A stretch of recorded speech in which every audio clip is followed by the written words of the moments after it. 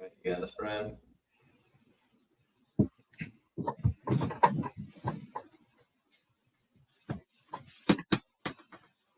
All right. Yep. Good. We're on Live. Facebook. We're on X. Getting our camera up here a little bit.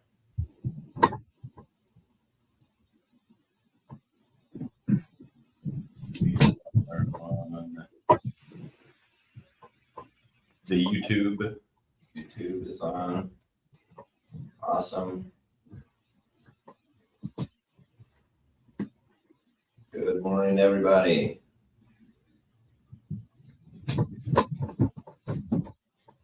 All right, here we are. We are live in Huntersville, North Carolina, ready to watch this WEC race in Bahrain. We've got Ankit on today with us. We'll go through, and I'm sure Brad will interrogate him at some point. Yes. Podcast, so you'll know absolutely everything about Ankit by the end of today. Yeah, long day, 8 hours. We don't know the time difference, but there's a big one. There's a local time there, dude. Some point in the afternoon. It's 7. I believe it's a 7-hour difference. 7 or 8. So it's getting close to evening. Mm-hmm. Yeah, so this race is going into the night. Hey, good morning, Steve. Yes, we are not in Bahrain. We are in Huntersville, and Ankit's in Michigan. Yeah, long race today, 8 hours. Starts in the day, goes into the night. It's very hot in Bahrain. I just got off with Mark Marini, team manager, chatting with him, saying it's really hot, really humid. He's saying the big story today is definitely tire fall off, managing the tires. So going easy on the tires so they don't lose pace too much. So the team has been in Bahrain since they flew out last Sunday. Whenever they go do these WEC races, it's a full week ordeal. You go there, you set up your pits or your garage, and then you're first on track on Thursday. So you're on track. 2 practices Thursday, qualifying Friday, and now the race. So the storylines for the Corvette is we've got another BOP adjustment going into Bahrain. Simulation results predicted that as about a half a second slowdown on pace. Now we're really heavy and have a lot less power, which is, it's all part of the sport. So we added all the numbers up this morning. We are now 100 pounds more than we were in Sebring and down 28 horsepower from where we were in Sebring. That's quite a combination. Yeah. And you could see it in the timesheets all weekend. So, first practice, we were 8 of 13 cars. Practice 2, we were 11th of 13 cars. We actually ended up qualifying pretty well. So the AM driver always needs to qualify in LMGTE AM class. And we ended up qualifying 5th. And the temperature from the track is everyone's happy with the car minus the success ballast. Yeah, Happy. everyone's pretty happy with the car. It's just slow.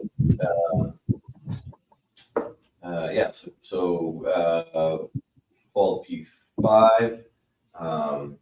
We have Ben Keating will start, so the AM driver will start. There is a 2 hour and 20-minute drive time requirement. So Ben will start, and most likely we'll probably just go and try to knock out that drive time right right out of the gate. So yeah, he's going to be in the car first. Then we'll have to see what happens after that. What else is new and exciting? You have 34 tires for the race. So that means you do have to run. That's basically too short of enough tires to put fresh stickers on every pit stop. So we're actually going to start with 2 qual tires to start the race, and try to get those out of the way. Yeah, and that's all. That's good. So we had talked to Mark this morning again. Really hot. They've got all kinds of different strategies laid out. The nerdy engineers say like this is going to be fun to try to win because they cannot do it on pace, so they gotta do it on trickery and managing the race and strategy. So they kind of see it as a challenge. So we'll have to see what happens. So again, you just got to watch for when the safety cars happen or the full courses and all that jazz to see what sort of stuff they can pull off. So anyhow, that's kind of the intro. Morning, Todd. Yeah, Tony. Yes, this is the final race. Final. The final race of the what is this car? This is the Chevrolet Corvette Z06. No, this is not considered. This is the C8R. C8R. C8R. The one next year is the GT3.R. Yeah, it's Corvette Z06 GT3. Yeah. So this is the Chevrolet Corvette C8.R final race. Final. So with we had the Petite 2 or 3 weeks ago. That was kind of the last race for IMSA for the year. But yeah, now this is the final. And then once this race is done, everything gets loaded up in the container, and it's going to come back to Michigan. And I'm going to, just because I think it's fun, it started about 13 minutes ago, but Ironman Florida started, and Jordan Taylor's running in that. So once I get the stupid app lined up, I'll be able to report on where he is. Yeah, he posted a picture of him with his. So cool. Okay, well that's where we're at. Hey, Joseph, good morning. They just gave start your engine command. Yeah, so things are starting to get going. Are there any plots with these other classes? Is there a battle on hypercar or anything like that we should know about? Ankit, do you know anything? Yeah, can you guys hear me? Yeah, you sound great. I think there's still a few of the most of the classes above us still have some pretty interesting scenarios that could play out today. I have to go back and look and see what the big one is. But I think there's some important stuff going on in the prototype and LMP. Multi-class is always fun. Yeah, all right, so I'm getting fired up here. So I just heard race control. They're doing the formation laps now, so TV's a bit behind for sure. On that, I gotta get connected here. So yeah, on the timing scoring here, you'll be able to see him go around the track here in the morning. Connect using championship. All right. Hey, Morton's on. Good morning. Steven, good morning. Where can I watch for free on computer? FIA WEC. I don't know if FIA WEC. They want to feed. MotorTrend Plus has it, which requires a subscription. So good morning, Sylvain from France. Thanks for joining. I think MotorTrend Plus, you might be able to watch a day for free, but you have to sign up. So it's one of those things. Yeah, we've got MotorTrend Plus up. And we need to check to see if there's any in-car. Let's see.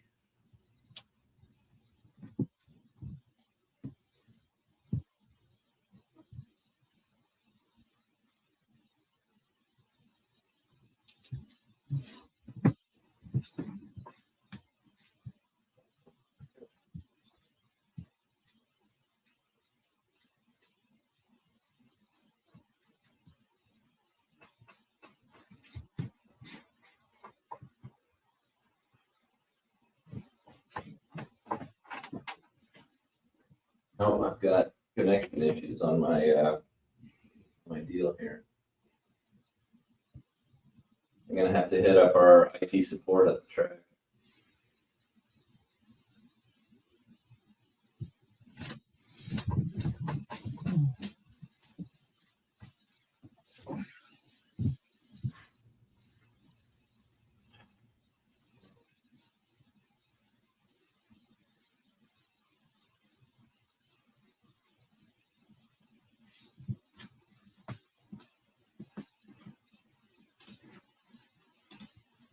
Hey, good morning, Matt. Matt Carroll's on. Matt Carroll is there. Matt Carroll is in Bahrain. He's going to join us later at some point. 8:30 Eastern time. That's good. So we got, they're out doing their formation laps right now. And yeah, TV's starting to pick up. So TV looks a couple minutes behind. Looks like they're doing formation lap 2.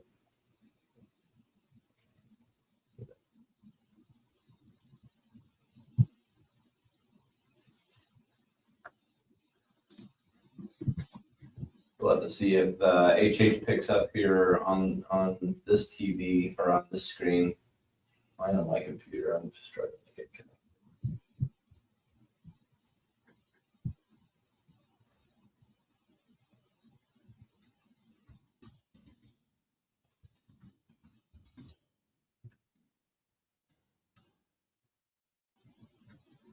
Check on that. All right, so I guess it's getting on the track. Brad, What? tell us all about the track. Oh, I don't have that yet. Hold on. I'm still trying to get. Oh, here we go. Did you get them?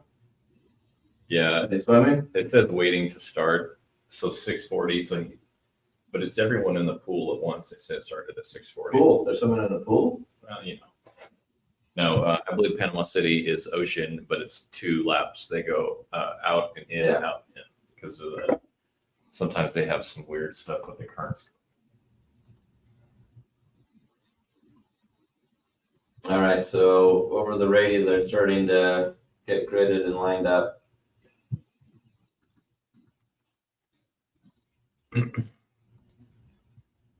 There's Laura.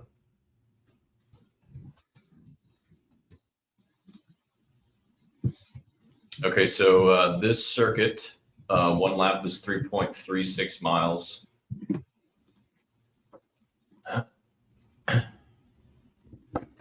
That's it? That's about it. Thanks That's all for you everyone. know? This is the maximum speed in a Formula One car is 204 miles an hour. Yeah, that's all F1 stuff. Yeah, they're all gridding up now. So yeah, again, I want to see if we can get any. It seats 70,000 people. That's something I want to ask either Matt or Brandon, like what the attendance looks like there. Broke ground in December of 2002. Opened in March of 2004 at a cost of $150 million. Hosts Formula One, FIA, which we're there now, the Gulf 12-hour race, V8 supercars, FIA GT, and GP2 Asia. All right, so there is there is a Corvette in-car. I just found it on the WEC page. So if you go to FIA WEC TV, blabbity, you can scroll and pick the Corvette. I'm gonna see if I can copy this into chat. We got a green line here, or green flag. Oh, contact LMDH spin. Someone went hot into the corner and punted the 7. Someone else just spun, carnage everywhere. It looks like GT cars have come through. Okay. Toyota was back. Yeah, it was going around to the side. Yeah. Whoa, just Oof. They just showed it on the end car. It was very close.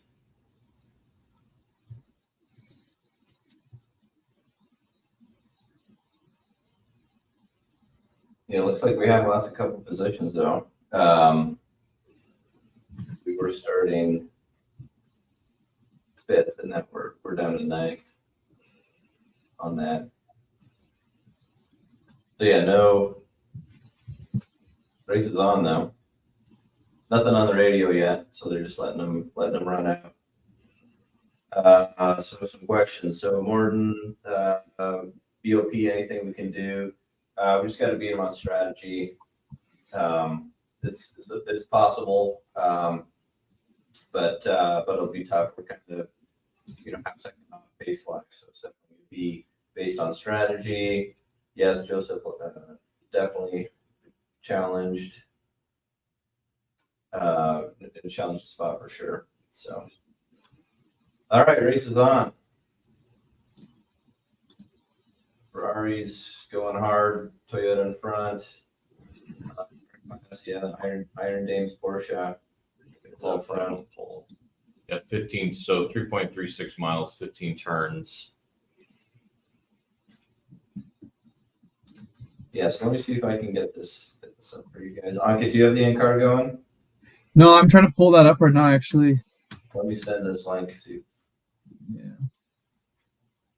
I'll put it in here. See what this does.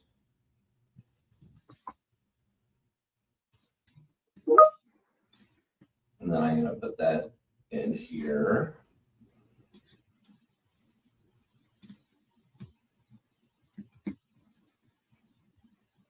Corvette in car.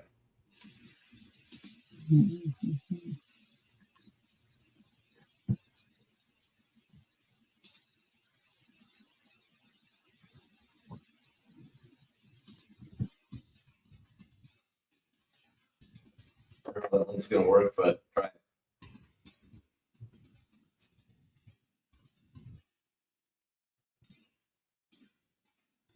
All right, now we look at pace line. So 216s. Leaders are running 209s. Not very good. Definitely do not have the pace of leaders, but we're pretty far. We're in a lot more traffic, obviously, than Sarah's in right now.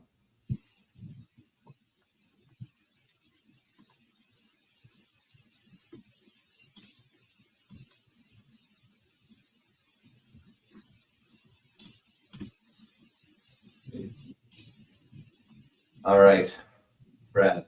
Yeah. Why don't you do your introduction of Ankit? Okay. Are you trying to get to the In-car makes me want to sign up for something. Stupid. Oh, did you click that link? Yeah. Yeah, okay. They're replaying at the start there. You can see it. I was showing it again.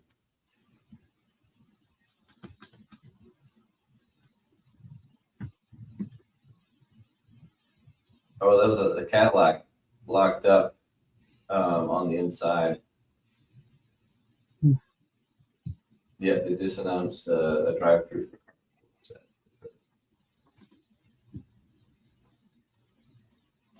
All right.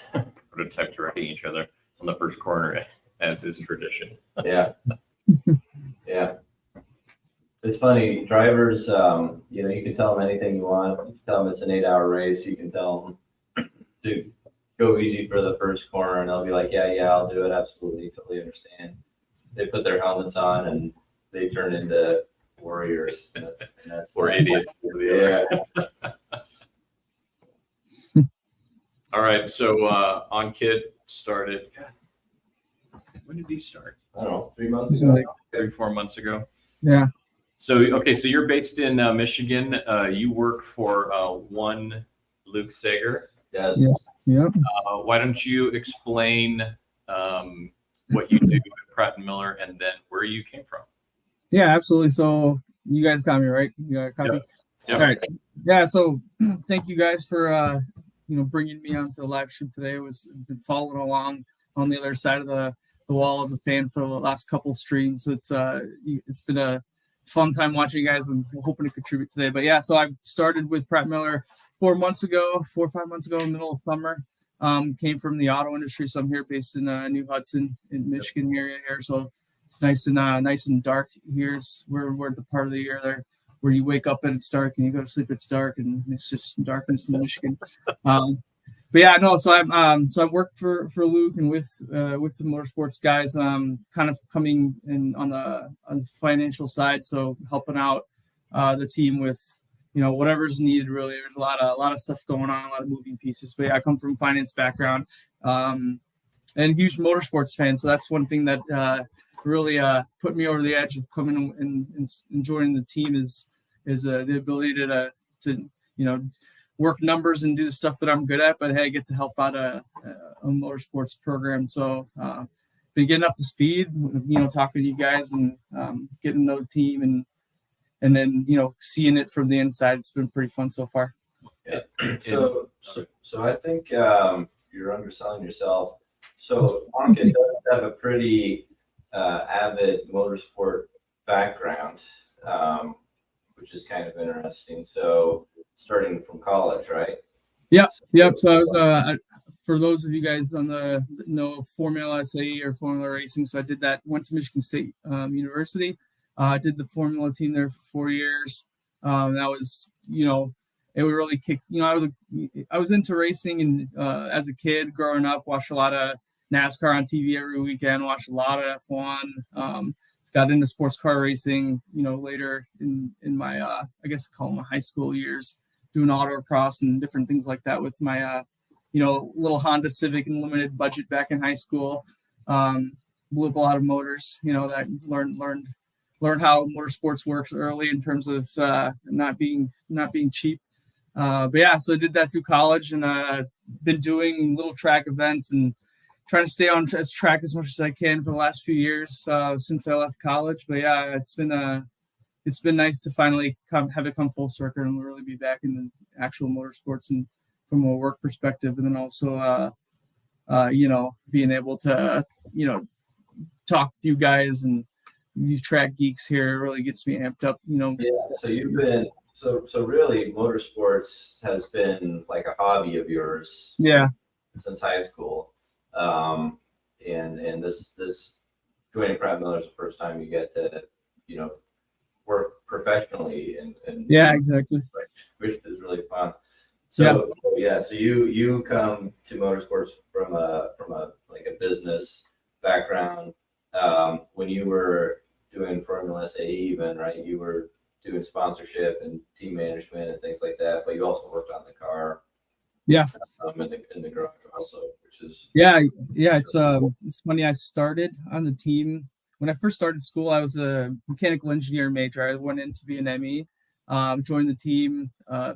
It was so much hands-on experience. If anybody has got kids or knows anybody who's going to school that offers like a Formula SE program, I'd like 10 times out of 10 or 11 times out of 10, I'd recommend it and make sure that get your, if they've got the opportunity to do so, because you get so much hands-on experience in building a car, working on a car, everything from, I was learning, how to work CAD and NX and doing all kinds of modeling from there all the way to, grunting on and putting a race car together to make sure it was ready for a test or ready for a race or whatever it was. But so did that. And so I was getting so much hands-on engineering experience. I switched to my major to be finance. So I graduated with a finance major, and I really focused on running the operations of the team. So like you said, Luke, sponsorships and logistics and making sure we had what we needed to stay on track and stay on budget and et cetera, et cetera. Did you start watching NASCAR first? I was probably the first because it was so accessible. I grew up in Dallas area. And so we had a lot of NASCAR fans down in Texas. I was just going to ask you, if you watched that first, how did you get to it? And I'm wondering, it's just because there's so much of it. Exactly, there's so much of it. It's always on TV. My dad's been was in the auto industry his whole career, still is currently, and so they were. We work for a bunch of different suppliers, but they'd be, they'd sponsor our team, and then we'd get, then we have a little connection there and watch a race. But yeah, it was just, you could throw on any, you could throw on Fox, which is, everybody can access Fox and whatever, and you watch these Winston Cup races and Busch Series races back in the day. Yeah, that's how I kind of got into it. And you are a Corvette owner? I am a Corvette owner. Yep. I've had some version of a Corvette since I was a kid, but recently, a few years ago, finally bought the one that was on the poster on my wall. I got a C5, which has been it's been pretty fun to. Z06, right? Z06? Yeah, Z06. Yep. How many Corvettes have you had? That one. Well, so I was joking. A lot of little diecast models before that, but I've had a C4 before. It was pretty rough. That was way back in the day. Hey, those count. Yeah, I liked it, man. It was cool. It was nice and 80s looking. And can't get cars like that anymore. Yeah. And so, what is your Z06 track ready? Is it a street car? A little bit of both. It's stock right now, which, for those cars, those of you guys know, even C5 all the way up to C8, even a Bowen stock car is pretty track ready. I mean, it's good little tool to go hone your skills, but it's stock. That's been my mental challenge, is to try to keep it stock for as long as I can, because once you start going down the rabbit hole of mods, it goes quick. Yeah. So I've been good so far, keeping it stock and not spending too much time on engineering all the things that our brilliant engineers at GM had put so much R&D time together to put together. Yeah. And do you have kids? I do have a daughter, so she's 4.5. She's put around here somewhere, and she's getting into racing as well. Like we chimed in on a couple of you guys' live streams. She's getting into F1. It's easier for her to watch F1 because you can pick a car color and say, okay, I want the green one to win or the blue one, right, or whatever. Yeah. So she's a handful. Keeps us busy. We have a little race going down the front stretch here. Yeah. Battle here with the Corvette. Big flat spot for the Ferrari. Yeah. So this is a battle for 7th. E and James. They're all pretty packed up there.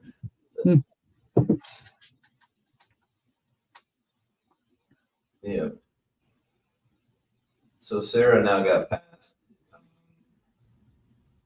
So the leaders are running about 2-minute laps, and we're at about 2:03. We did run a 2:01, so pace isn't too bad. We're obviously mixing it up, so that's exciting. So yeah, the first real milestone in this is hitting that 2:20 time slot for Ben. So they're going to probably double stint this first run.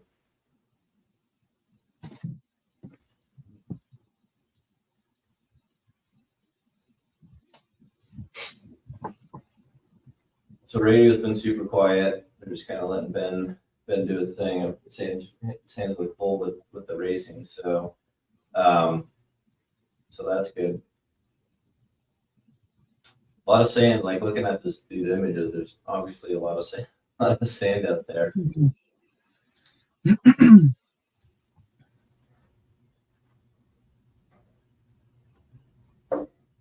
So Joseph's saying, are you familiar, Ankit, with the spec Corvette class in SCCA?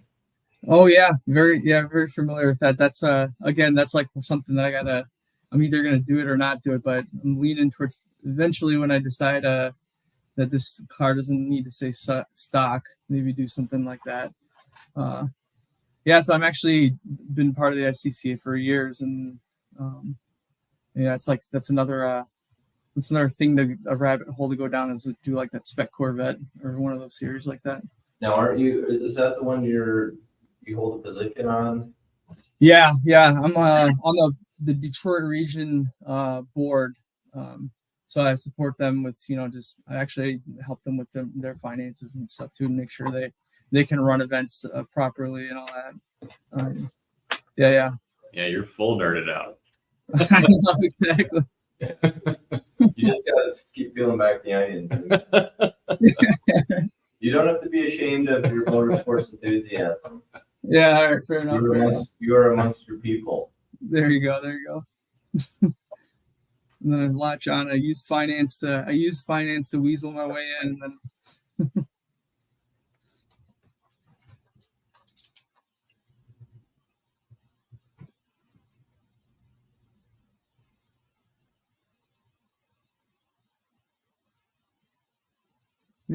so Ben has clicked off, like you said. The pace is there when he's got the run. Yeah, just kind of looking at these lap times. So 201s, 202s, 203s. It's pretty consistent. We're kind of in the mix with the people. I think just kind of holding his own. Wait to see what we can do when pit stops come. The undercut, overcut, whatever.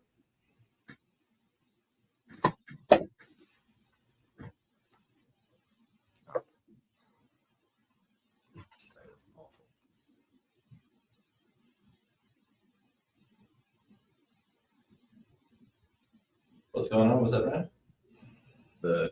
Their app's not working.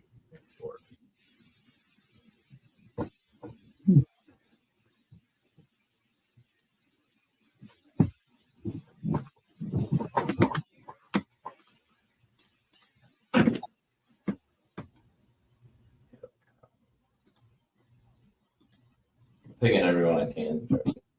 Connection stuff go on. So if you started watching NASCAR, Yeah. and you shifted over to sports car in high school ish, Yeah. Why do you think that happened? I think honestly it was because it was more, the cars are a little bit more familiar, especially like GT cars, right? That what you see driving around on the road. So I got kind of latched onto that because it seemed like an entry point, like, hey, I could probably do that.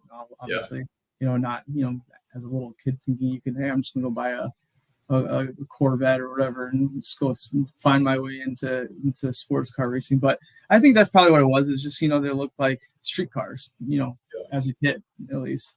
And, as you learn more about it, they're obviously, Oh, yeah. Well, Are you guys? This, side by side, the Aston. I wonder how. Oh, there he goes. Yeah, so they just radioed to Ben and say good job on that. Yeah, so Ben's doing a good job out there. Wow, that was a good pass. Pick There up they the are. spot. Larry Moe Curly. There's the boys.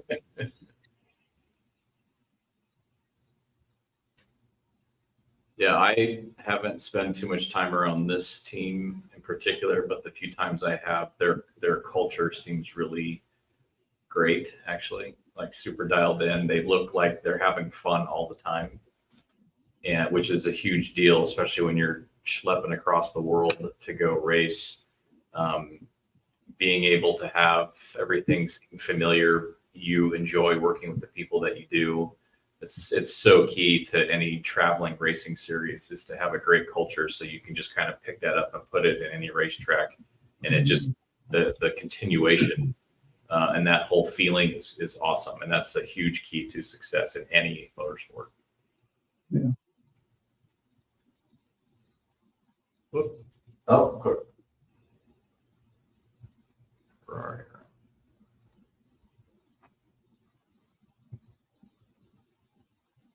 That was one of our class cars. That 21 car.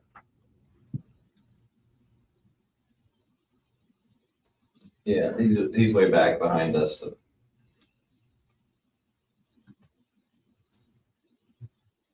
All right, so 20 minutes into this thing.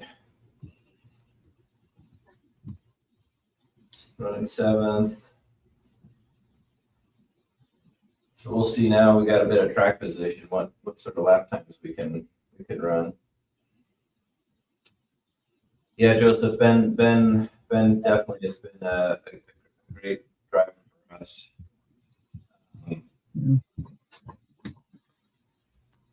Arguably, he's kind of been deemed the driver of there. So, Okay. yeah, I think that's from the turn one incident.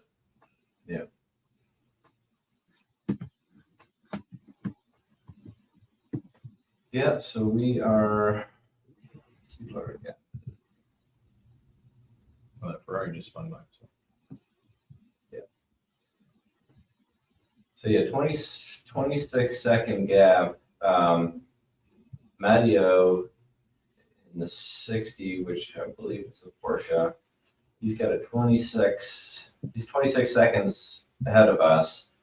And they've opened up 5 seconds on Sarah. So everything's pretty strung out in the M class already.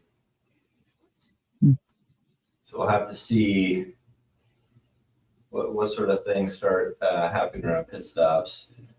You know, one thing that'll be interesting to watch is, you know, like we were saying earlier, tire degradation is going to be a big factor here. So what we need to watch for is, you know, as you get further in the stint, the tires are going to get slipperier. The probability of cautions are going to go up.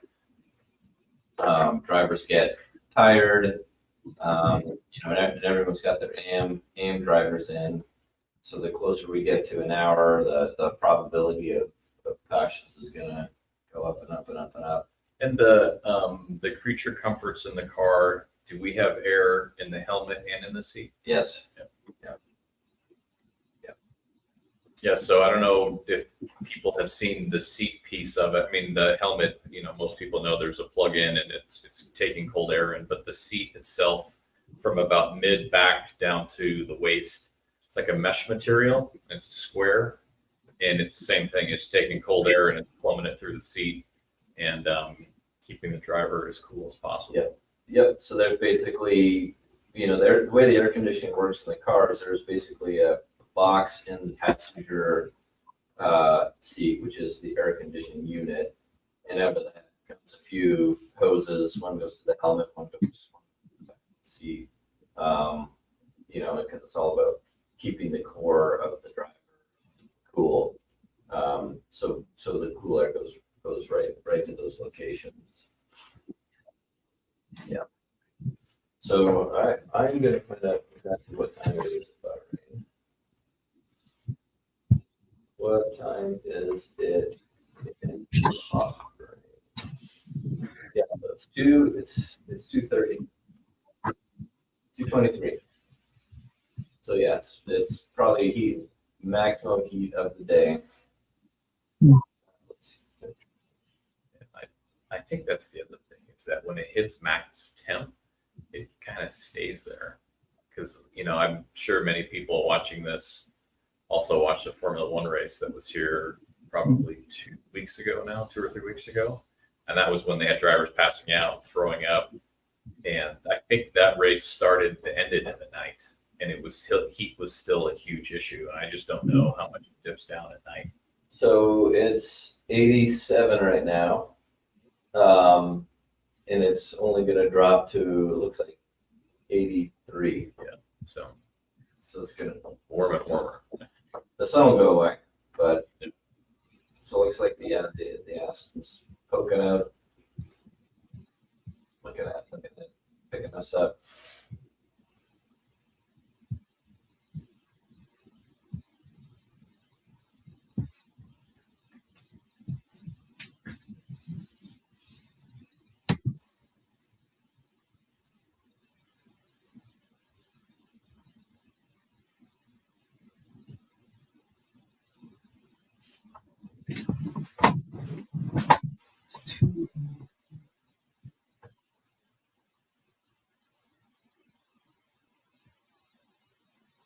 All right, so 32 seconds. Yeah, gaps growing. Leader.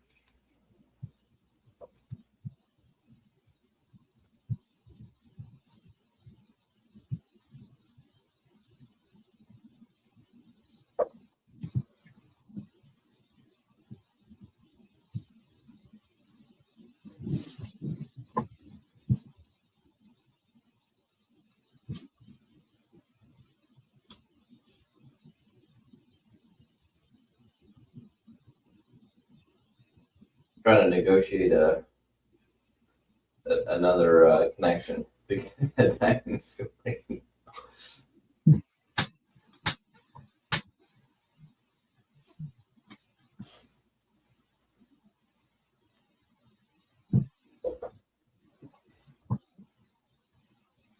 "34 seconds."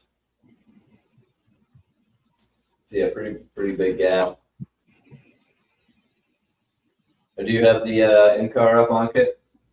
It's working. It's getting a little buffering, but yeah, it's coming in and out. You guys got it up over there? Yeah, I've got it up.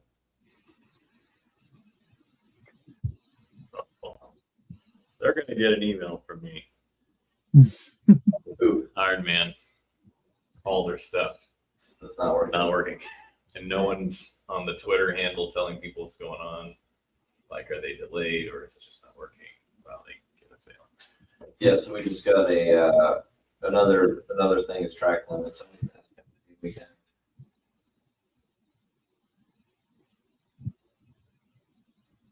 Yes, man.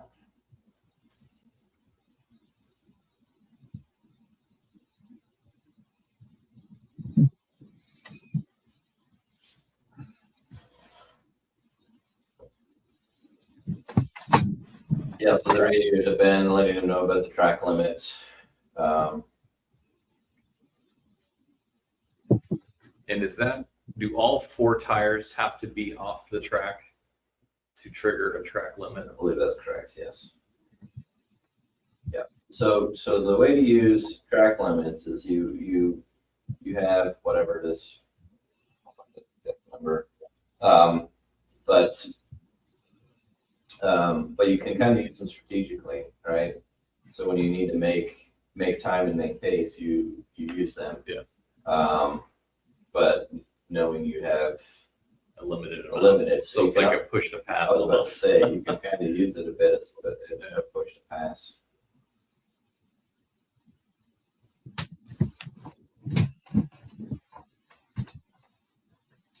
Any link to live track map? Farhan, your best bet's just to watch the speed and look at the map that we've got. So as you can see, we've got time and scoring running here, which is pretty cool. So we have the time and scoring like standings table at the top with lap times, lap number, the best lap, gap, things like that. Then lower down on the left, we've got all the lap numbers, lap times coming in, and then there's the track map. So on the track map, you can see us on there somewhere. I can't see us at the moment. I gotta make sure we have the right class showing. I better check that. Yeah, we're in there somewhere because we're showing what's the leader number. So the leader is 60. Yeah, so you see the gray 60 with the white box around it. That's showing the leader. Then you can see the 85. You can see Sarah running around. I think we're in that clump there, further back where you can kind of see.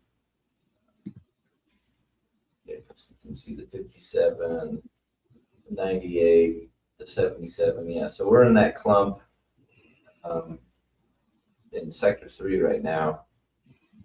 We are a yellow icon, but we're just clumped behind that group. And then the other gray that's got kind of more of a star around them, that's the race leader. And all the little dots are out of class cars, so you can kind of use those to gauge traffic.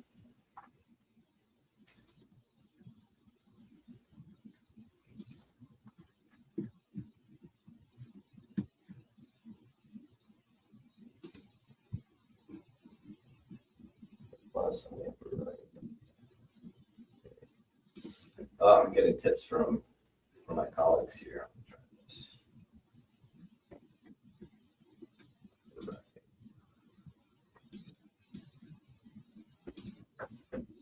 Did you have to buy something to get that in-car camera? No, I don't think so.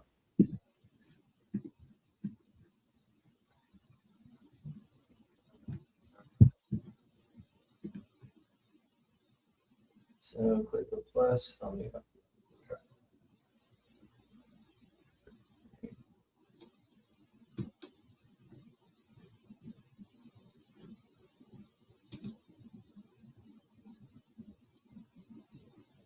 Oh yeah, look at that. All right, now you can see our car better on the track map. That's better.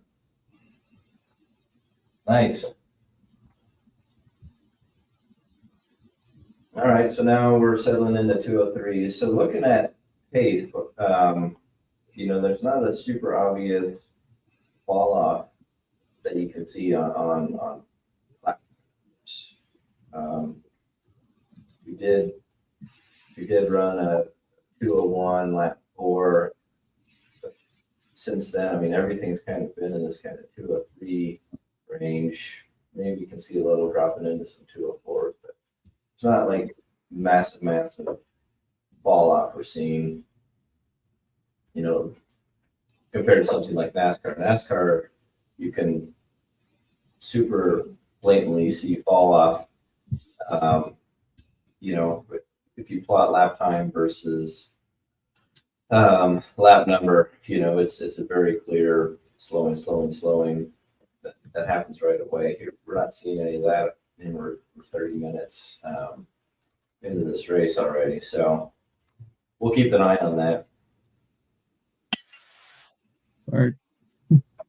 Okay, so they just they're calling Ben into the pits. They just called him to pit this lap. So their goal is to kind of get him out of traffic and get him in some clear track. So he's going to be coming in. So let's see what happens here. So on the end car, looks like he's going through the start finish line right now. So on the track map, where do you see him? Yeah, track map, he's about halfway through his lap. So we'll be able to see him coming in soon and be able to watch it on the in car. So I am signed in with Google. Oh, you have it up now? This is that. It's just off a little bit, but I can't get the in-car. It won't it's time to take my credit card. I didn't have to do that. I went in through Google. I decided to Google drag in. You have the in-car up? You didn't have any video, did you, on it? No, it's good. I'm kind of running something Brad's. Okay. I'll get it working here. So Yeah, I don't think I had the. Okay, so let's see. Yeah, so he's he's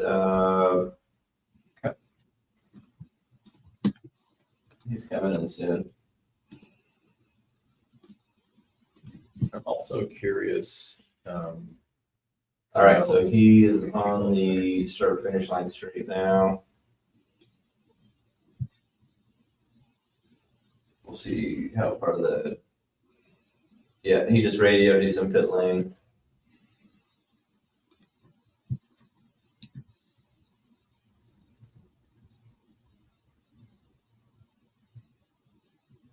Yeah, so Joseph's commenting on the NASCAR entire grid.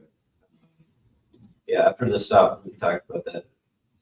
Joseph, for sure, that's a good thing. Okay, so he's in the pits now. So we'll see if we can see it here on the in-car here in a second. Yeah, it's making me buy some.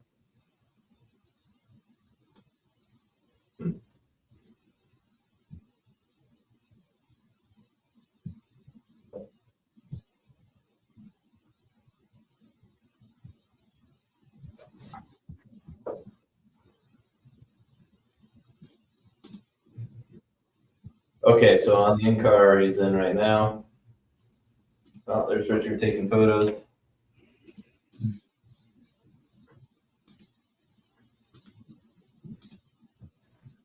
He's drinking some water or something. He must be taking some like energy gel or something.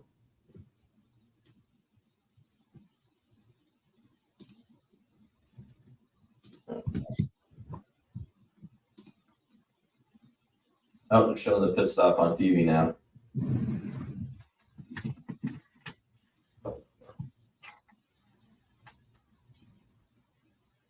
Yeah, they show them in the pits. So in WEC, you do tires and fuel separate. You don't do them together, so you do them one at a time. And they just radioed that that he does not have to run the fuel number. He just needs to manage tires.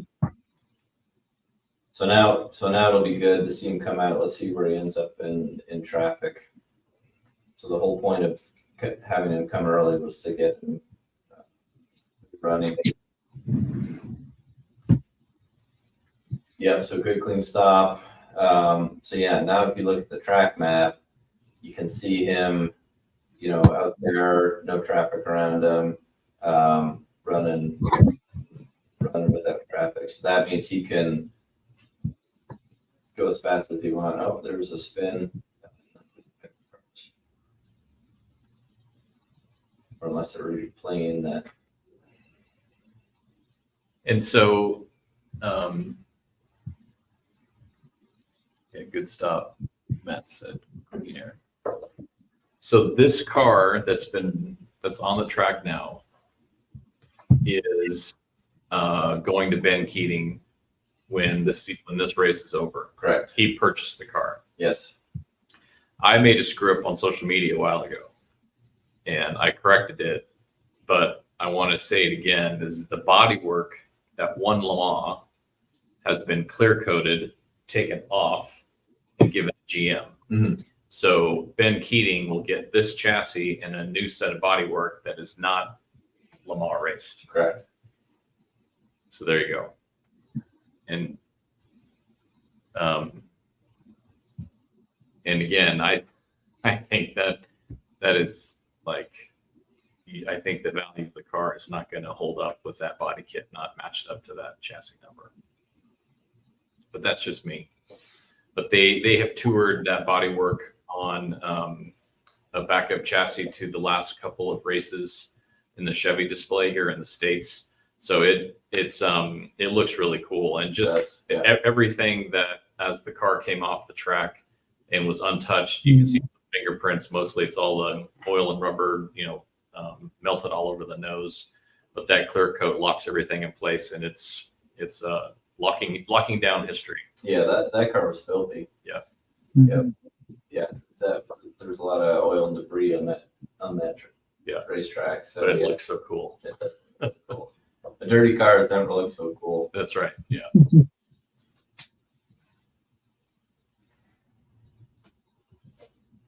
All right. So yeah, so let's keep an eye on time. So Joseph brings up, says Dale Jr. mentions that on a podcast that all the times a NASCAR has its best grip at the start, whereas Corvette car has no grip to start and comes in later. So yeah, all tires take a little bit to come in. They need to get to their optimum temp. NASCAR tires come on very quickly within the first couple laps for sure, and then start falling off. Typically takes 2 to 3, 4 laps for our tires to come in to get maximum grip. Okay, so here's they last a really long time before you start seeing the tires fall off. So NASCAR tire coming in sooner, you see it falling off pretty much right away. So nerdy question for you, since you're the closest nerd to me.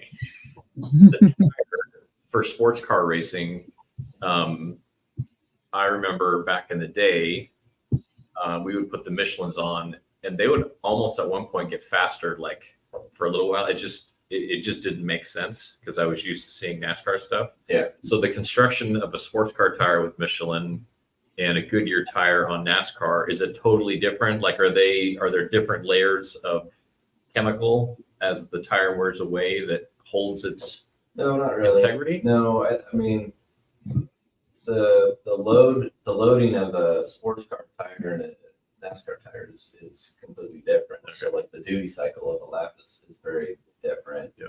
A NASCAR tire doesn't have much time to kind of recover, cool down, Okay. what have you, where in sports car, you've got long straightaways and things like that. So it's a lot easier of a duty cycle on a tire, so they can go. A lot of that leads into them being able to run a lot longer. And I think the NASCAR tire now is doing a little bit better from longevity because it's wider and it's taking more of that heat.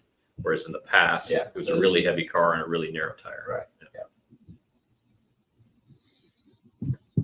Yes, yeah. I mean, the load case of a NASCAR tire is pretty intense, right? So you're going into these bank corners, 3,000 pounds of vertical load on these things. It's a lot.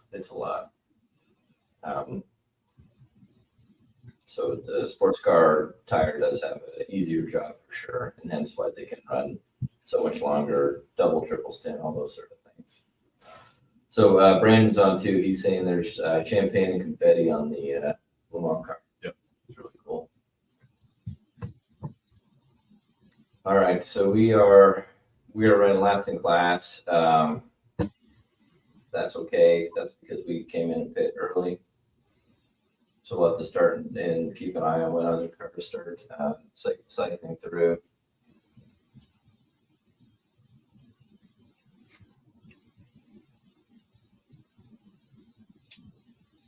Yeah, so we actually have the class leader, Mateo, is, I think we're right behind us.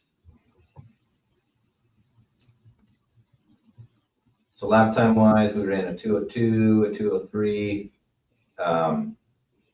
Let's see how those kind of look.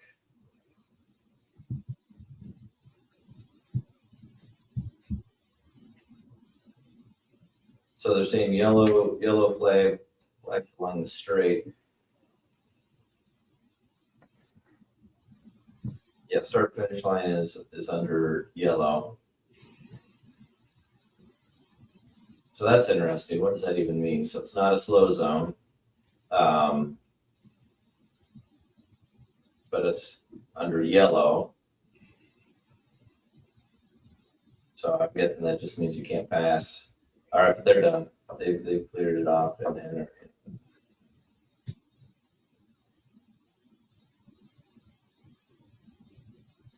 okay, so we just laid down lap 21 at 2:25. That's a pretty fast lap for us.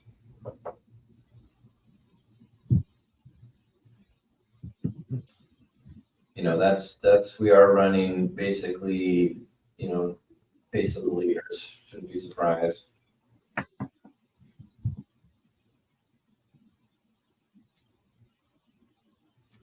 So 45-minute in. I wonder if we'll have to watch to see if anyone else in our class shorts the stint or if they're all running to an hour.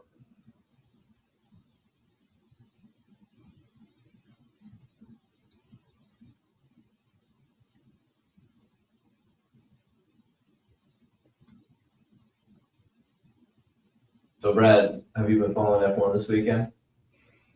I watched qualifying recap last night, and What happened? Tell us about that. so Max was he's on pole again for 30th time, whatever it is. I thought it was very interesting that I really like that track.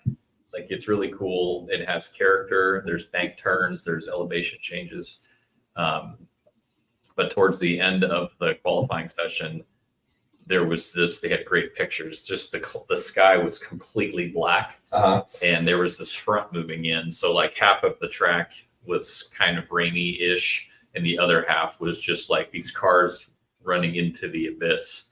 And they had quite a cell move over the track. And it was funny because just before we flipped this on, I was looking on Twitter, and there was pictures of the fans in the stands, and there was like stuff like roofs blowing off temporary buildings. That I don't think anyone got hurt, but here in the States, they would make an announcement to go underneath the grandstands. That's right. Yeah. And they had a picture of the beer guy still holding his beer cellar. Yeah, there's a lot of, like at racetracks, there's a lot of temporary structures that are really not it's so nerve designed wracking. to hold up and for hurricane. event marketing people, that's probably the biggest stress point, because you cannot control it, is building stuff to endure hot, cold, wind, rain. It's terrifying. It is awful. If you have really bad nerves, I would suggest not getting into event marketing. Yeah.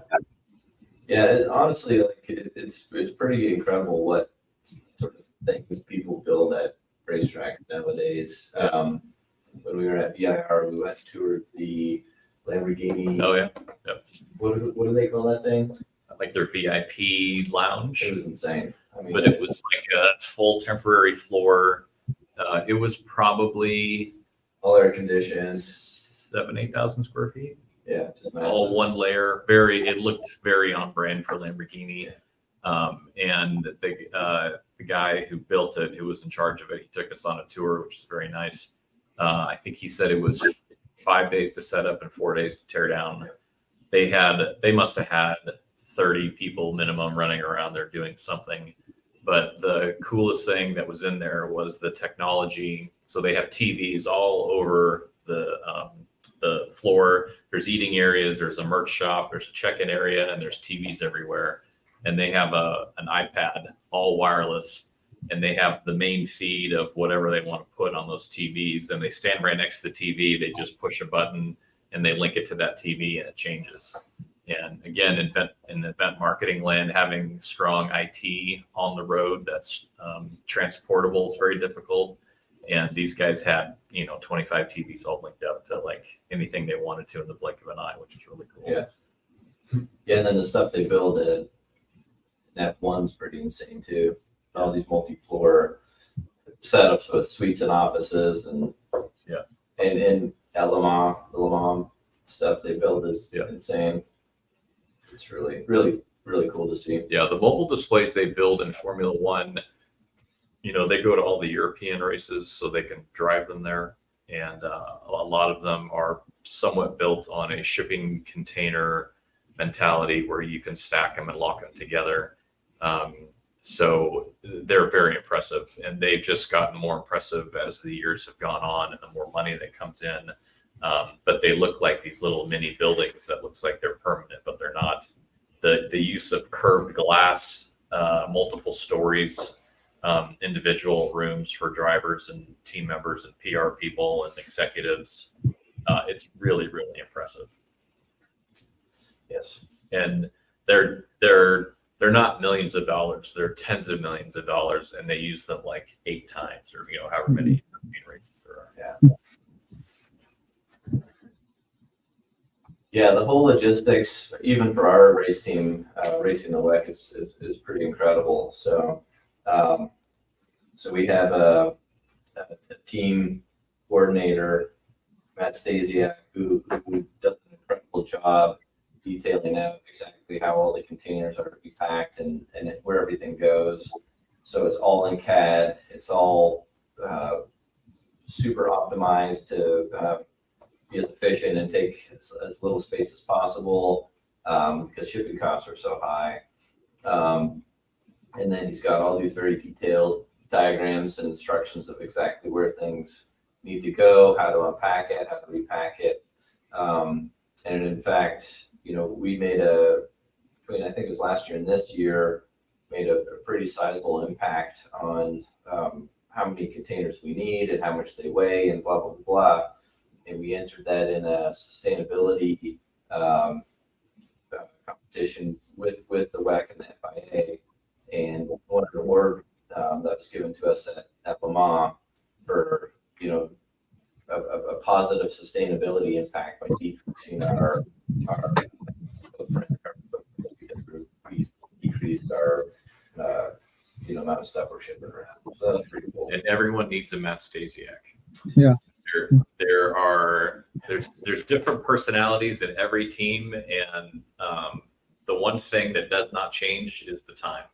And there's certain times where everyone needs to stop talking philosophically and do it, and Matt's the do it. So once we and he kind of keeps an eye. Well, he doesn't he does keep an eye on the time, and he is extremely buttoned up and detailed. And there's sometimes it's like, we got to go. We need an answer because we need to make something to a certain vendor, or we need to load the car in the truck, or need to get the car in a shipping container. He's great at that. Yeah. And he does it as politely as possible.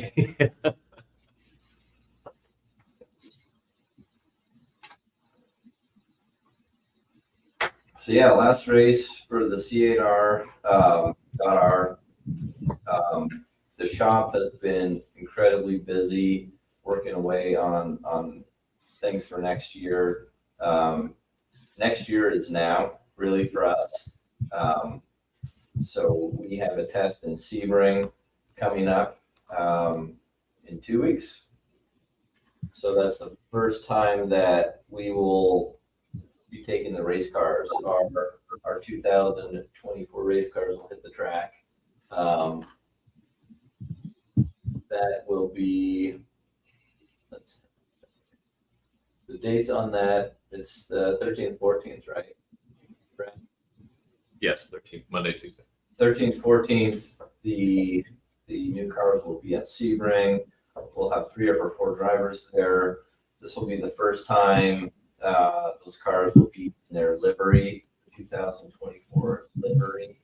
So I'm going to guess there's going to be some spy shots coming out. There will. Of that. It's going to look fairly similar. So no huge changes to what you're used to seeing, but there'll be some small differences. So definitely keep an eye on social media on those days for some stuff popping up. Yeah, I don't know the person, and I know the alias on his YouTube channel is Lanky Turtle, but he's usually the one. I'm pretty sure he lives in Central Florida, but he's always the one that is videotaping tests at Sebring in an area where he can be, but he's always the one that is posting. As a race fan, as a car fan, I think they're cool, because whenever there's a private test going on and you can get footage of a private test, especially if the car is in camo, those are always really cool to see. So Lanky Turtle, I don't know who you are, but thank you. And I'm sure he'll be first at the punch with getting our new livery out in the open to the public first. So, which is very Corvette racing-esque. All the fans. Yeah, that it should be. That's fun. Yeah. All right, so we lost our feed here. I'm trying to get it back up.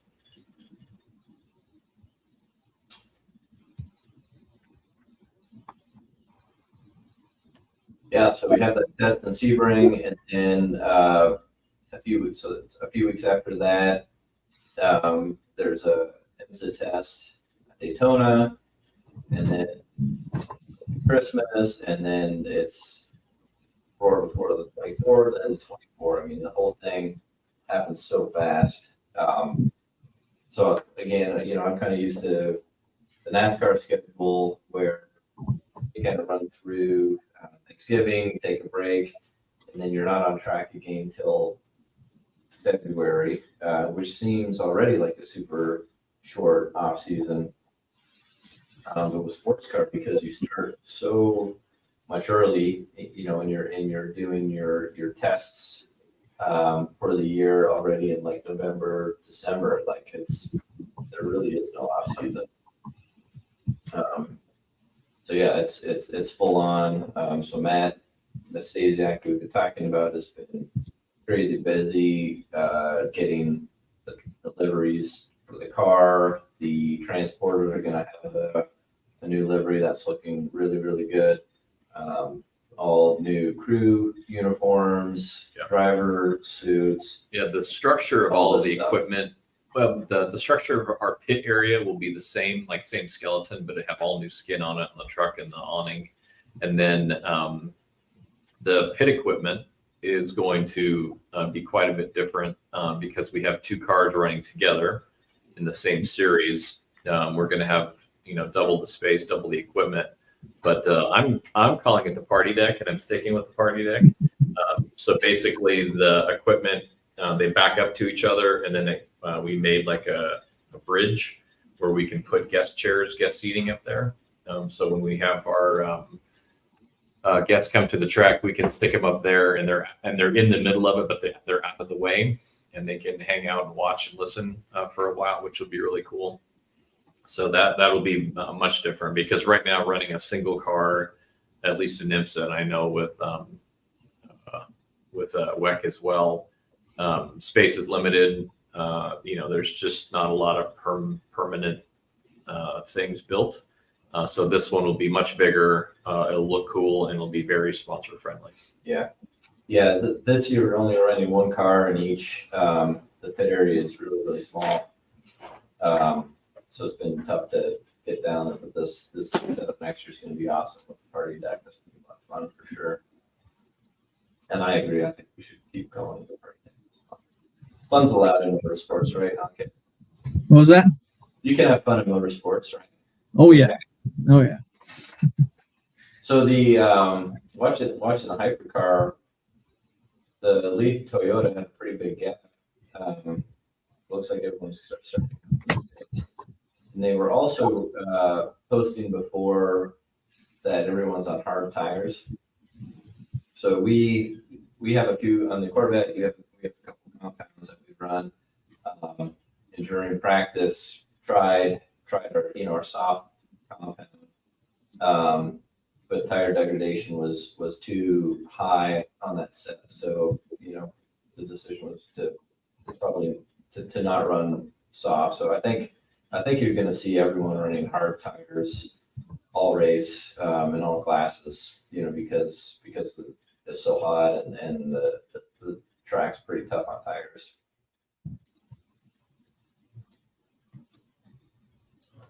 So you start to see now in our class that some other cars are pitting, and we're starting to move up the ranks. Cars have been coming in. It's been clicking off pretty consistent 202s. Pretty. Yeah, and I think we just ran potentially our fastest lap at 201.7. No, we ran a 201.6 lap 4, so we just ran a 201.7. So running basically as fast as we have. And yeah, he's 11 laps into a stint here. So remember, we did start with a couple of scuffed tires. So this set is the first set of full set of slugs that he's on.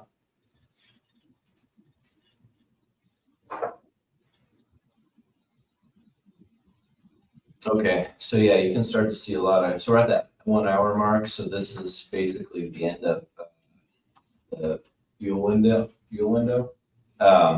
So you see a lot of people coming into the pits now.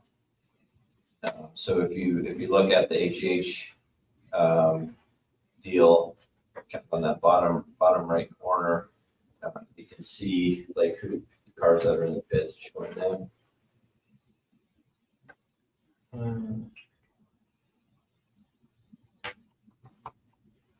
So a lot of cars are in the pits now.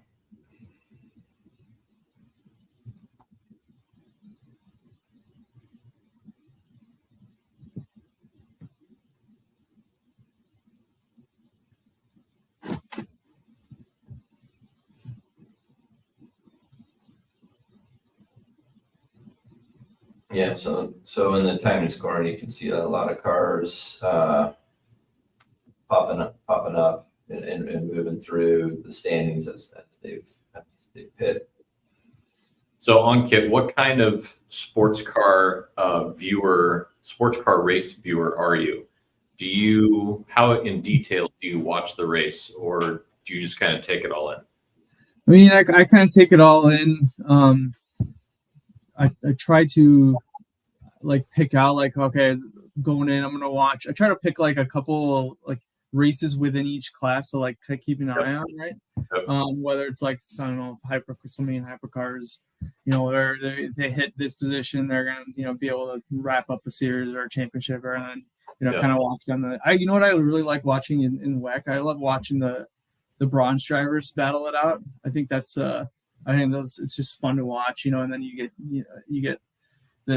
the pickup and you get the pro drivers in and you watch the difference of how they attack the track. But yeah, I mean, I kind of just take it all in, and I like to watch the storylines a little bit too, you know, like, you know, we're coming up with the last race of the year and who's going to be in what seat next year, and who's that hasn't locked down a seat, and let's see how they run, you know, that kind of stuff.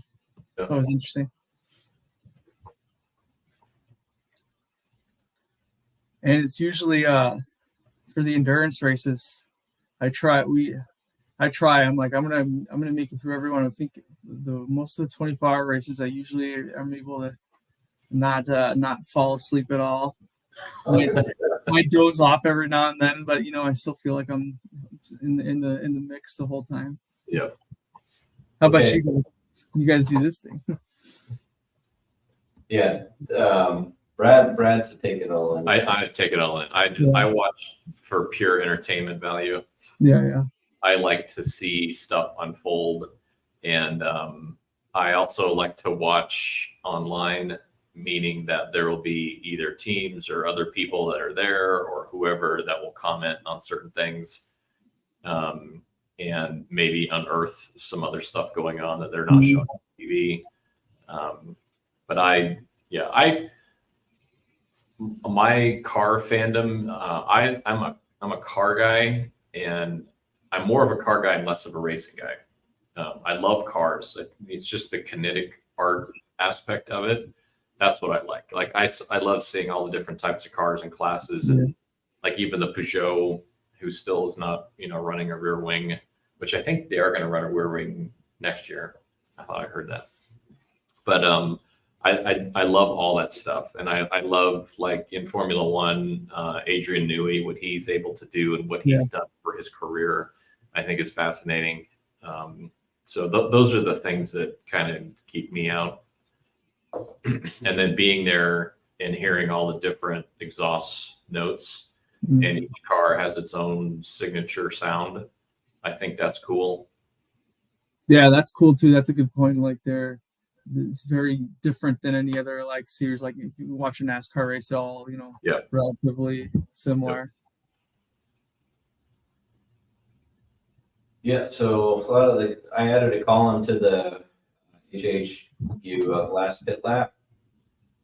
So you can now see where everyone stands in terms of where they pit. So now everyone but one Porsche is now pit. And you can see what lap they pit. So most people pit around lap 30-31.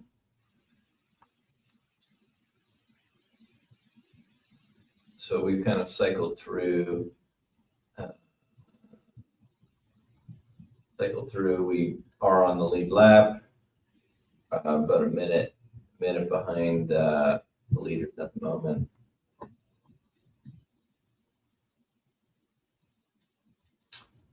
So lap time wise,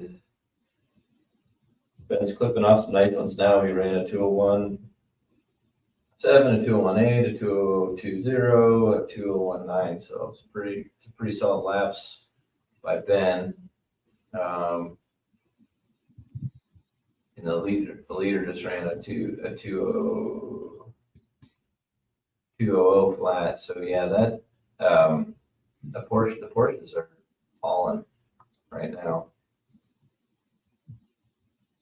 And he's got a 23-second lead over Sarah.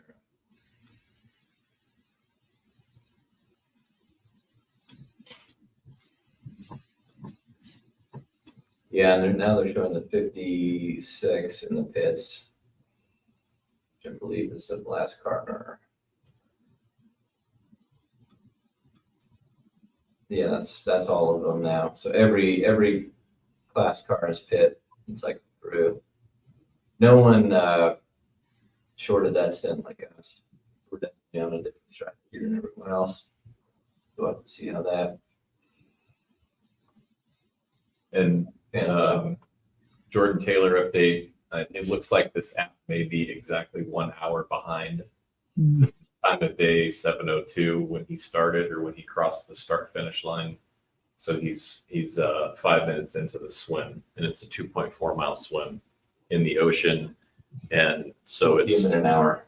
Yeah, about an hour. And the pros are like 54 minutes, 52 minutes, something like that. So he should be. My time, I did a 52 minutes. Oh, you did? Yeah. Wow, that's great. Yeah. So what do you think his final time will be? Do you think he'll be in the 10s? He should be in the 10s. Better be. Yeah.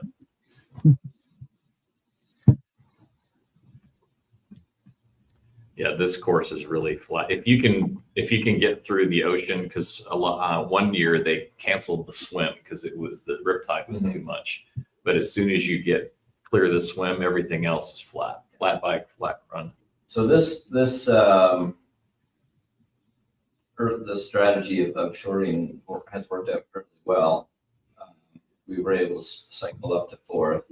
So basically, why that kind of played out is we got fresher tires, right? And got 4 slicks, 4 stickers. We were able to get out of the traffic, get some clear track, and do some good clean running on fresh tires.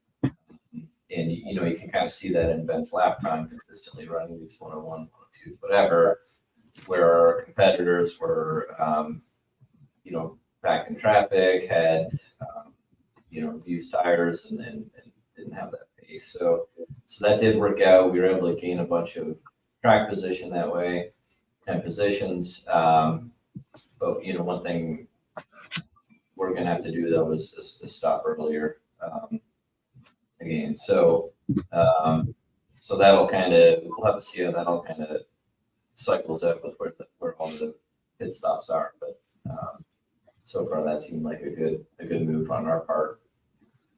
I wonder how much this racetrack is self-sustained with this farm. Oh wow, yeah, they get a lot of solar there.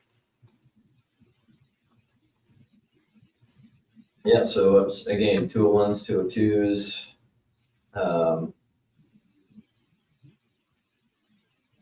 Looks about the same with leaders. So kind of looking at the track map, yeah, you can see that what you would expect. They're about 22 seconds up on 30 seconds up on us. But we are running right with that 777 Aston. That's 4 position. So are they showing that on in-car? Yeah. Yeah, so switching over to the in-car, you can kind of see them ahead of us a little bit. And then is that a Ferrari?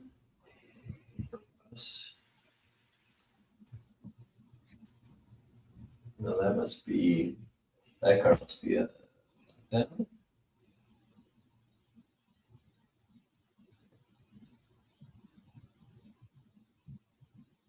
Yeah, that car must be the Ferrari we've seen from must be the lap down.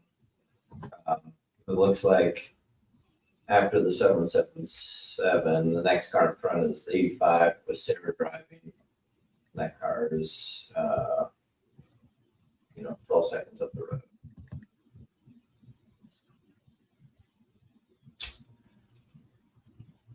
Yeah, so in the hypercar, it looks like that one Toyota's got a decent gap on the Ferrari and the other Toyota. And that's interesting. You have the 7 seconds.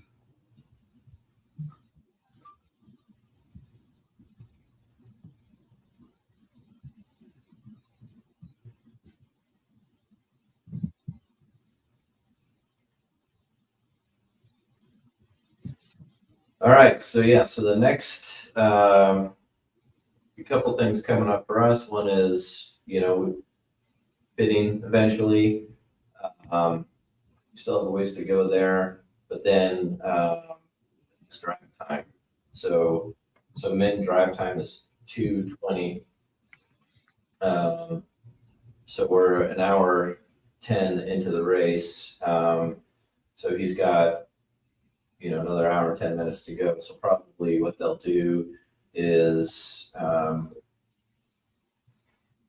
run him one more stint, and we won't be able to pit until we're about an hour-ish from his drive time. So when the clock hits about an hour 20, that'll be about the point where window kind of opens for him to be able to come in, pit, and do one more stint and hit his drive time. So that'll be kind of the next sort of thing to be looking out for.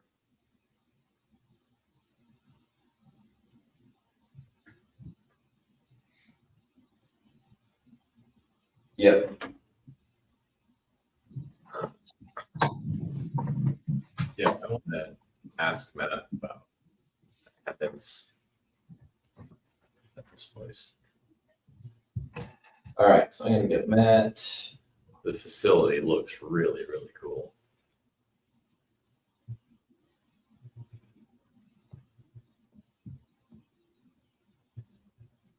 Ankit, how many race facilities or race events have you been to? Let's see, a bunch. Yeah. You mean, are you talking just like, like I said, for everything? I've been to Texas Speedway's first real big track I went to. Been there, went to MIS down the street here in Michigan a bunch of times.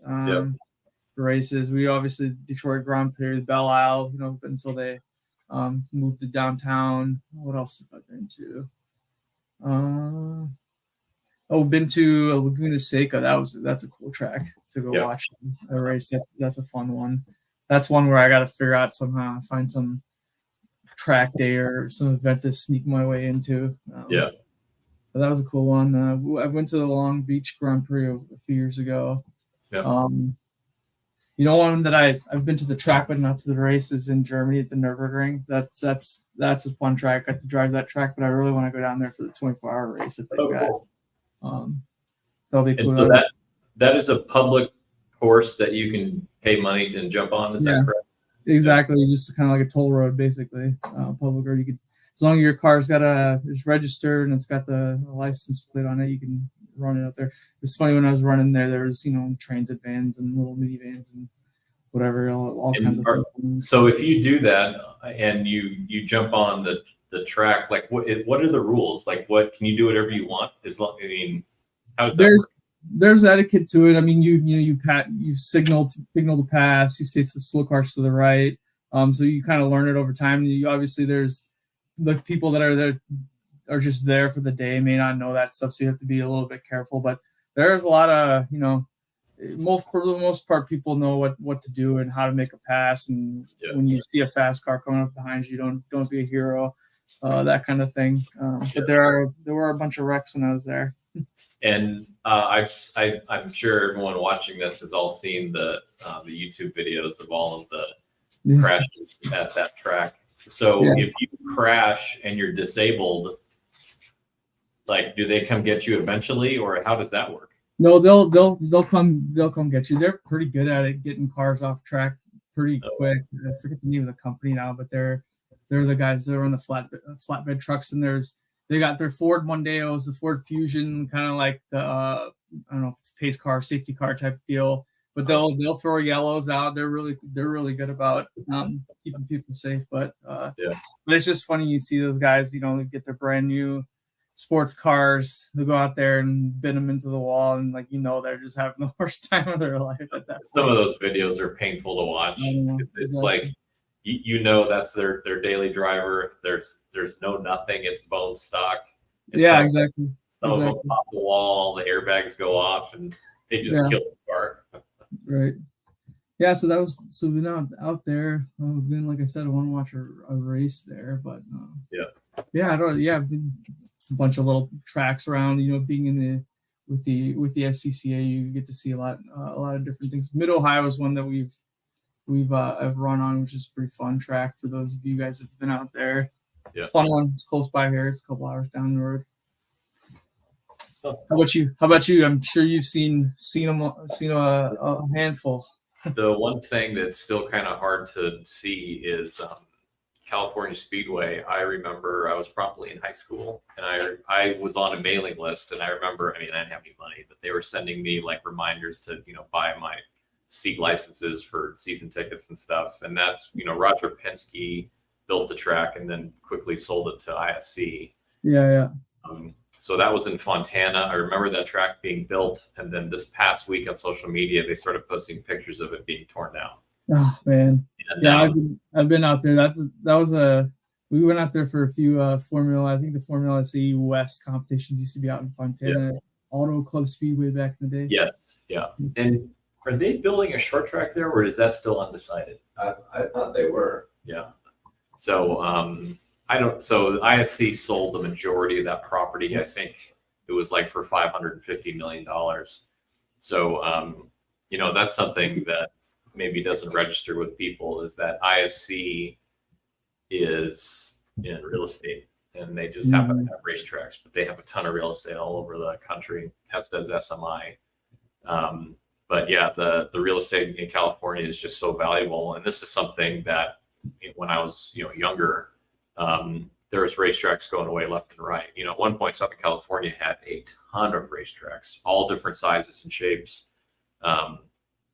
And people that like to do history, like there was a big, I think it was a mile oval board track in downtown Beverly Hills, or what is now downtown Beverly Hills.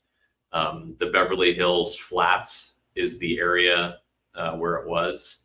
And so there's a lot of big lots with huge houses there now. But in the past, there was a big racetrack there. And just, over time, they get taken down.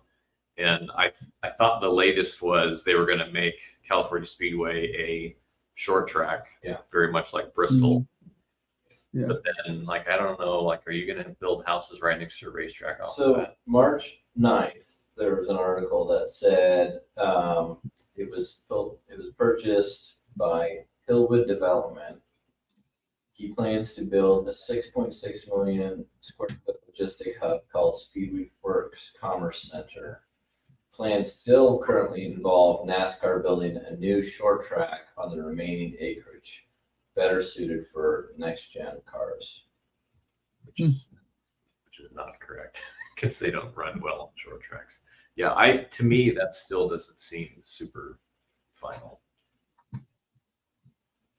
But off the schedule, they're saying there's still plans to build a track. But the last few IndyCar races they had there, they were amazing. The IndyCar race from 2015 at that track, literally every lap you are standing up, waiting to see just chaos, and they held it together. It was one of the best IndyCar races in the last 20 years, easy. NASCAR put on a good show there. It's a shame to see that get chewed up. All right, so we're just creeping into an hour 20. So that means the window does open for Ben to pit. It'll be interesting to see what we do. Did you get Matt a link? I did. Yeah. Word up.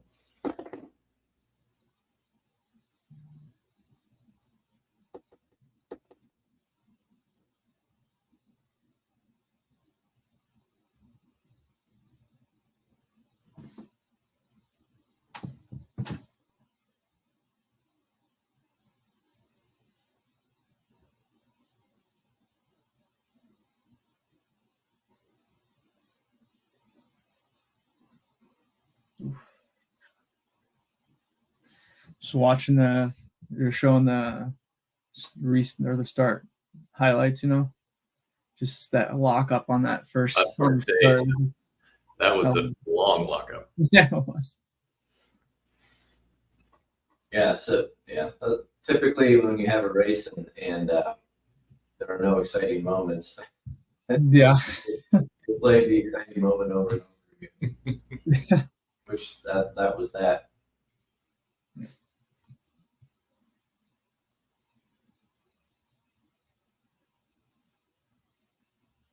Yeah, Petit, that was crazy that we had, was there 2 cars spun on the formation laps?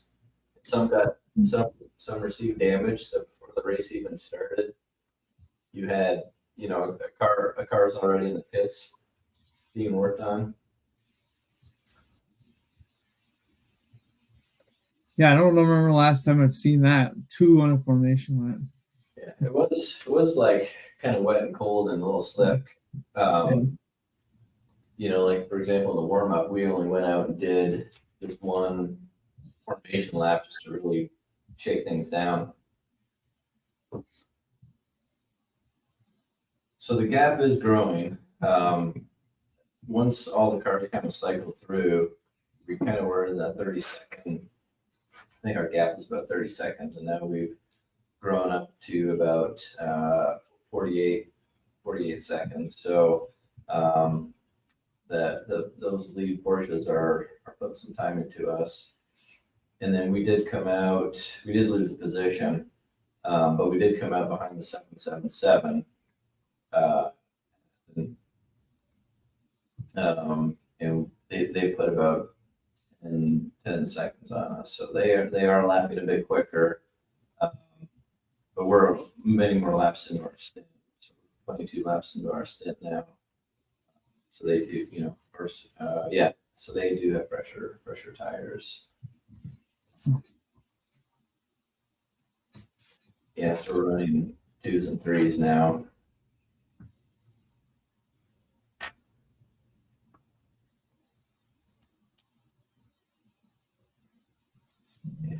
The 5, yeah, so not a very good lap.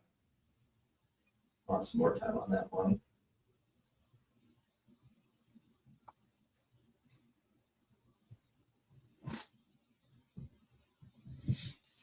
So yeah, we'll be keeping an eye on it when we're going to be pitting. It's going to be coming up at some point soon.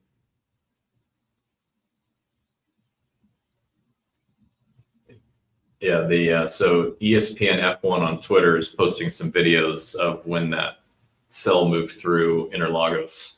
And there's a video from someone in the stands when the roof got ripped off. That's over the grate. Wow, look at that.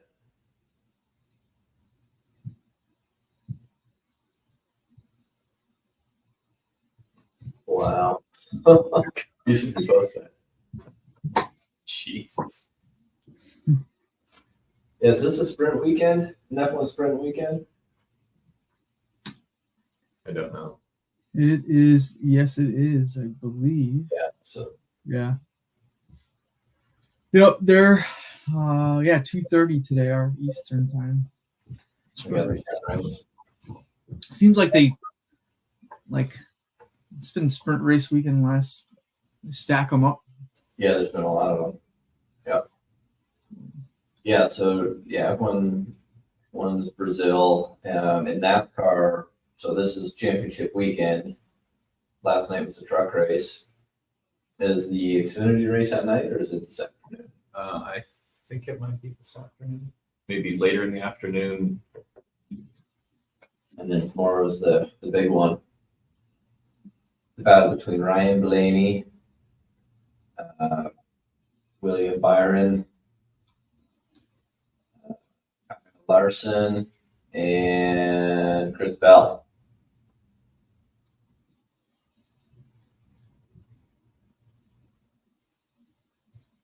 And then the next F1 race after this weekend is Vegas, baby. Yeah. Yeah, so the Xfinity race is tonight, Eastern time at 7 p.m. 7 p.m. That's a lot better than 10 p.m. Yeah. for the truck race. The truck race was at 10 p.m. last night. Yeah, that's just bananas. All right, Ankit. Yeah. You need to tell us about SEMA. Yeah. We got to go to SEMA these last couple of days. We're looking at some pretty neat, exciting things. that we probably can't talk about. It'd be fun to talk about. But anyways, tell us all about SEMA. I've always wanted to go, but have never been. Is it amazing? Is it awesome? Yeah, it's so huge, and the LA Convention Center, for those of you guys that have been there for whatever reason, but it's a massive complex, and they've filled every square inch of that place with car stuff and industry things. But there's a lot going on, and I think Brad, you're the one who's telling me, it's sensory overload. Just gotta keep moving and all that stuff. So, but it was everything from you wanted to find any little supplier, a tool supplier, all the way up to these cool builds that are out there. But it was packed shoulder to shoulder, and you got like the hoonigan guys out there with their burn yard, which is always entertaining. It's fun to see, a bunch of us auto car nerds getting together and then watching, smoke constantly and out in the parking lot just as they're burning tires. But it was cool. It was a lot of I don't know, it's just such a mix of people for everything from like OEM, you got execs from Ford, Chrysler, GM, all the way down to, the guys, like I talked to a couple of guys from here, the city of Detroit, they run the collision shop for all the city of Detroit vehicles. So it's like just such a broad spectrum of people, all in one place for a weekend in Vegas, nonetheless. But yeah, it was cool. It's an interesting thing that there's all these little automotive parallels. Like Brad, you're like a car guy, right? So you got your group of guys, your Mustang guys, you got your Corvette guys, your Porsche guys, and they all have this little subculture within a culture, and they all come together in one little melting pot. It's cool to see. The last time I was there was probably 18 or 19, and it seemed to me like the thing was these conversion kits for trucks. Oh yeah. Where it had they have tents that pop up and ladders and everything. Was there like a certain trend or thing that you saw a lot this year that seemed to be kind of the next thing? For sure. I mean, like that, what you just mentioned is like, there's a lot of that, like these ready to go overlanding kits you can just mount up to pretty much any vehicle. I saw there was I think it was a Lambo. It was like an Aventador or one of some Lambo that had like a roof tent on it, which is kind of funny. But you know what, the one that I saw, and I don't know, this is what stuck out to me because it's super interesting, is like these like rally Dakar inspired sports cars. Like Lambo came out with their Porsche has one. Porsche's got one. So then there's a lot of these. You can pretty much take any sports car, and there was at least a couple of them, Dakar'd out basically. Safari down where they call I don't. I get it, but I don't get it. I just the one YouTuber I watch, he has a bunch of cars, and he took possession of his 911 that is basically lifted, and I just it's like so counterintuitive and counterproductive with your money. Like if you want a fast car, get a sports car. If you want a truck, get a truck. Don't try and hybrid the two. Yeah, exactly. So I saw a few of those, and it was they just pop out. Everything else is, as you expected, but those little safari cars are kind of interesting. And then I asked you earlier, but explain the disruption or what you saw from the Formula One track construction. Yeah, so they've got chunks of the paddocks and little things going up, and you can kind of see the bones of the track layout kind of through the city as you're kind of walking through. And I can't imagine when they really, I forget when somebody was telling me at a certain point they're gonna say, okay, this is it, we're going, and then it's gonna be traffic's gonna be routed in and out. But there's already a lot of places where it would be a 5-minute walk, but you've got to go all the way around because you've got it all shut off. And so it'll be interesting to see. I know. So what was it? I was comparing it to Chicago, the Cup race at Chicago this past summer, right, where they shut down downtown for a little bit, and it looked awesome on TV. It was such a good thing for the sport. And then we went to Chicago and hung out with some friends, and they were like, no, don't come back again. I could, the whole city was shut down. I couldn't get to work, blah, blah, blah. The traffic was crazy. So it'll be that on, times 100 in Vegas. Yeah. All right. We got Matt Carroll staged here. Let's see if we can have him join our call. Hey Matt, you got us? I do. Can you hear me okay? Yeah, I think I need to edit this to. We have you, but we don't have you in the picture. Let's see.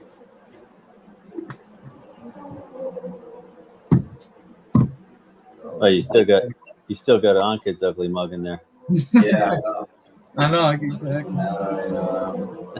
Camera slot there. Look at this. Look at that.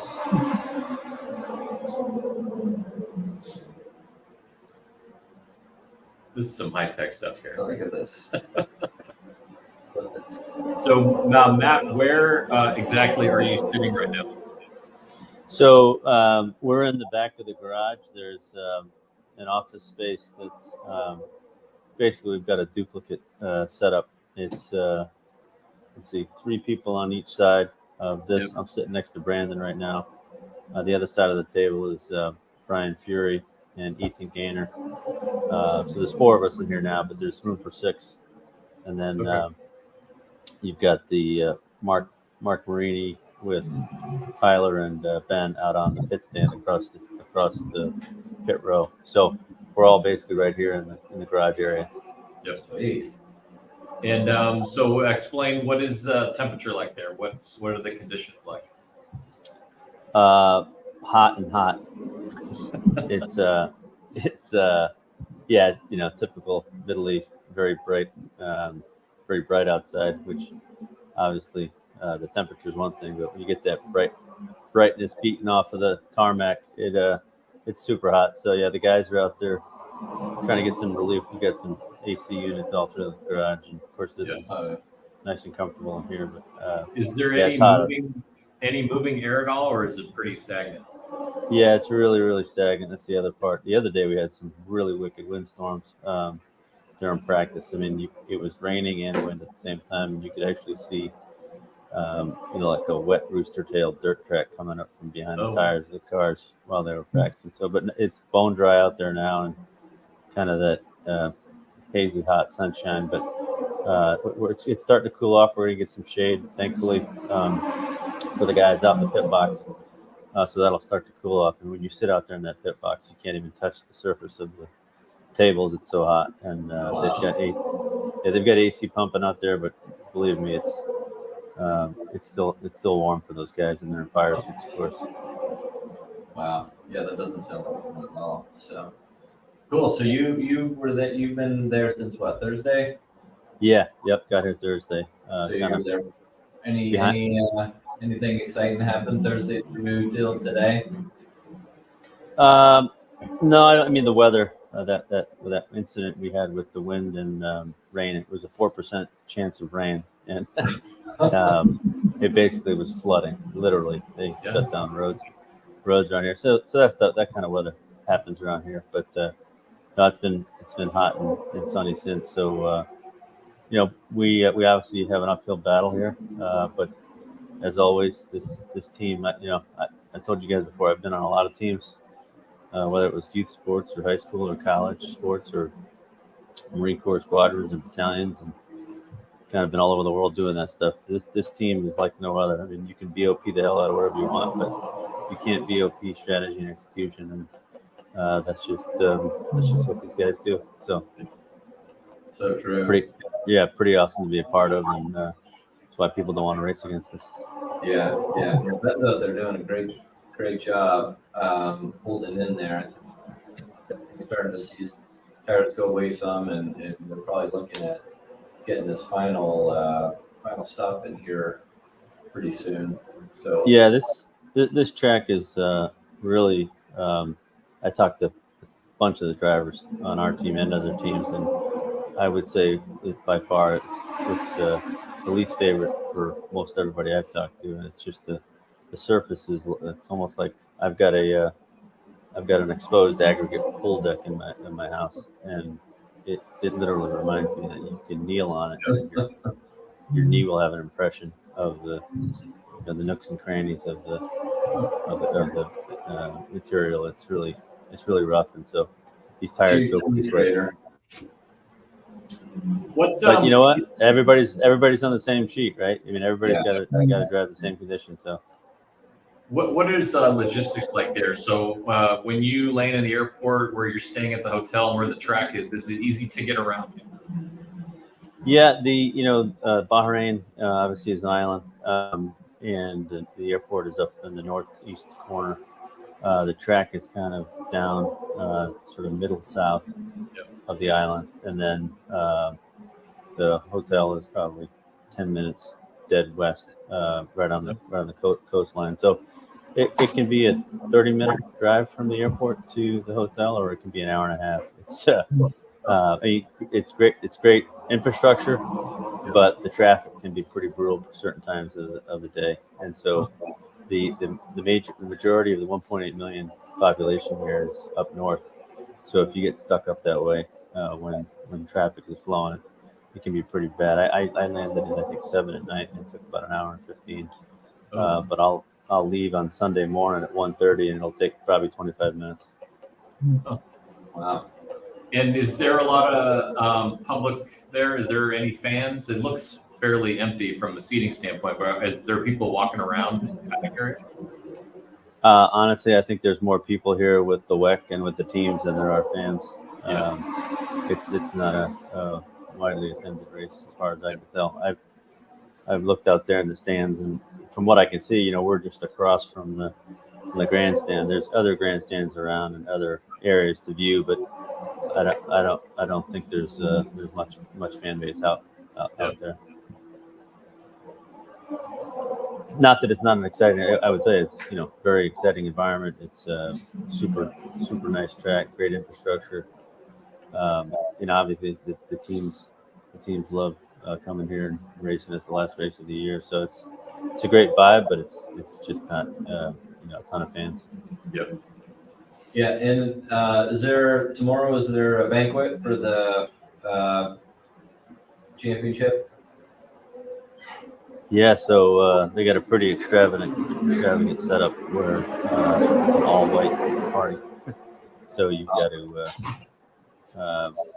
to wear all white footwear and shorts or pants and shirt. And so they put on a big soiree over at the hotel, and obviously our guys are looking forward to that because we're probably going to get a piece of hardware out of this. Yeah, no, it's been a long season and a good season. So again, we clinched the WEC championship 2 races ago. I believe it was the earliest that have been clinched in this class, so that was really cool to get. So that was we kind of won that race here. We won the bump and the championship. An incredible year. Certainly, it would be nice to get a win here at the last time we raced ever in WEC. So we'll want to see how it all plans out. But like Matt said, they can be beautiful strategy. So give it an all. So the strategy we did strategy and execution. They obviously go hand in glove with the. Already we had a perfect stop, and that's just what you got to do. And we'll keep putting down great laps, and Ben's doing a great job managing the tires, and the guys that cross in the pit box I think have a very sound strategy. Not one that I'll talk about right now, but they're gonna they'll figure out whatever they can to try and optimize the finish here. Yeah, so they're just they're going full course yellow. I'm just hearing over the radio. I'm not seeing what the incident is.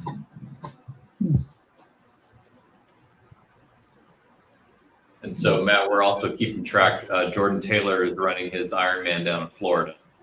And so he just finished. It's a 2-lap swim. He just finished lap 1 at 34 minutes, 33 seconds. So he'll be probably a little over an hour. Nice. That's awesome. A lot of racing going on. Yeah, and by the way, guys, I'm happy to do a walk around if you want me to. I can easily do that with the camera. We can do that. Yeah. You want to do that? Yeah. Let's get through this deal. Let's see what happens here. Okay. No, just debris. Yeah, so they're removing. Okay, they're removing it. I think it might just be that debris there. That was quite the show. Whoa.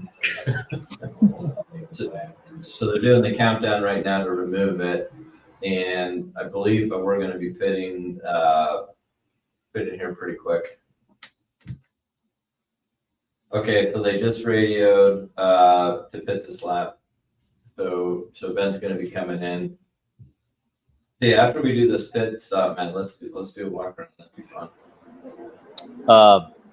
Yeah, I can certainly go out there and do the pit stop too.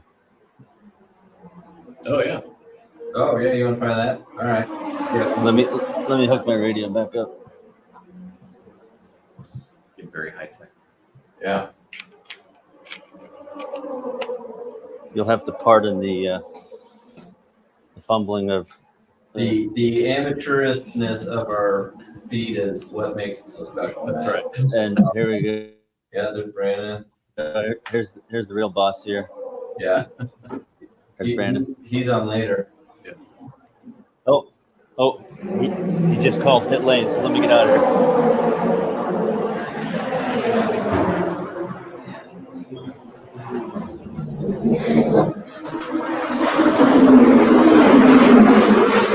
Nice and big.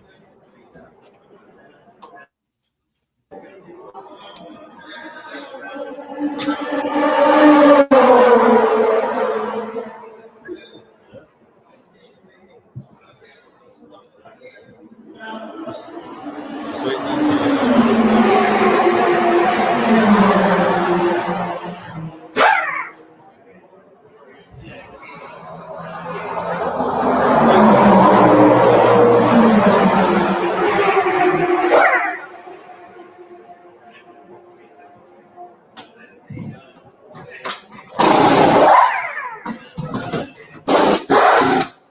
It's The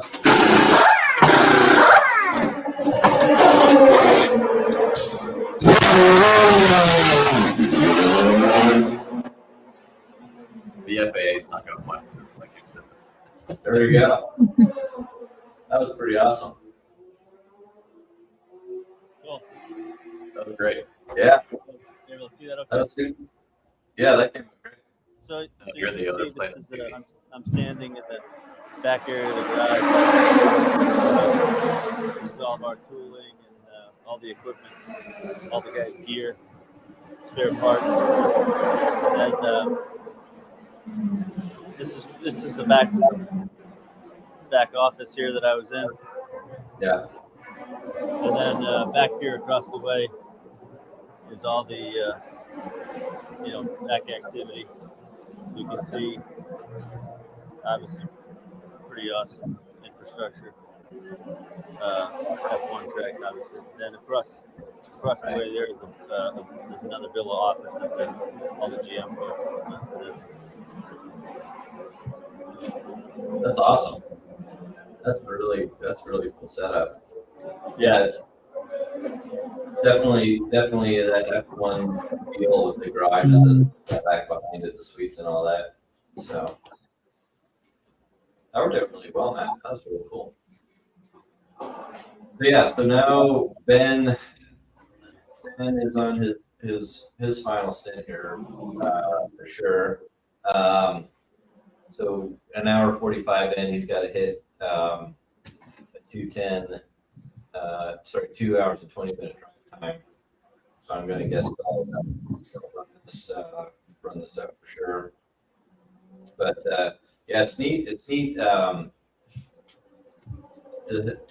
work out of the garage like that, where you don't even have like a pit wall or anything. You just kind of walk out and the pit stop is like right there. Yeah, I didn't realize that's how it was set up without like a pit wall or anything. It's interesting. Yeah. It's like the Yeah. have that F1 has that. Yeah. I probably should have pointed out the pit box, which is across. Oh, across the way. Yeah. Yeah. Yeah, and then you have your little stand. Little stand on the wall Let me there. do that.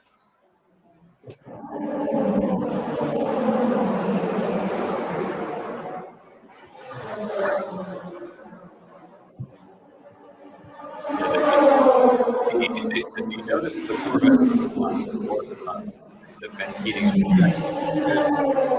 racing in there. He's used to the heat.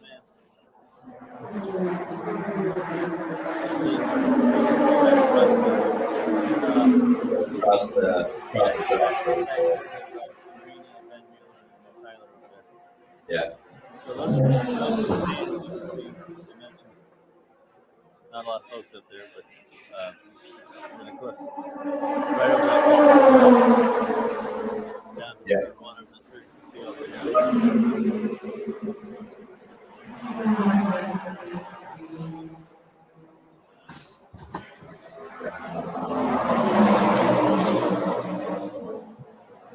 Pretty cool setup here with Tom Dix.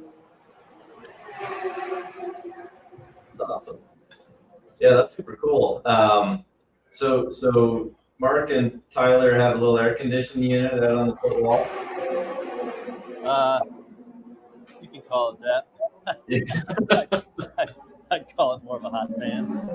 Oh man, air is moving out there. Yeah. An air circulator for 90-degree temps. Yeah. And they're in their fire suits too. Yeah. All right, so they're Oh, somebody went off. It's like they a go couple out cars at went the off. pits. It looks.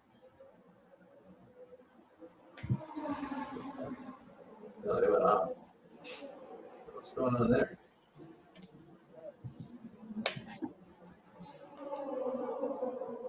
All right, so we are running, down in it's that 10th, I think. No surprise, just pit. Yeah, we're trying to 2:02.3. So we'll see what sort of kind of laps we run. Man, still a long way to go. 6 hours plus to go here.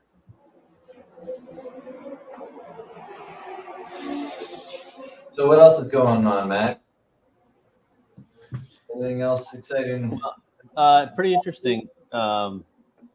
They have a deal here that they tomorrow will have all rookies driving. So any of the class winners, which is of course us as one of the class winners, they will have a young rookie who won, I believe he's from France. I forget what series he won in early this year, but as a reward, if you will, in the system, he'll hop in our car in the morning, and we'll do a full test with him, and then in the afternoon,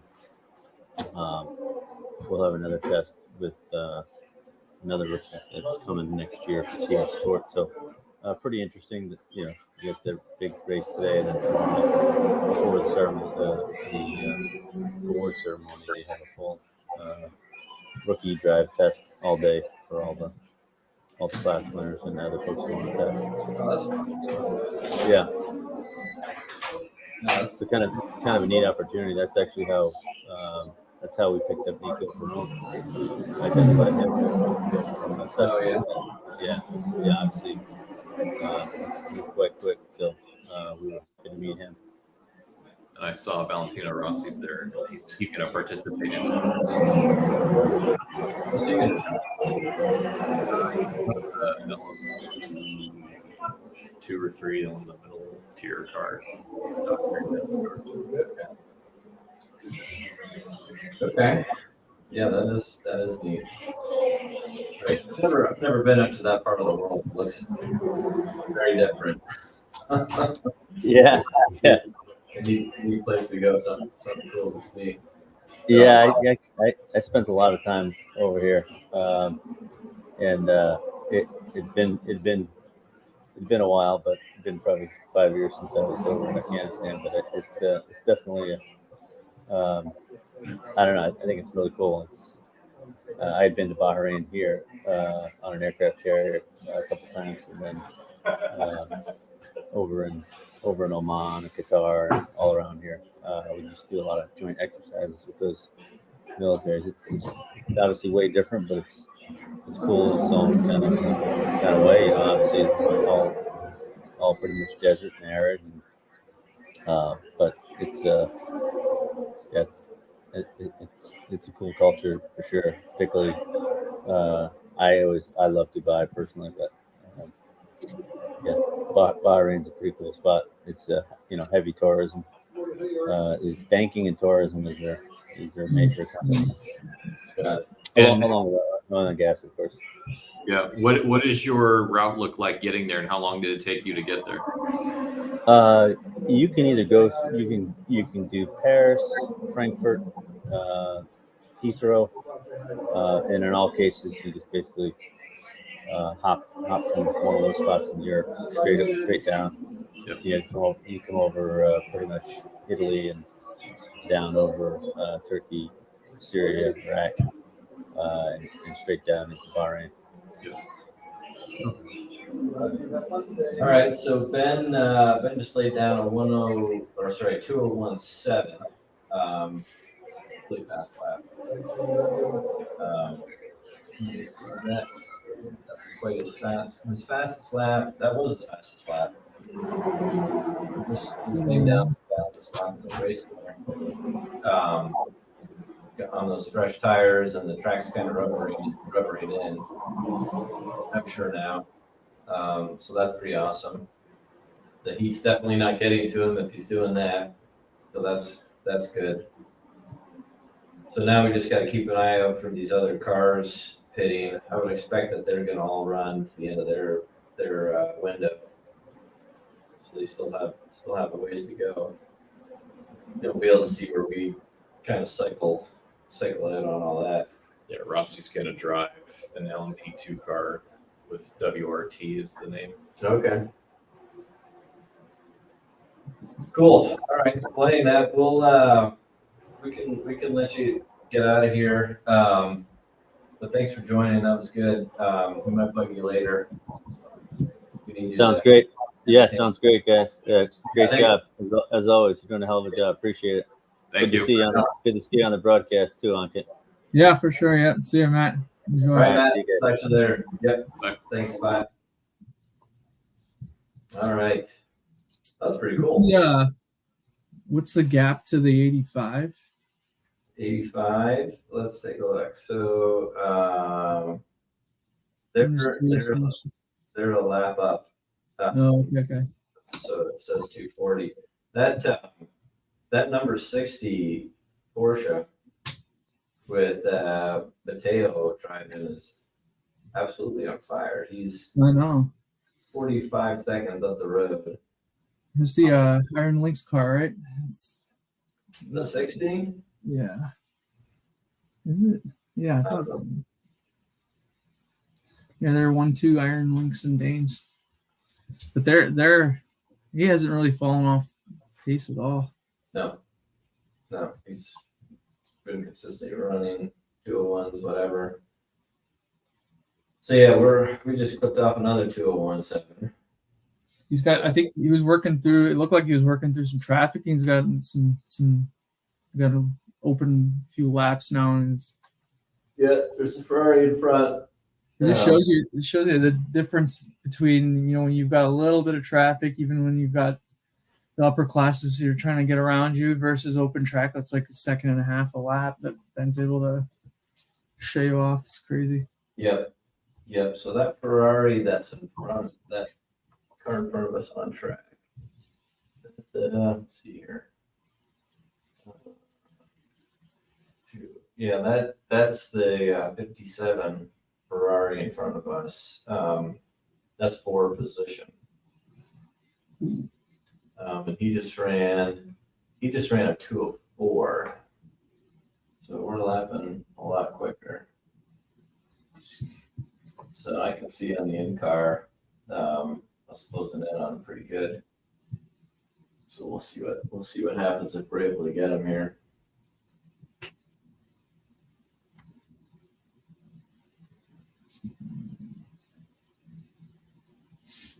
So 2017, a 2024.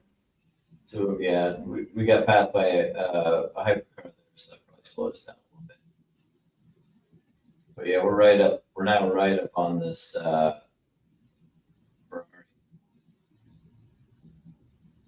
Looks like he's catching them a lot in the braking zones, but losing time, a little bit of time on the straights. Hmm. So whoa. So I'm gonna guess on a couple of corners here we'll get him. Yeah, another showing us on the front stretch.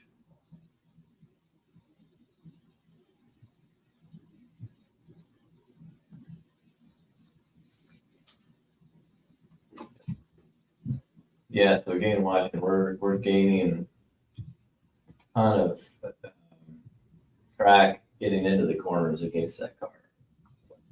He gets off the corner, he's way better than us. It's faster down the straights.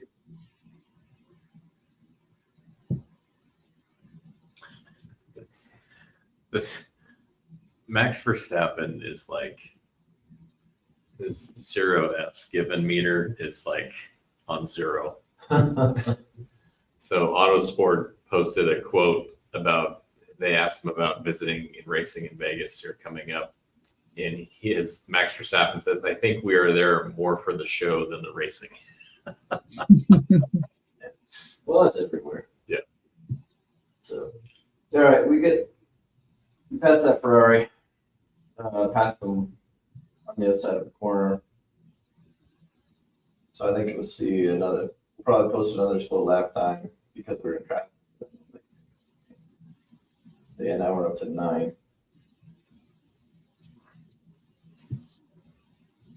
Yeah, 221. Not bad considering we hadn't passed. Yeah.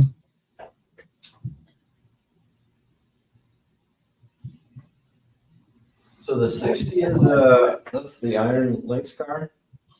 I think so, yeah. Iron Lynx was in Mateo's in. Pull up that viewer guide you sent me, Brad.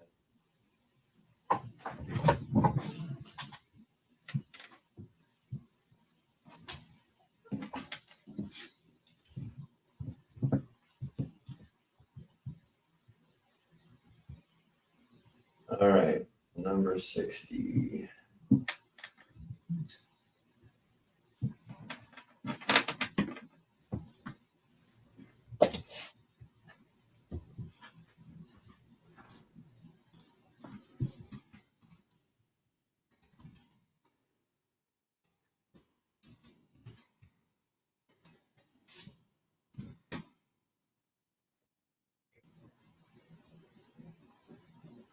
So what are you seeing there, Brad? What are you thinking? What are you feeling?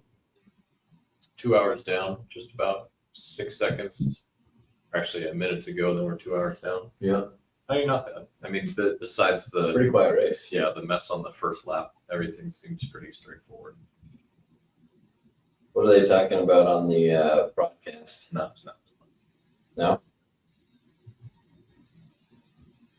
So it looks like that one Toyota's got a pretty big gap. Yeah, Robert Kubica is with the team that Rossi's going to test with, WRT. I'm not really familiar with them at all. LMP2 car.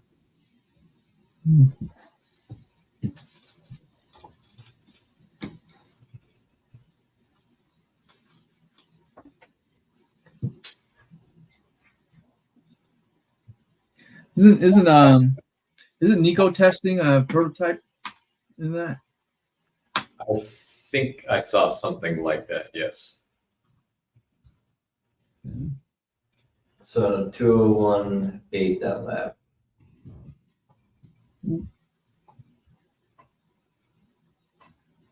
So Ferrari prototype is doing a driver change.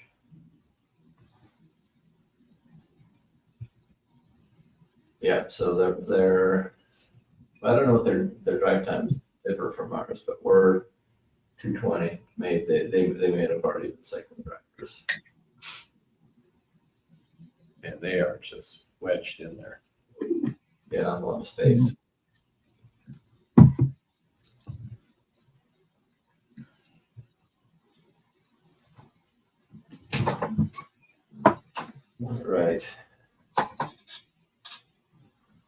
right. So yeah, let's get back to talking about SEMA.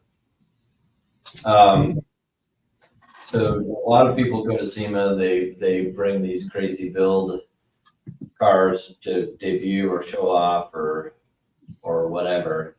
Tell us about some cool things you saw there. Anything spectacular?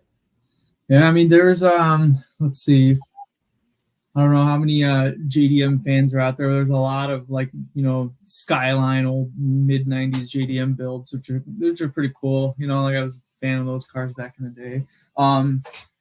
There's I think he's a YouTuber. I've seen him a little bit, Tavarish, if you guys follow him at all. He basically takes salvage hype supercars and like rebuilds them. So he had I think it was a P1. He was a P1 or a Center. There was in the Hurricane. Was it a year ago at this point now in Florida? You see that? In Florida, yeah, I think it was a McLaren. Yeah. Was it a P1 or a 720? Well, maybe it was a 720. I can't remember which one it was, but the guy like chose. It was either his Rolls Royce or his McLaren. I was gonna get the garage space or whatever. So, anyways, I think he bought that car and has been restoring it. It was out on display and it looked, brand new. Yeah. Yeah, there's some crazy that kind of stuff all the way to just crazy high horsepower LS builds, which is, every year you see something different like that. Are any of the show cars incorporating the new technology like hybrid or battery, or like what does that look like? Yeah, so there's a lot of Rivian builds, like taking the Rivian trucks and doing like the camper van and like kind of overland setup for those things. Yeah. So which is cool because seems like that's going to be a good platform for that kind of stuff. Hybrid technology, like in terms of like sports cars, there's a few. You take a NSX,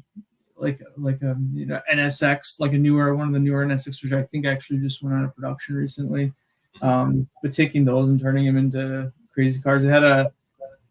They had an street going BMW M4 and somebody slapped a GT3 like a race car body on it, so that looked pretty cool. I was sitting on air jacks and everything. But yeah, it was, I don't know, you either see it where it's like, hey, I'm taking an EV and I'm going to make a Tesla Model S plaid and make it, some crazy super build, or you saw just your standard, LS builds. And, there's a few Corvettes out there.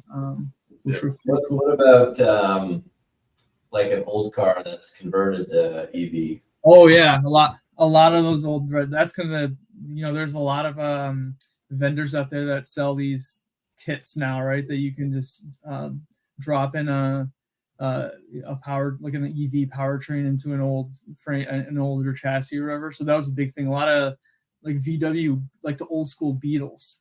That seems to be like a popular one to take and rip the gas engine out and throw the little battery pack and an EV motor in there. Yeah.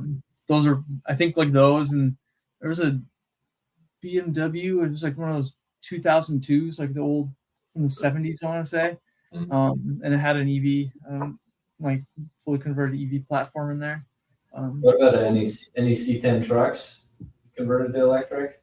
Not that I noticed. I know what you're talking about though, because I've seen those through the, through like Instagram or just whatever on online. I don't remember seeing one though at the show myself.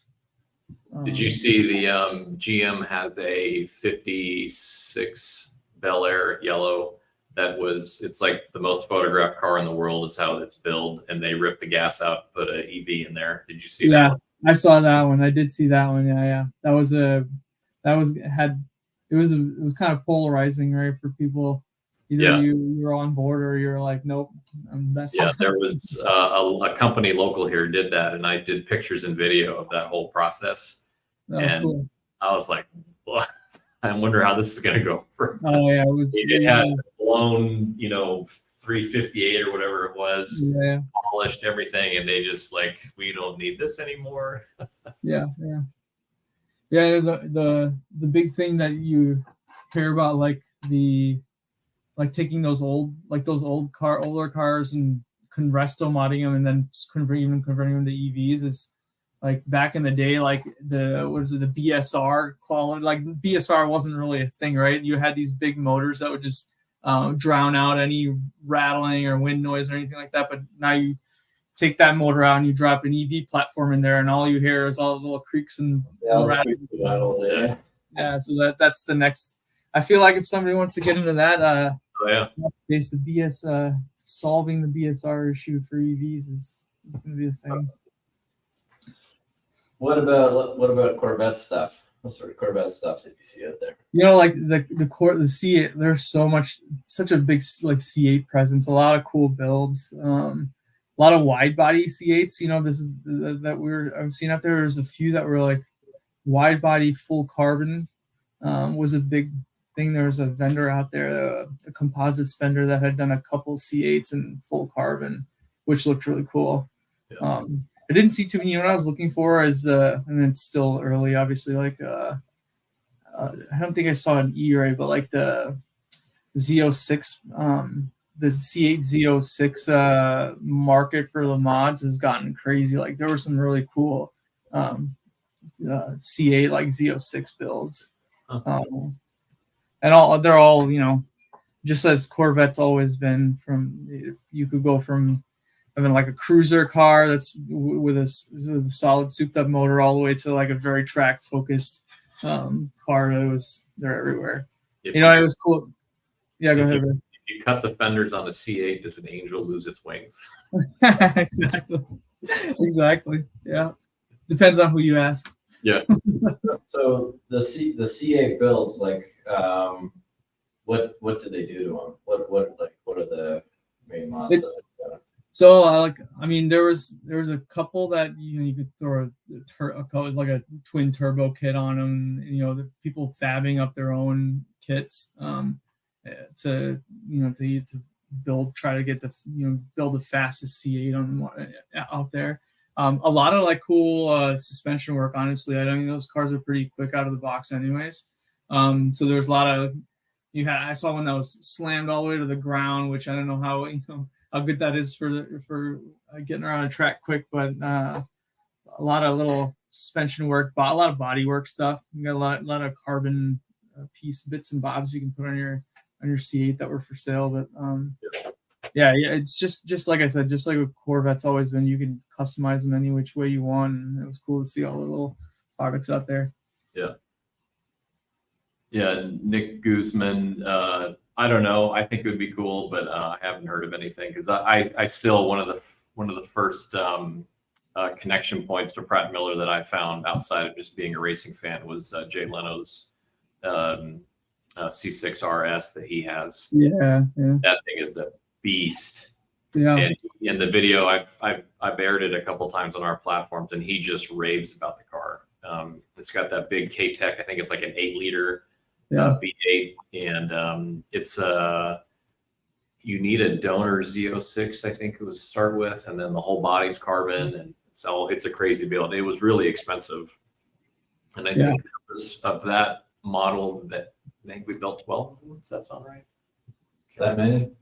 Yeah, I thought it wasn't very many, but yeah, it was expensive. But those things are really cool. I actually had the chance to go out back in college. I think it was when we were out at the Fontana race we were talking about. But Jay Leno hosted our team at his shop. Oh yeah, There's a big dog garage out there next to the airport. But so I got to actually sit in that car, that C6 RS. Oh, cool. Pratt Miller car way back in the days. So does it? This is a dumb question. Does it feel like a Corvette, or is it's just you see the little trim pieces. I think it's, if I remember, we've got a little Pratt Miller C6 RS like a little badge, but other than that, it's just a Corvette, right? I'm sure once you turn it on and take it down the road, that story changes. But what year was that? Were you in that garage? This was 2009. So he still had his McLaren. I think his McLaren F1 might be his most valuable car. He had that there. Yep, it was his F1 it's like an orange one, right? Like a burnt orange looking one. Yeah, and then he's got two Lamborghini the 67, The Espadas or the Espada and the Mura. oh, the Miura, yeah. I think that car is gorgeous. Yeah. And it's amazing how low to the ground that thing is. I mean, it looks like a shovel. Yeah. All right, race update. Ben's crushing it. So he's laying down some really fast laps, some 202s, 201s, several 201s. There are 1, 2, 3, 4, 5 201s, including his fastest lap of the race, 201.5. So just laying it down, which is awesome. Wow. Right now we are P7. And everyone is pit now. So we've all cycled through. We are 125 back. And again, it's that the number 60 Iron Links car is in the lead. So Jordan finished his swim with a total time of 109.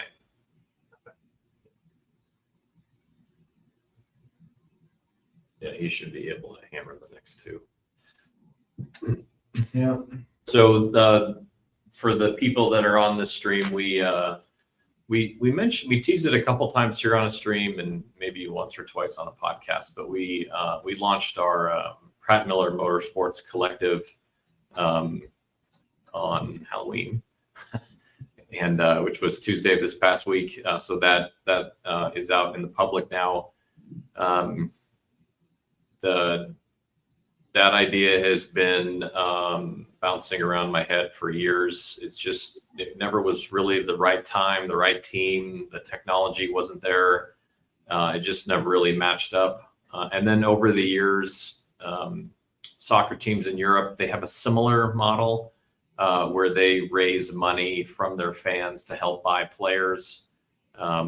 The closest model to that here in the States is the Green Bay Packers stock model. I think they use stock as air quotes. It's not really a stock. It's purely for fun, as is ours, where you get to own a share of the team.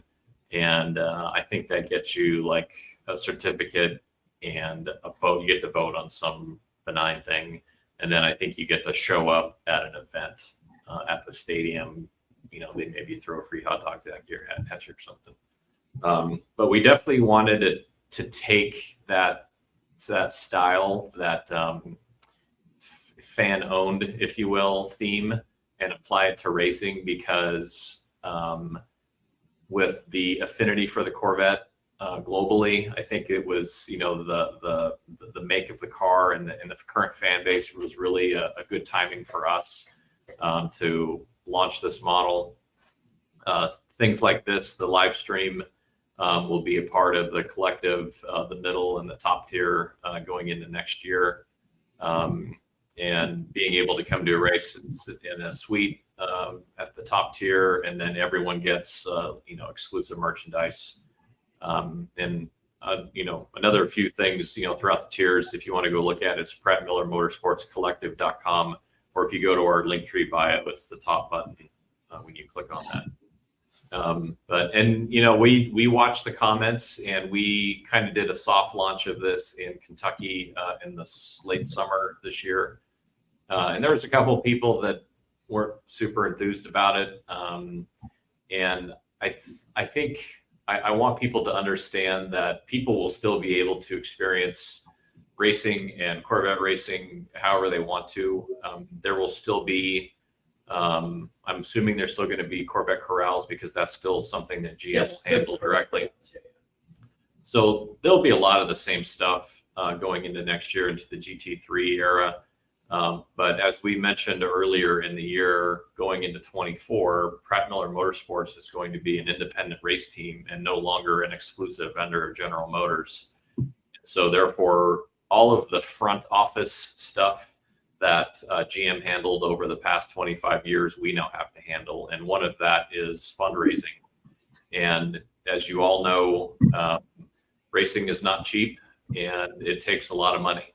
And we need to be extra creative on how we raise that money, because we have to look at the commercial value of these platforms that we're currently in or we want to go into. And we have to evaluate and assign values. And when there is a deficit, we need to get extra creative on how we find that money, which is why we launched the collective. So there's, obviously there's things that we have to buy, merchandise, and, we've negotiated in the process of negotiating, the best rates we can. So we want the merchandise to be really nice and premium feel, but we don't want all the money to go to buying a shirt. So the difference of that is going to go right back into our race team. So this is, I'm starting to see it in the sports marketing world where more of this fan-owned type programs are coming more online. And I think you're going to see even more of these programs pop up as new technology comes in, it gets baked into these things. And to be perfectly honest, this program was kind of built to be an NFT. So, it would be like a digital token, and that token would get you all the access. So all the access is still there. You just have to join in the old fashioned way by clicking on a link that we'll send out during the race events. But I'm pretty excited about it. And I hope this will open the eyes of other people in motorsports, because finding sponsorship in racing at any level is very difficult. And I think being more creative is only going to help. And we are in a fortunate position because we have a huge legacy and history of winning. And we have built a huge fan base along with the already very passionate fan base of Corvette. And we want to get the team closer to those people so they can see it and taste it and experience it as best they can. Yeah, I mean, I think, Brad, one key thing here is that the whole concept of the collective is in response to the fans wanting more access, being more engaged, and this is the way to do it. Yep. To a level you've never been able to do before. Yep. So, I mean, we do have the video. Do you want to play the collective video? So yeah, we some sexy guy leads the video off. He's just a good looking dude. Let me share the video here.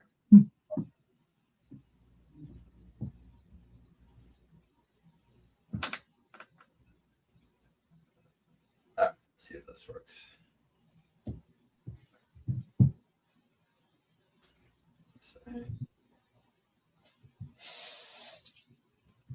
Browsers.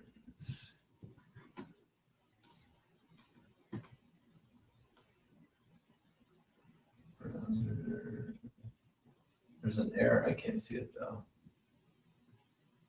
Maybe I can play it. Yeah.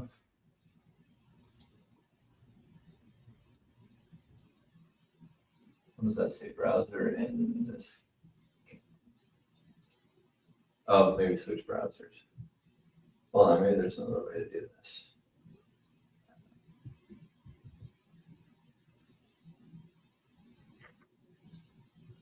Oh, maybe we're not playing videos today.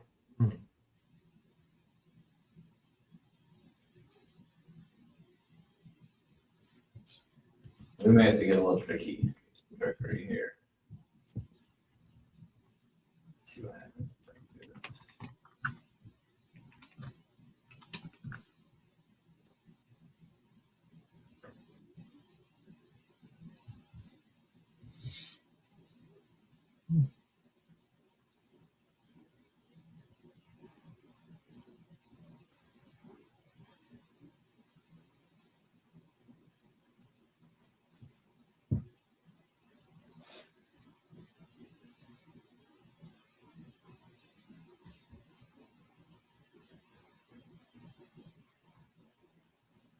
Kid, are you in a room with windows? I am in a room with windows. Why? Yeah. Do you keep the blinds open or closed? I keep them open. Them open. We're in an office within an office, and we have the door shut. And today is actually the past several days here in Charlotte has been freezing. Yeah. And but today's supposed to be nice. But to help with time and kind of pass the time quickly, we have all the doors shut. And we've noticed that no matter if it's a 24-hour race or a race that's through the meat of the day, it's just better to keep the doors shut so that your brain doesn't know what time it is. Yeah, that's a good strategy. Good strategy. That's how my office in New Hudson is the same way. I have no windows, so I can close the door and just focus and crank away on stuff, and then eventually come out and you're like, oh crap, it's sunny out. I like that.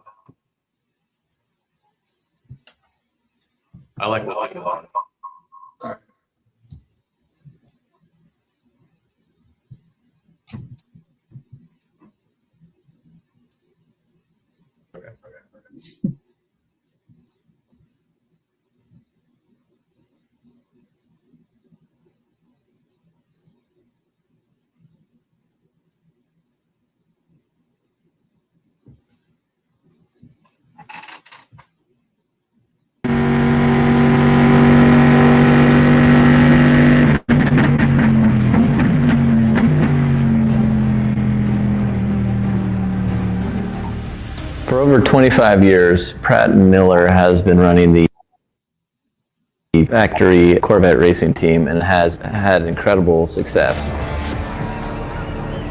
Corvette racing fans are the most passionate fans at the track every weekend.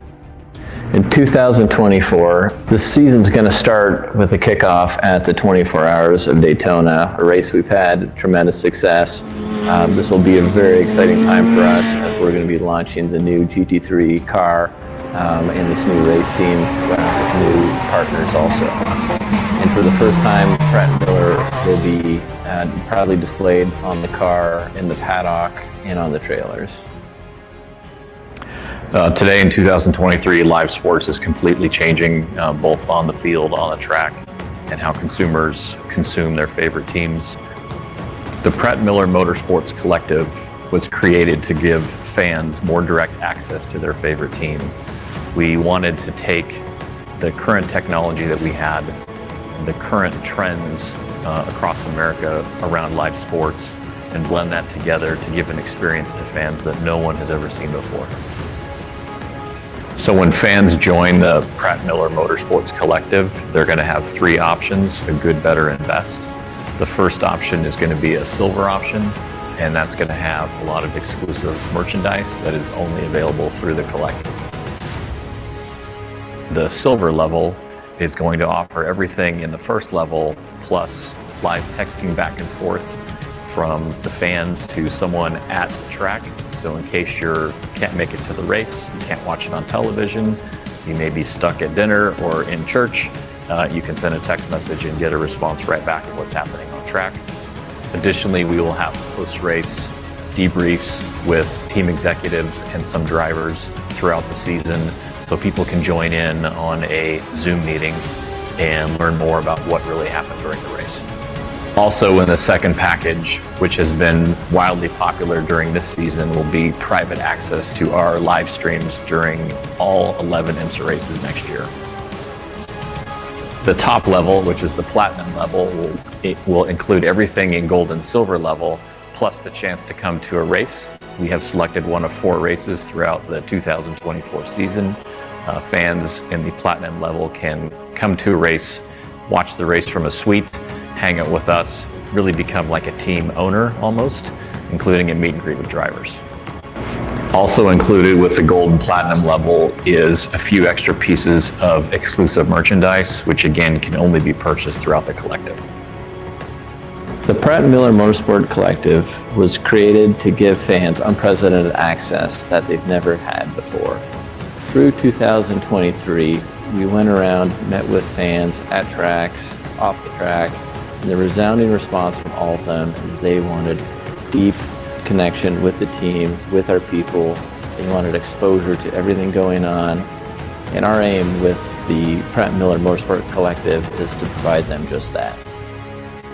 One of the key reasons we have created this collective program and are launching it this month is because all profits generated from this collective is going to go straight back into funding our race team. Again, this is a new way to look at how these race teams are funded, and we feel this crowdsourcing mentality is very on trend, and we're going to apply that to a motorsports platform. We are really looking forward to bringing you this exclusive program. We feel this is almost a new sponsorship model. We like to call it a direct-to-consumer sponsorship model. We'd like to be first on the racetrack. We also like to be first off the racetrack, and we feel this is a unique experience that we can offer all the Corvette fans, both here in America and around the world, the chance to get closer to the cars that we all love.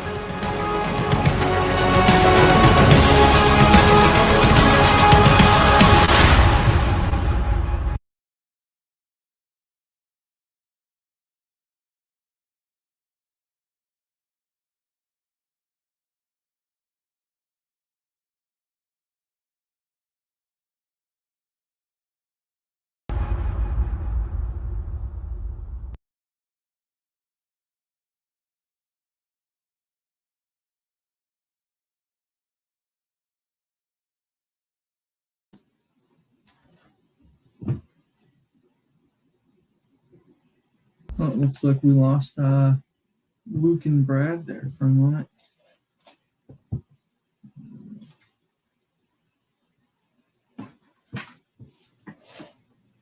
There they are. You got us? Yeah, I gotcha. All right. Yeah, I'm having to jump through some hoops here on some of this stuff to make this work. So how'd that sound to you? Was it kind of echoey or did it sound okay? It sounded good on my end. No, it was good. Okay. We had like this, had this sort of weird echoey sound thing happening. Oh, But that sounded clear and crisp. yeah, that was good. Okay. Good. All right. I'm still kind of monkeying around here trying to get back to where we were setup wise. So bear with me here. Yeah, I mean the collective's a cool initiative. I'm like super excited to see how that thing grow. I think I'm, along with Brad, pumped to see how. We can't wait to get to Daytona and see what it does for the brand.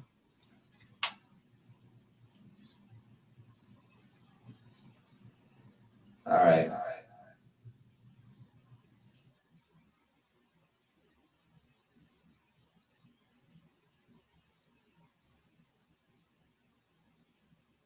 All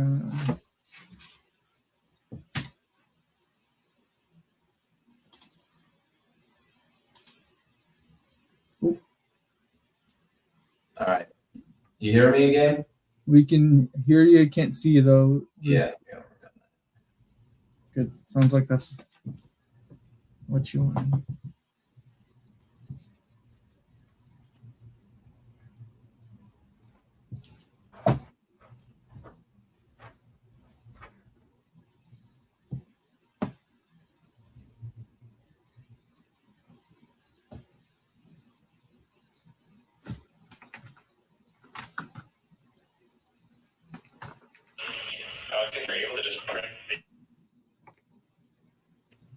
All right. I'm working on this. Sorry.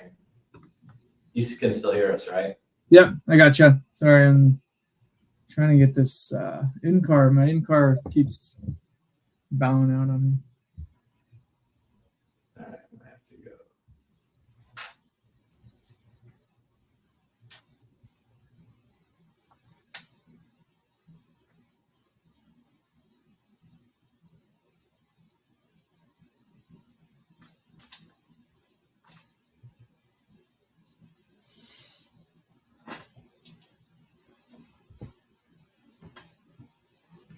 All right. Test.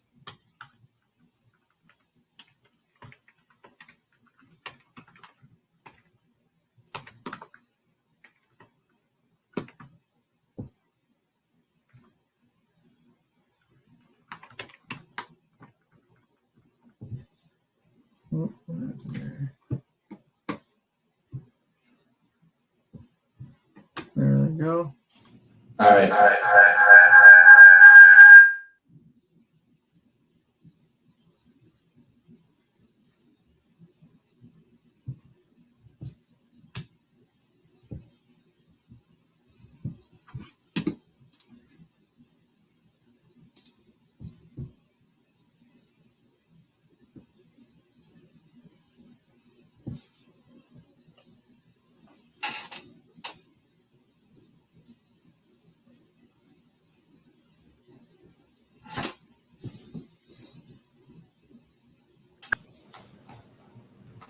Test.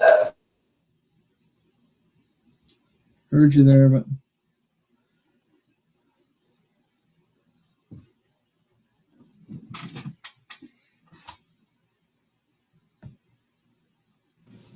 Test. yep, there you go. There we go. Woo. All right, so that was good. Now I gotta get this back up.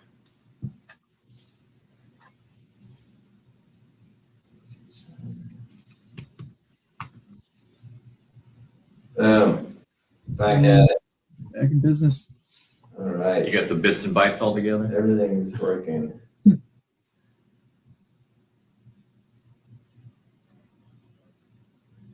All right, there we go. So yeah, that was a collective, like Brett said, launched that last week. Great response to that. So thank you everyone for who is supporting and wants to join in. Yeah, we're committed to really making sure you guys get a great experience with that. Obviously the live streams, but getting to the races to be more engaged. The chats post-event are going to be a lot of fun. I think that's going to be really good. So yeah, looking forward to all of it. I think it's going to be awesome. But anyhow, kind of getting caught up with the race. So yeah, Ben's pretty far into the stint now, 24 laps in. You can definitely see lap times falling off now. So you can see that tire degradation start to come into play. He ran his fastest lap. We'll call it laps 8 to 10. 8 to 11. He ran 201s consistently, and then slowly started to drop off into the 202s, 203s. So that seems to be kind of like that 10 laps. It's kind of that sweet spot.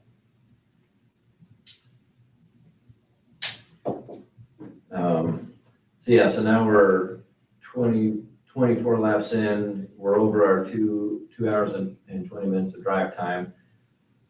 So I'm betting we're going to see Ben thinking about pitting sometime soon. So we'll have to keep an eye out for that. No. Jeez. So that car stopped before. Was that car or the other Yeah. car? That was the Briscoe car? I thought Briscoe was in the car or in a car that he had problems with. Pretty sure it was the same 34 car though. It's close.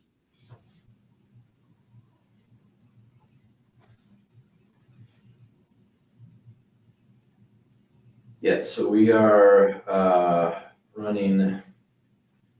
currently running 7th. Again, everyone has stopped. So everyone's kind of on that same sort of strategy. We're about 1 minute and 49 seconds behind the leader.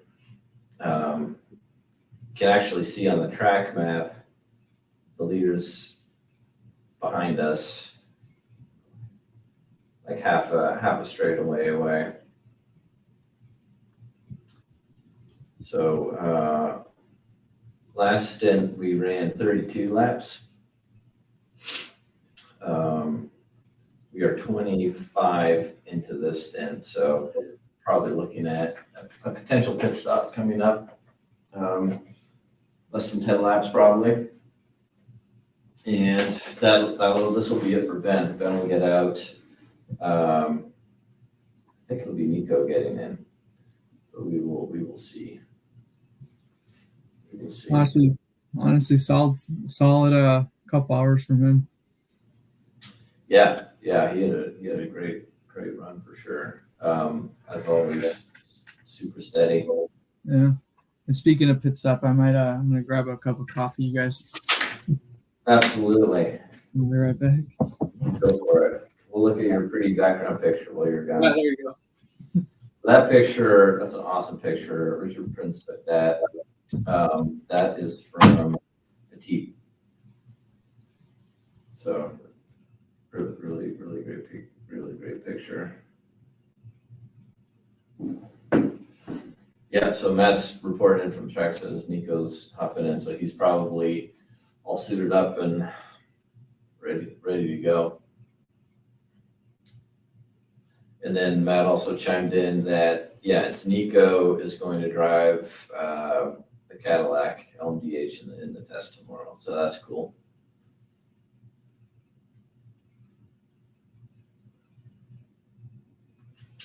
Yeah, a 203.3. So yeah, we kind of keep clipping off 202s, 203s. The leader's running 201s, so a couple seconds faster.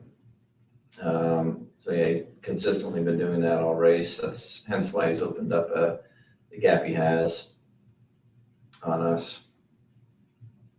He does have 10 laps, fresher tires on us, so he's kind of been more in the sweet spot of his tires though also than we are. We're definitely past our prime here. Just biding time to get to the end of the fuel window here before we make our next stop to get Nico in.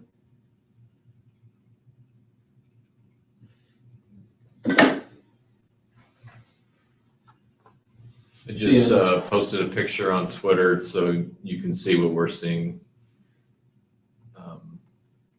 from the driver's seat here. Behind the scenes. All right, you can even see our cable rat's nest under the. You're not supposed to show that, Brad. Oh, my bad. I'll block that out.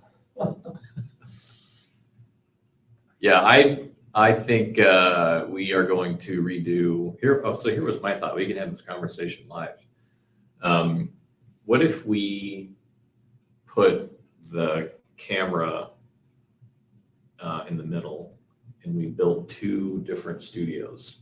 So all we need to do is just turn it. So we can do like streaming over here and podcasts over here. So it's not always coming from the same thing. Yeah, where we have some tables on rollers. Yeah. But yeah, this room needs some help with the sound deadening and color and better lighting and decorations and so basically everything. This room needs a lot of help. Yep. But it is nice that there is no window, so we can kind of control the light a little bit better. Yeah. Yeah. So in hypercar, yeah, that one Toyota still 32 seconds up front, but now it's Toyota 1-2, Ferrari third.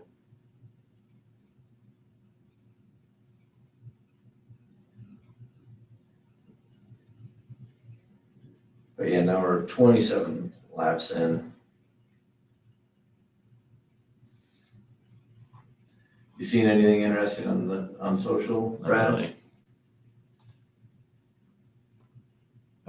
Yeah, but not not this race. Not related to this. Yeah. There's a Daytona Classic 24-hour this weekend down in Daytona, and there's been some pretty cool pictures of cars showing up here. Any Pratt Miller cars? I haven't seen any yet, but I believe there is maybe a 7 out there.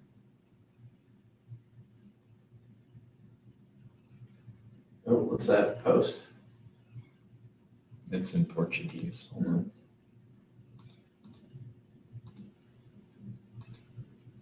What are they talking about on the race broadcast? First thoughts from you. Oh, that was just first thoughts. Hypercar stuff.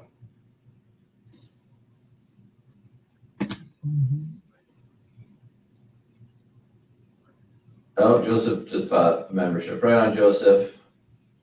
I expect a nice hand-signed note from Brad and Luke. Ooh. Done. Draw you a picture too. Yeah. Oh, here's something that NASCAR posted last night, which kind of will probably bleed into sports car racing. COO Steve O'Donnell said that he's heading to Japan next week with a group of NASCAR executives to study hydrogen racing and talk to prospective OEMs as the series studies future powertrain options, including electric. Dun, dun, dun. Very interesting. We want to kind of test each and every form. So, yeah, hydrogen is interesting. I don't like just from a consumer standpoint. I think there's a Lexus that is powered by hydrogen, but I don't know if we're there yet. But you got to start somewhere. But I do know with hydrogen, you have to carry like twice as much from a volume standpoint. Yeah. They do take a lot of volume. So 93 just got a drive-through penalty. 93 is not in our class. 93 is one of the Peugeots.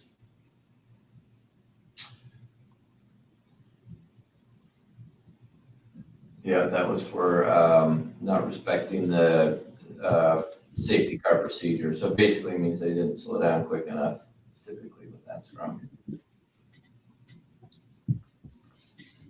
All right, 28 laps in. Ankit, what lap is your guess on when we're going to stop? It's got to be coming up soon. I'd say. First stint or second stint, we're in 32 laps. I was gonna say maybe I'll call it 31. Yeah. What do you guys think? I think it's going to be soon. Yeah. Frustrated now.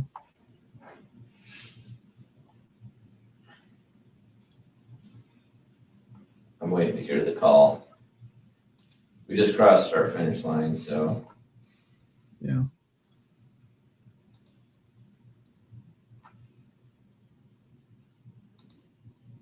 Yeah, actually, I guess they call him in this lap. What? Give me the lap number. What's your guess? Me? That was lap 78. What lap number? I'll say I'm changing my 79. I say they give him the. You We're on got lap it. 79. Oh, we're on 79. Oh yeah. Okay, I see now. All right, so then 80. 80 is your guess? Yeah, Brad? I think they got to call me. Ooh, 82? Brad says they're pushing it to 82. 82. You got an 80 and an 82. All right, let's see. Maybe I should go in the middle and pick 81 then.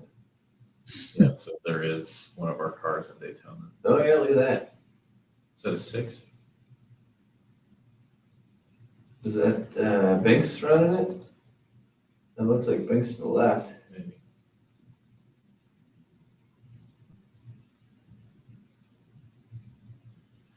So that also has that big air down. Yeah. All right. So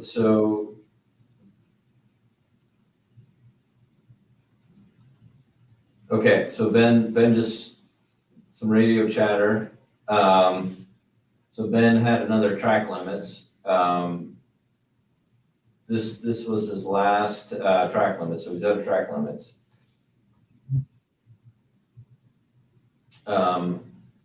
And he radioed in and said the car is oversteering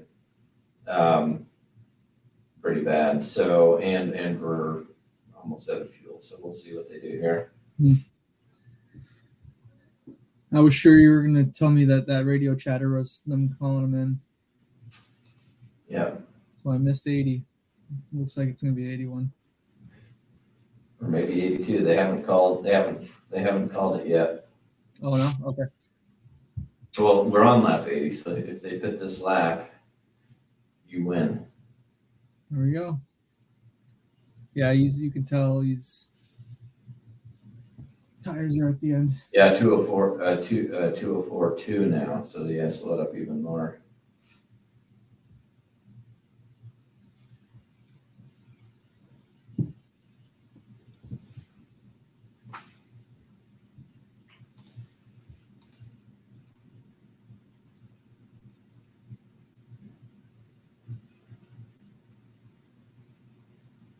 Yeah, that number 60 car ran a 2-minute flat. That's a fast lap.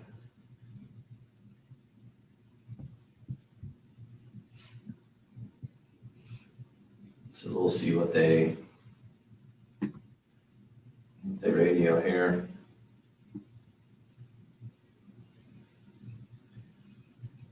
So Nico's going to be next. So Ben's been in the car for 2 hours and 46 minutes. It's a long time. Yeah. Can you imagine I could like going focused race car driver for 2 hours and 46 minutes? You got to be on 110% of the time. It's just, They showed one guy get out of a Porsche, and he looked like he was going to pass out. yeah. Like it's so deceiving. The abuse, I wouldn't say abuse, but the physicality this takes. And, you know, again, we've talked about it before, like it's a very polarizing topic, whether drivers are athletes or not. Yeah. And you throw that question out to social media and there is no middle ground. It's either absolutely that yes or absolutely no. All right, so they just called box this lap, so it's going to be lap 81. That means I am the winner. Brad is the loser. Brad's still bitter because I've beaten him in every round of our NASCAR playoff challenge. I'm not bitter at all. He still has a chance to win the big one tomorrow. Yeah. It's okay, Brad. It's not, you get a little slack for losing to a NASCAR engineer. So Yeah, exactly. All right, so a lot of hugging of Corvette people in the pits. Good luck, hugs. Look at this. All right, it's getting ready to go. So the car is, I don't know, we'll call it Sector 2. And it's going to be coming in.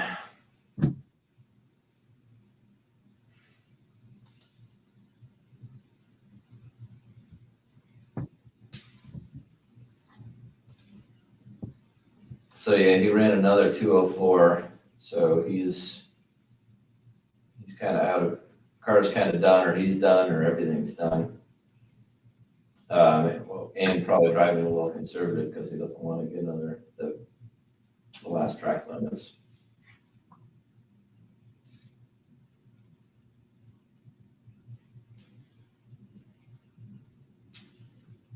So he's got one corner to go, and he's going to be coming in. All right, it's going through 14, 15 now.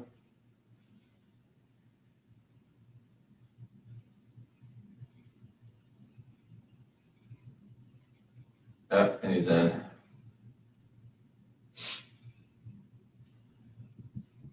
So keep an eye on the TV, guys. Hopefully they'll show the pit stop here.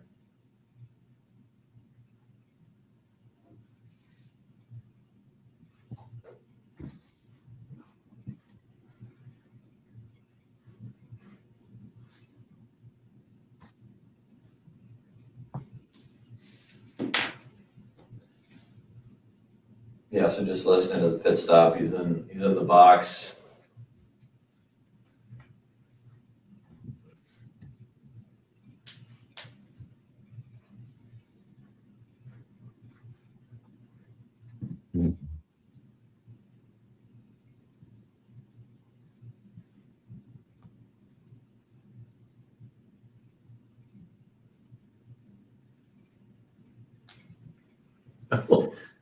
That camera view, there There was we a go. piece of trussing right in front of it. yeah. The pit stop's on TV now.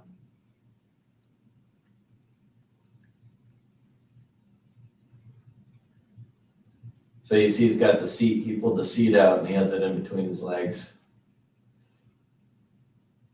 And there's magnets in the roof so they can stick the seat belts up and get those out of the way.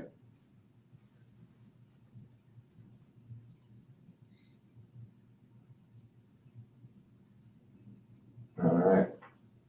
Ben's out.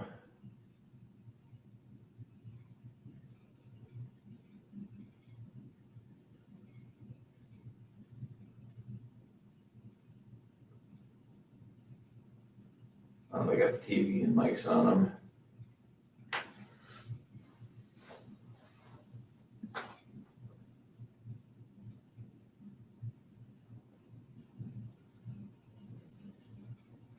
So look at him trying to catch his breath. I mean, you just Yeah. being an athlete.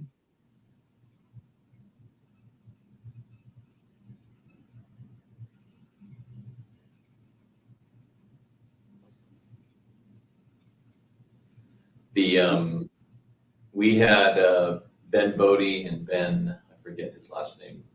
He's in Michigan. They did an aero synthesis webinar last week. Oh, yeah.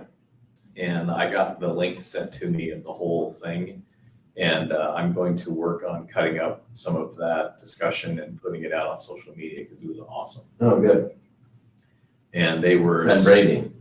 Yeah, they were specifically the piece that I want to get out there is the when they were developing the aero for the C8, how they were using CFD along with the rolling wind tunnel to make the air, or originally they were thinking about having the air go through the front of the nose, up the dam, up over the hood, and then either over the top or out the sides. And they decided to go out the sides to keep the air going over the wing undisturbed. And so they visualized the air going through those two vents on either side of the C8 towards the firewall and the path that the wind takes. It was really, really cool. But I think it was about an hour. I'm only about halfway into it. But I want to see if I can cut up some of those pieces and then use some of the larger images from the PowerPoint to show the rest of the world, because it was really neat. Cool. All right, so yeah, another good pit stop. Still showing Ben in the car, but it's Nico. Let's see, pit stop. So yeah, that was a 1:23 stop.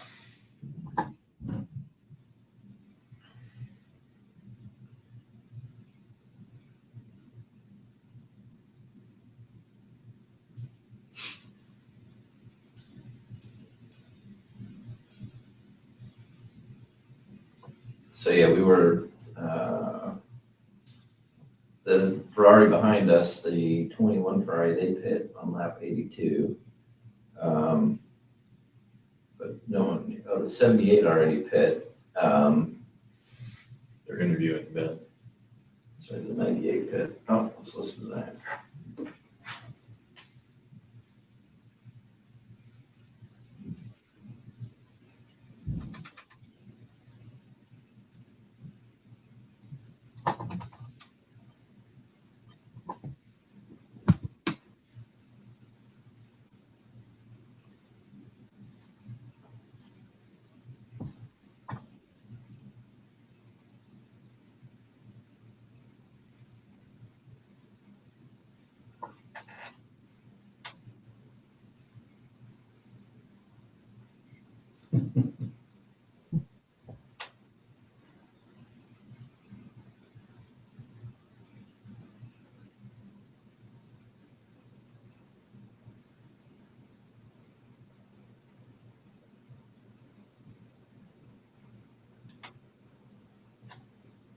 When it's done, you'll have to paraphrase it for us. When it's done, you'll have to paraphrase it. Is it done? It's still going. Not yet. All right, what do you say? Hold on.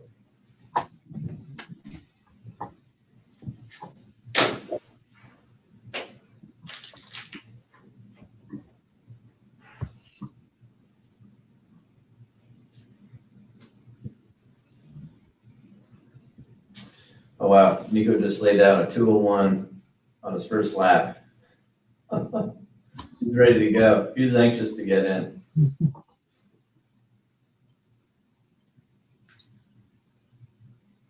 He just laid down the fastest Corvette lap. 2:01.06. Yeah, it was just basically saying he's in the last couple stints of his GTE career.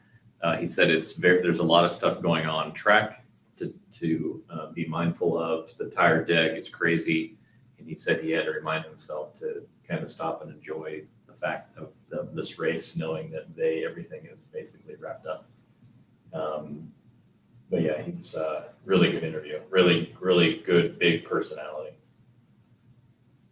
Where's he driving again next year? I don't know. Something. I don't know if he's in WC or inside. But yeah, no, he's been a great guy to Now have. he's going to go to United Auto Racing. That's or right. United Auto Sports, That's right. Yeah, that's a WEC program, right? I believe so. LMP2 WEC car. Yeah, no, he's been a great guy to have on the squad this year. He did an incredible job. Oreca 07 together with IMSA's LMP2 class, but with a new team. Oh, it always himself. Currently Keating and Quinn drive for. Oh, he just ran a 1:59.9. Wow. Ooh. The first under 2 minutes? For us, yeah.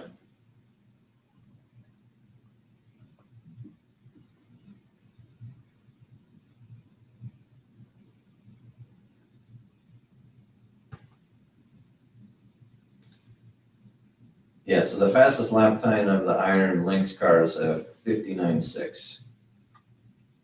We just ran a 59.9.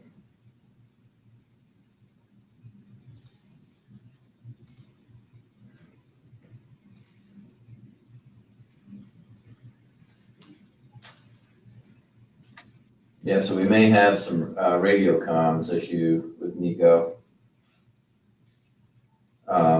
which happens time to time, but we do have, when that happens and the radios don't work, we resort to signboard. So we put up the signboard, hold that up from the pits, and that'll kind of, is the way to communicate with the driver that way. Old school. So I don't know if you guys remember this, but when we had Andrew on, the race engineer for IMSA, we asked him what's the most stressful thing about the race weekend, and he's like, if the radios work or not.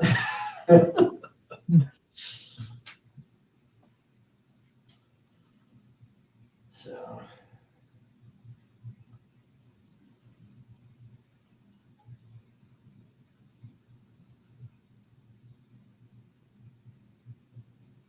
All right, so let's keep an eye out for cars cycling through pit stops.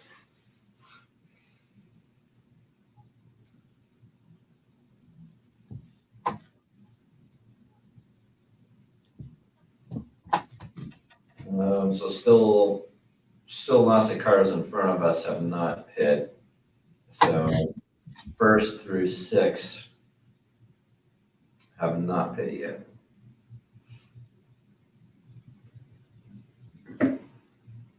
So another 159, 159.6. So fastest, that's wow, 159.6. My goodness. So that is almost as fast as the Iron Lynx car. Oh. So when you have a driver change like that and times come down, you go from an AM driver to a pro driver, is it the sum of all the parts that's going to make them faster, or is there usually one area that they're just naturally faster in? Like later braking, they're on the gas more. Like what do you think that looks like? Without looking at the data. It could be any. Yeah. It could be anything. The other thing that, just for Tyler radioing to Nico was you don't have a fuel target to hit, but you do need to manage the tires. So like that just rung in my head. It's like, oh, okay. He might be hustling too hard. Yeah. And it's gonna wear out the tires. So the radio does seem to be working now, by the way, because I can hear Nico.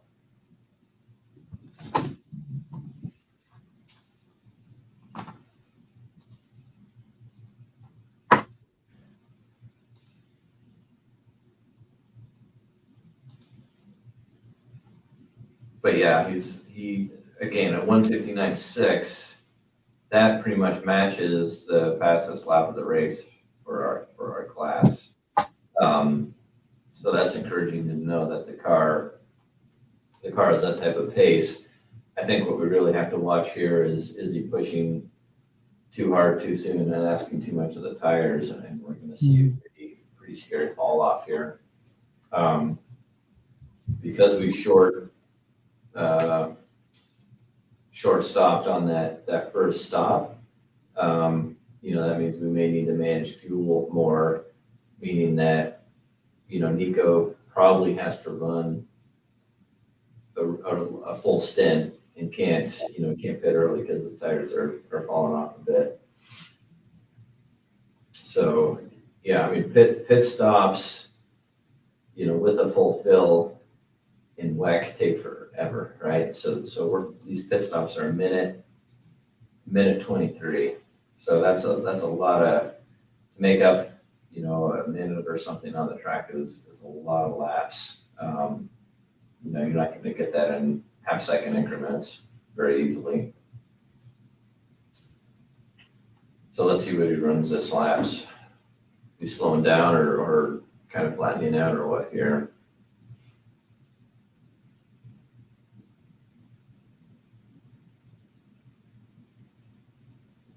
They're 2 minute.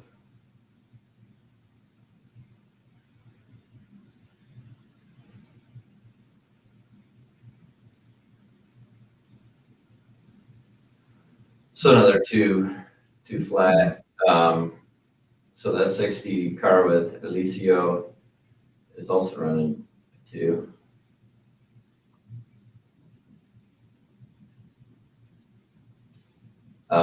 So that car is running 2 minute flats, and he's what is he, lap 89? Oh, he just stopped.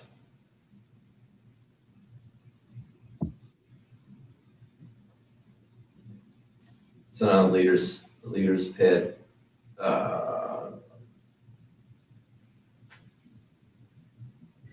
But we still have 1, 2, 3, 4, 5 cars in front of us still haven't stopped.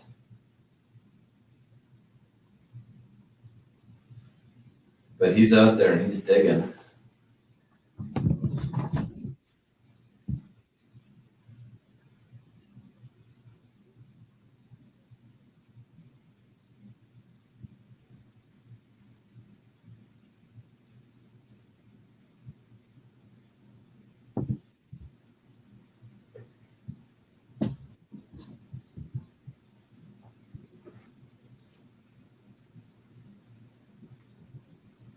The Highlands 6-hour race. They had a fire in the pits, similar to, it almost looks like what happened in BIR. With that Mercedes. Yeah, where's that? 2023 of the Highlands 6-hour. Wow. Except that car caught on fire. There was an incident in Virginia this year where there was a Mercedes that was parked probably 4 stalls down from us, and they were filling it, and there was a belch of fuel that came out and it hit the tailpipe and it burned, and it was that white smoke and engulfed the car, and everyone kind of ran from the pits, but it didn't hurt anything. It was just excess fuel getting burnt. Those pit fires can get on that nasty. Mercedes. Yeah. So the 21 car, he's in our class. He got called in for a drive-through penalty. But they're behind us a couple spots. So that lap dropped off. We're in some traffic. That lap was a 202. We're in quite a bit of traffic at the moment. So yeah, starting to, I don't know if you're noticing this, but starting to get dark. Yeah, I was just gonna say, I just looked up sunset 4:54 their time, so it's gonna get dark quick now. Yeah, wow, it's getting that dark that early. Apparently. What else do I have here? And what you said earlier, Brad, I'm curious to see how, if any, the temps cool down, what the track temps do, because Air temp 31. They said that the track dropped quite a bit. I think it was maybe 5 or 6 degrees.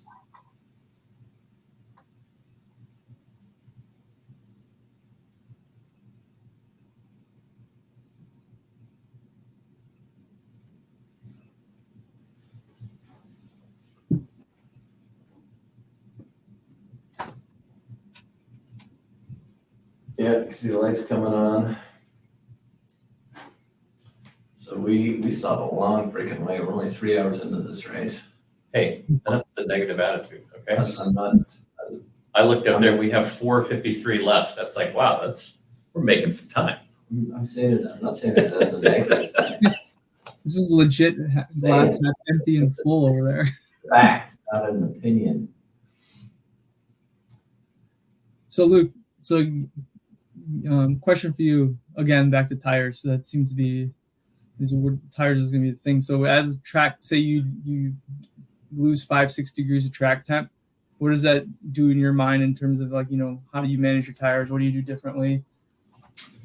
I mean, it could help with tire degradation. I mean, the things you're working against on tire deg is, roughness of track, and temperature, and kind of like how hard you work them. Mm-hmm. So the more laps on the track, the more the track gets quote unquote rubbered in, the easier it's going to be on the tires. Track temperature drops, the easier it is on the tires. The easier you drive on the tires, the better the tires are going to be. So yeah, all those things could help with that. Like when in practice, we did try the soft compound in a night session to see how they did, but I think the fall off from that was still too high. But the track was a lot greener than it was then, like earlier in the weekend. So the track can change from practice to late into the race just because the track getting rubbered in, and that could change what you want to do. So the track it evolves constantly throughout a race weekend. That's a good point. So that you really don't, free practice or practice early in the week. You really don't know what the tracks. You're kind of predicting the amount of the rubber that's going to be on the track and what's the condition of the track's going to be when you get to hour 4, 5, 6 of the actual race. Yeah. You don't really always know. Yeah, so Joseph's chiming in, maybe put softs on if it looks like we got a short stint at the end. Yeah, potentially, for sure. What I'm really interested to see is with how hard Nico's driving, if all of a sudden the tires are just going to let go, like a lot sooner than they did for Ben. Yeah. Yeah, and that's where my head was at, is if you've got tracks more rubber and you lose, the track temp comes down a little bit, is he able to then just push one and still get Should that? be better. Yeah. Should be better. So when Ben was driving, his fastest laps looked to be about 8 laps in. Nico hopped in and laid down his fastest lap 3, 4 of the stint. And then it's kind of dropped off, but that there's more to it than the tires. There's traffic and everything else, right? Yeah. So it's not like he's had clear track the whole time. So we'll have to kind of see what happens. But watching the in-car, it looks like he's clear up front right now.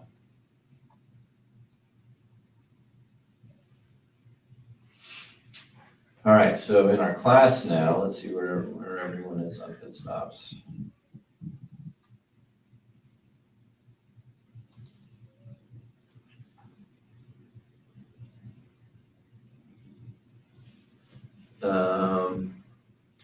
So there's still about 3 cars that have not stopped. It's the 25 Aston, the 86 Porsche, and the 77 Porsche. 85's in, looks like driver change. Of course, I'm watching, I think their MotorTrend or the TV's delayed a good little bit. Yeah, that's the Iron Dames cars, and Michelle is getting in. So what is the difference between the Iron Dames and the Iron Lynx? Is it one team with two different pools of drivers? Iron Dames is the all women's team. But is that a part of Yes. overall? Yeah.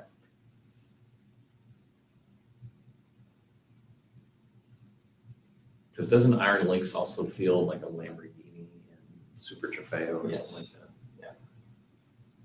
They ran they're running the Lamborghinis at Petit in the Yep. IMSA. Yeah, and they're going to run the Lamborghini hypercar. That's Yeah, coming. that's right.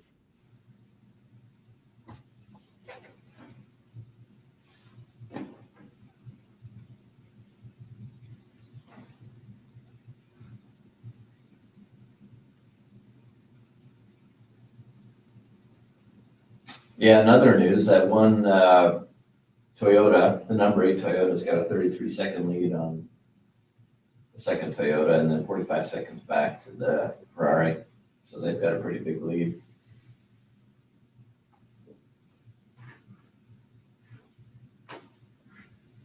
You hold on so we can see like a count of people. They have to do this. What's this for? No. Okay. Oh, wait, hold on. I don't know how to do that. There you go. There.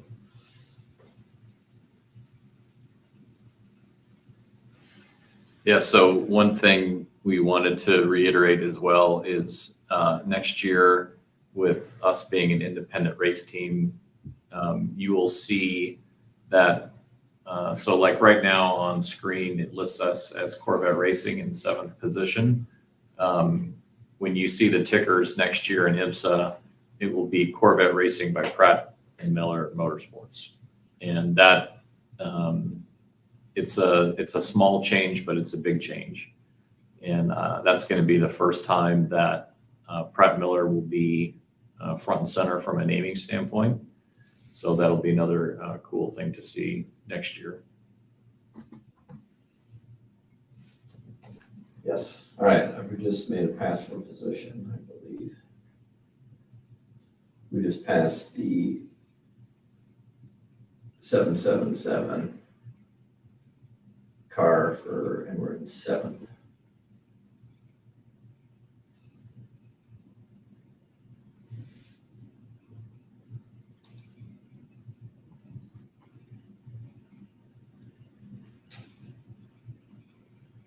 So yeah, running 2 flats.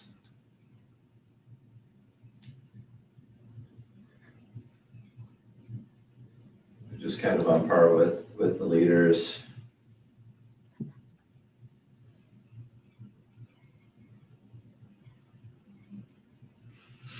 Yeah, so it does look like, so that was interesting. So the 85 car, I thought Michelle was in there. Let's check this really quick.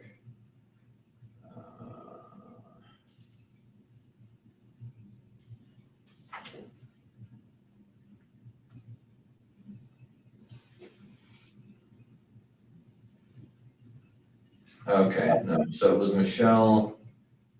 I'm just looking at who's been driving the 85 Iron Lynx car. So Sarah started.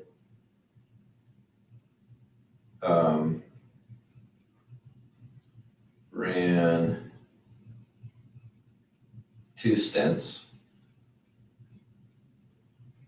Then Michelle got in, ran 1 stint, and Sarah got in. Sarah is back in again. So did they not get her? They must not have got her total. Yeah, her total drive time. So that's why she's in the game. And you can see that here.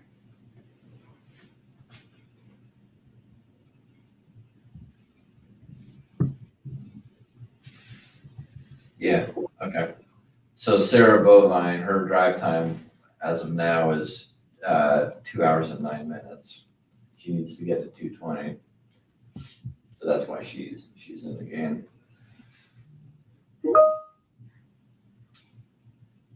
There's,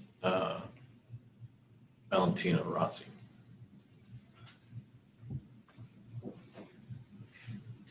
So Ben, he's got his time in, his 2:20, so we're all good there.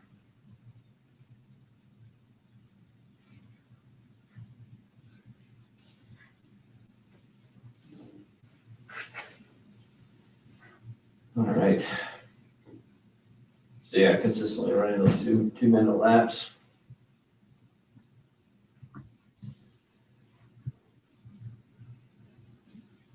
So now one car is left to pit, and it's the 77. That is the Dempsey Proton Racing entry. So once they cycle through, that's gonna, they may drop behind us because, let's see here, takes about 1:20, we'll call it.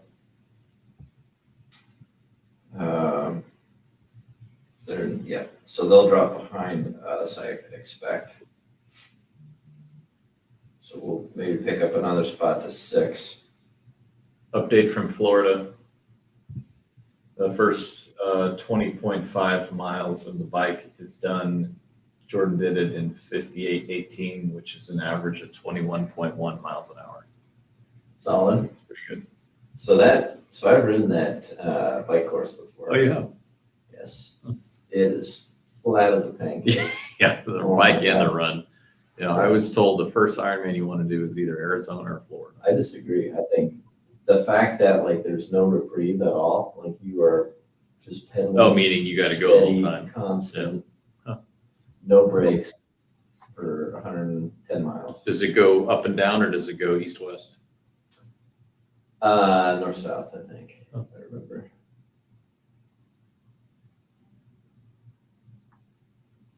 Does it say what position he's in? So he's racing age group, right? Yeah. Does it say what?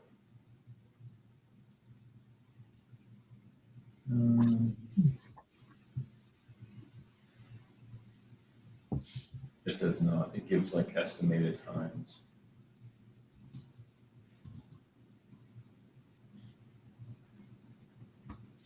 All right, I'm gonna pull up a plot here of lap times.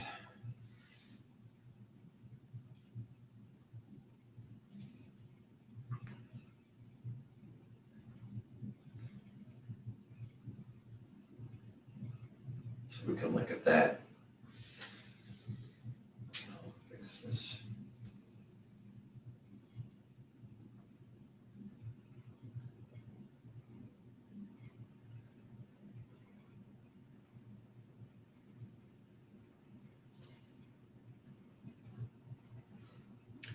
It says thank you Corvette fans on the dashboard underneath the bow tie. And then I noticed the window strip had Oh, yeah. thank you on it as well. I think it said thank you in every language that they've raced in around the border of it. Oh, that's cool. Oops. All right, so there's the last 50 laps of the race. We're yellow. This car here looks pretty fast, which is one of the Astons. Looks like he's running the fastest lap time. So this you can kind of look to see a potential fall off. So you can see we ran our fastest laps here, lap 85, and are basically kind of falling off some. So we can keep an eye on that too. So then I'm gonna. So worry about that. I'm gonna move this over here.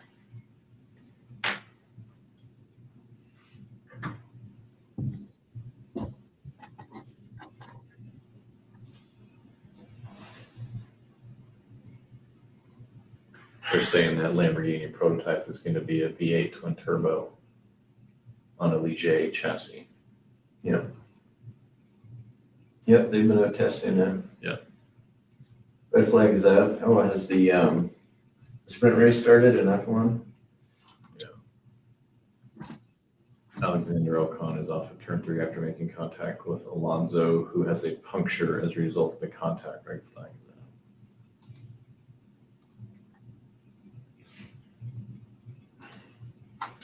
2:03.1 on that lap. That's not very good. Must be in traffic. All right, so everyone has pit. We're 7th. 2 minutes.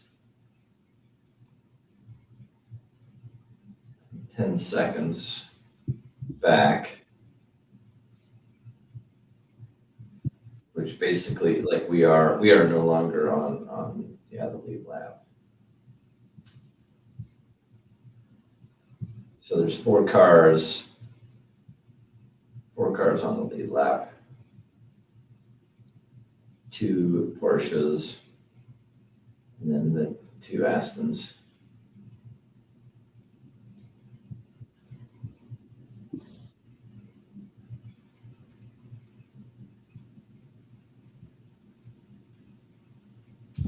So that's 777. So you can see on the track map, that car in front, the 777, that's, 4th position. He's 3 seconds ahead. He's lapping a little bit quicker. He just ran 1:59.7.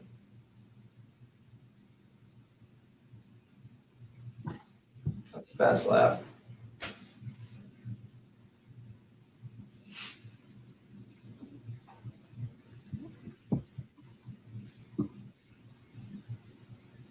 What's next on our agenda, Brad?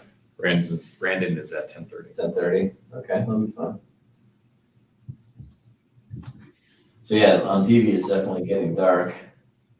Brandon made the comment that there's so much light, it's not really even any difference. And yeah, like watching TV, Oh, okay. it's dark, but it's not. Yep.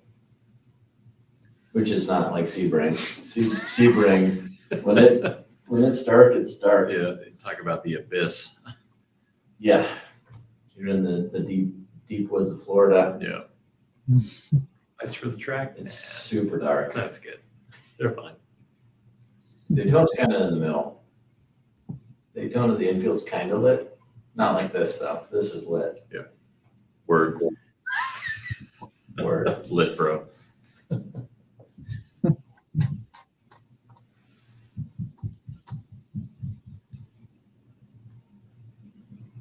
So yeah, so the SEMA show on kit. So it's not just on-road stuff. It's off-road. Oh yeah, yep. Yeah. A lot of big trucks, big tires. Oh yeah, a lot of lifted trucks, big tires, exactly, big meaty. Any tires. Sprinter vans? I saw there were a couple of those there too. Yeah, there's again Yeah. like the completely decked out and ready to go Sprinter vans with. You I'll probably be there eventually. I know. Yeah, there you go. Starting to work on it. Yeah, Yeah.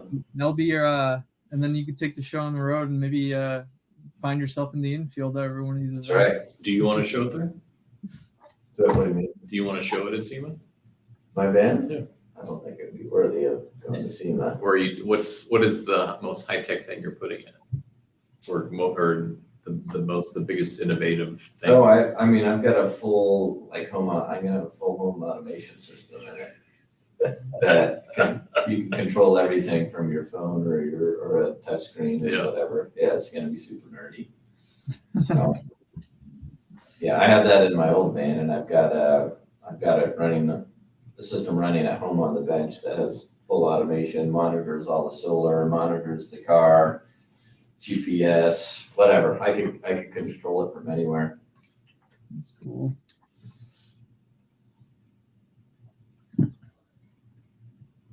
Yeah, I'm gonna have some neat stuff where it'll sense you approaching, like using GPS or low power Bluetooth, and we'll be able to like turn on all the lights for you. And all those sort of fun things. Do you have an awning? Anything to make outside area? I'm not sure if I'm gonna put an awning on it or not. I do not yet And then bike storage inside, outside? either. So what's your like planned maiden trip once you get it all? Oh, I don't know. Yeah. Hopefully I can take it skiing somewhere this winter. There you go. In some, it won't be done, but in some form. Yeah. Yeah, so they're replaying the carnage from the beginning. That's really kind of been it in terms of Yeah. on-track incidents. There's been a couple people dropping little carbon giblets on the track, but that's it. That's it. It's been pretty uneventful race thus far.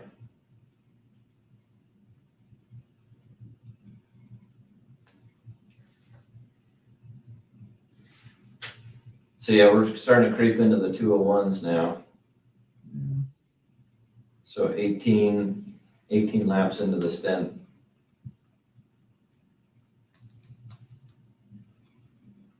So Ben's comments, were that the car tended towards oversteer as the stint went on, and it sounded like towards the end of his last stint was a lot to handle. So we'll see kind of what Nico reports here. So he's 18 laps into this run.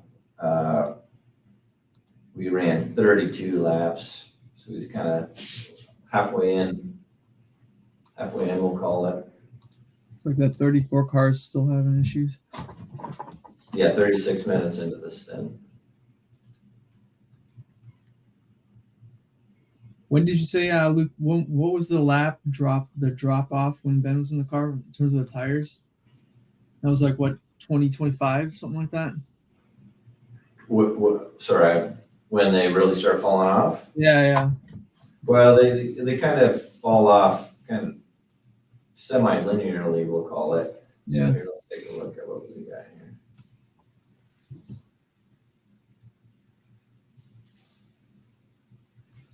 So can you see the kind of yellow line? You can kind of see it creeping up. Yeah, I see. Yep. Interesting. So that's kind of the tires falling off. So let's drop some of these cars.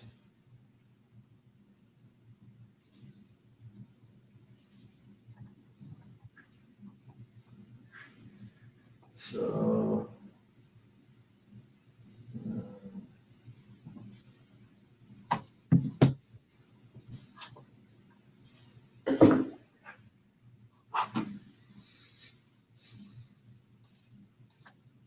we want the 60. What's iron? 80, 85 and 60. The Iron Dames is They're 85. that's 85. Yep.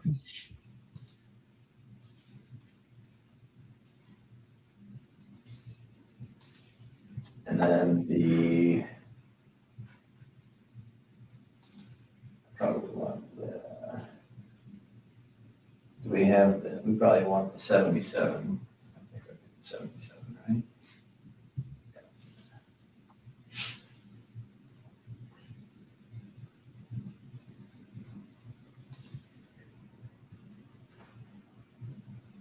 Yeah, so there's our stint starting here on lap 85. You can kind of see the deg there.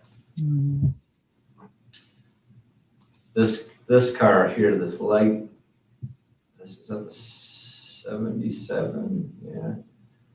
77, that's the Dempsey Proton.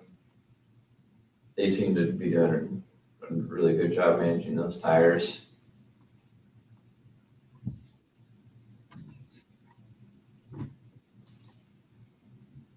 And then Sarah seems to have really kind of eased into her run, which is the pink.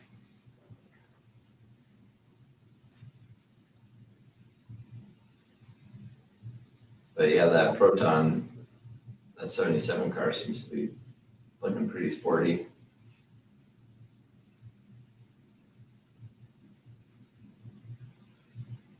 So I should add the drop the 25 and then 93, 98.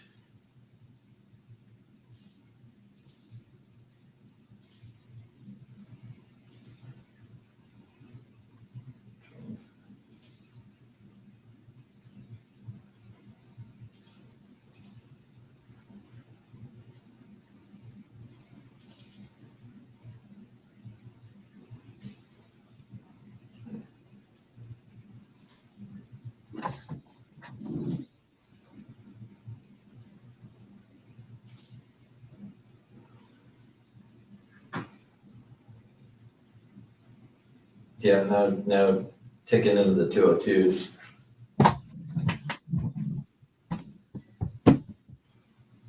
Gap of 218 later. So 8 seconds to the 777 Aston. He just ran a pretty slow lap though, 204. They just showed the front stretch, the braking zone going into one. The marble buildup is getting pretty noticeable. Like there's chunks everywhere. Yeah, look at that. All out.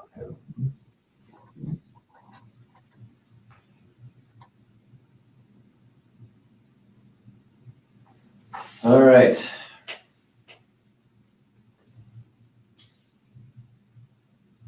Yeah, air temps still holding. Like the forecast looked like it wasn't going to drop a whole lot. Track temps 39. That's still pretty warm.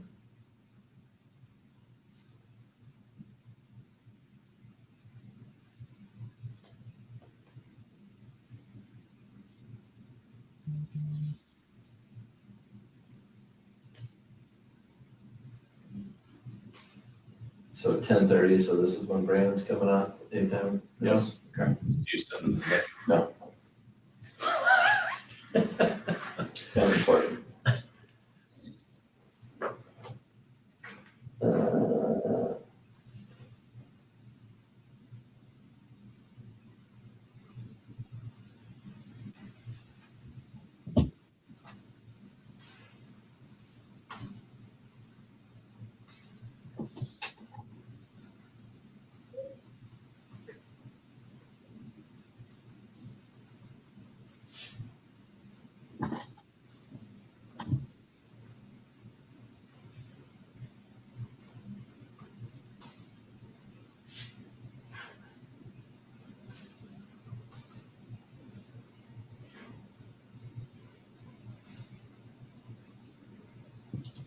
All right, I'm gonna give Brandon the link here.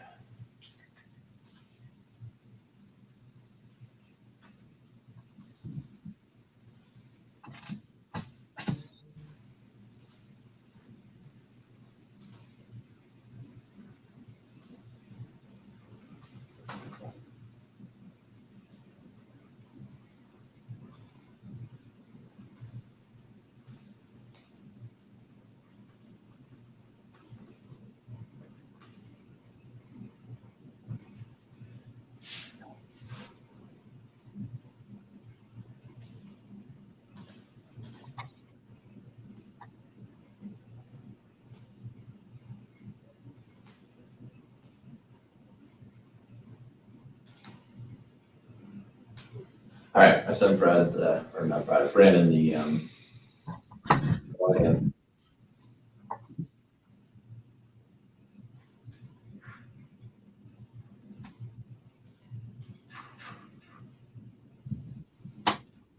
All right, there's Brandon come out.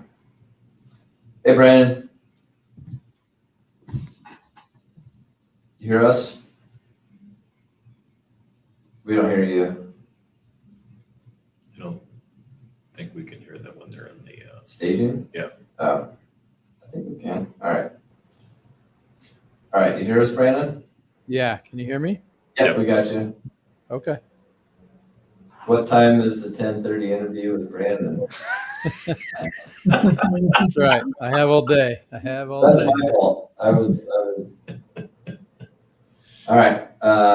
That's, by the way, Matt, that's my favorite line with Luke. He's not out. He's not out. If you listen to our podcast, I've used it more than once. All right. All right. Hey, Brandon, how are you? Doing all right. Doing all right. Yeah, Pounding laps this away is- here. Yeah, so Brandon Widmer, Vice President of Motorsports at Pratt Miller, man, the myth, the legend. He's been at Pratt Miller for, I think it's 227 years. Actually, Something like that. I saw you celebrated 16 years like a week or two ago. Yeah, 16 years. Yep. So yeah, he's there in the office with Matt. That was pretty awesome earlier when Matt was on. He was kind of walking around. Oops. Yeah, I don't know if I'll be able to top Matt walking around with his laptop shooting video everywhere, but Wow, yeah. Oh, was that what he was using? His laptop? yeah, yeah, he's Oh, walking that's around with his great. laptop camera. I didn't know if he was on his phone or what. So, well, good deal. Welcome, Brant. Thanks for calling in. Yeah, what's your take on the race so far? Yeah, I think we're doing all right. You guys have covered it well. I've been listening in most of the race, in addition to my other headset. But I think definitely tire deg is a huge factor for us here. I know you guys talked about the surface here. It's pretty abrasive. It's the most abrasive track in the WEC series. I'm pretty certain of that. And then for us, we just don't have the ultimate pace that most of the other competitors do. So we're going to have to be careful on tires and careful on fuel. Our fuel strategy will end up being I think a major factor as the race transpires here. Yeah, so it seems like, when Nico got in, he was able to lay down some laps that are competitive, call them, with the leaders. But I don't think we can do that consistently like the leaders can. We have to do it we have to make up our times in the corners, cornering hard, pushing harder on the tires, working the tires harder.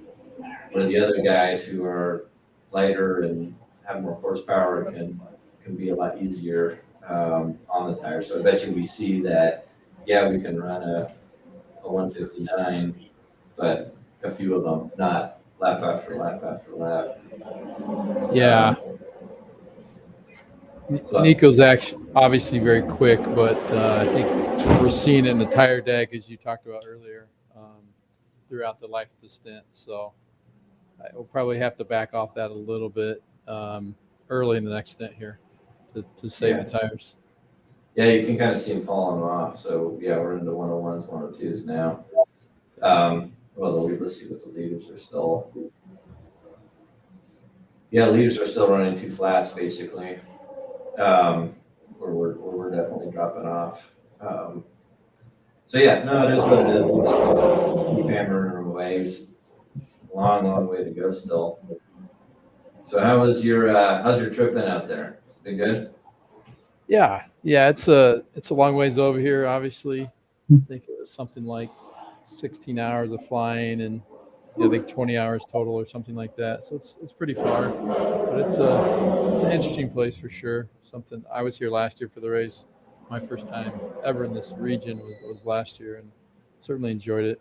Obviously, we spend most of our time at the track and don't get to explore as much as we'd like, but it's a definitely cool area. Interesting, the track, the facilities. It's an F1 track, as you guys are well aware, so it's very nice facility, and hotel's great. So it's hot, super hot, but other than that, it's an enjoyable trip for sure. And is the banquet at the hotel that everyone is staying in? Yeah. As a matter of fact, my room happens to be about 200 feet from the stage, and so last night they were doing the dry run dress rehearsal for the awards banquet till about midnight, and it sounded like there's cannons going off inside of my room. Wow. Perfect. They do a great job though with the banquet and the overall party. It's right on the beach, right on the sea, and it's well done. So we're all looking forward to that tomorrow night. Yeah, that'll be nice. And then the crates get loaded up, and they will eventually get back to the shop. Yeah. Obviously, this is the last race for the WEC series, and with us running the two-car IMSA program next year. And as you guys mentioned earlier, these cars are not all, but most of them are sold. Certainly, the one racing today is sold. So everything will make its way back to the States, and it'll take a little while from here. I think pretty sure most of it's going on a boat, not in the air. Yeah. So it'll be a little while before this stuff makes it back So like a to the month, shop in right? Michigan. Probably be a month till it's back in Michigan. I don't know the exact date. But about 6 weeks, something like that, probably. Jeez. Yeah. Well, good stuff. So the crew that's working WEC, I assume most of those guys will roll over and become the second team. So our two-car IMSA team will start rolling next year. From a cultural standpoint, what do you see those guys bringing to the table, and then the IMSA guys bringing something to the table for the WEC guys?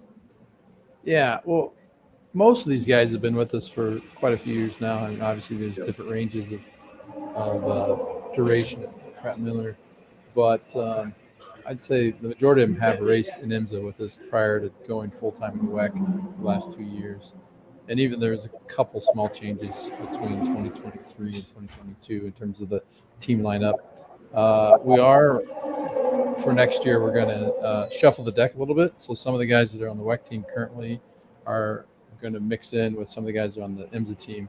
And I think to your point there, Brad, is trying to take some of the lessons learned from WEC, some of the lessons learned from the latest iterations of IMSA competition and techniques and strategy and so forth, mix them all together. I think we'll get the strengths of both programs all mixed together and working really well together. For us, culture is super important, and that's the mechanics, the crew chiefs, the engineers, team management, everybody. The culture is super important. Always looking for ways to improve and become more efficient at everything we do. Yeah, so Tyler's going to engineer one car, Andrew the other, one from IMSA, one from WEC. Although Tyler has been in IMSA forever too, so he's kind of coming back, I guess, in a lot of regards. But we've been doing some dress rehearsals with him for you, Brandon. He's been on the live stream, so he's been staying that current on the IMSA stuff, making sure he's ready. Yeah. He passed the test, right, Brad? Yeah. Yeah. He gets our approval. So it'll be good. It'll be nice to have for big pit area and all that stuff. Yeah, it's obviously quite a bit different rule set and environment, and working from a tent and pit lane versus a garage, and the rules of the pit stops and all that are all different. But historically for the first 23 years or so, we would race IMSA, or prior to that was the American Le Mans series, and then everybody would change the mindset, head to Le Mans, in June. And so we do have a history of switching up the different rules mid-season. So that's something, over the history of the team, we've had to make changes and race across multiple series in the same season. Then I think it was 2017 we started doing, we were still doing a full-time IMSA, but then we were doing 2 WEC races a year, so we could get the Le Mans invite. So over time, and a lot of these guys have been here, during that duration, we are used to, operating under different rule sets simultaneously in the same year.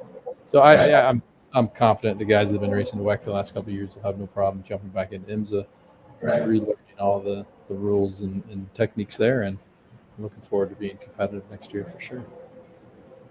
Yes. So Brandon, so you kind of mentioned a little bit a second ago, but coming into this race, knowing it's like the last lawn for this C8R and the last event for WEC for at least the time being, what's the atmosphere on there? I mean, coming into the paddock, into the pit when you got in, did it have a different feeling? Is there?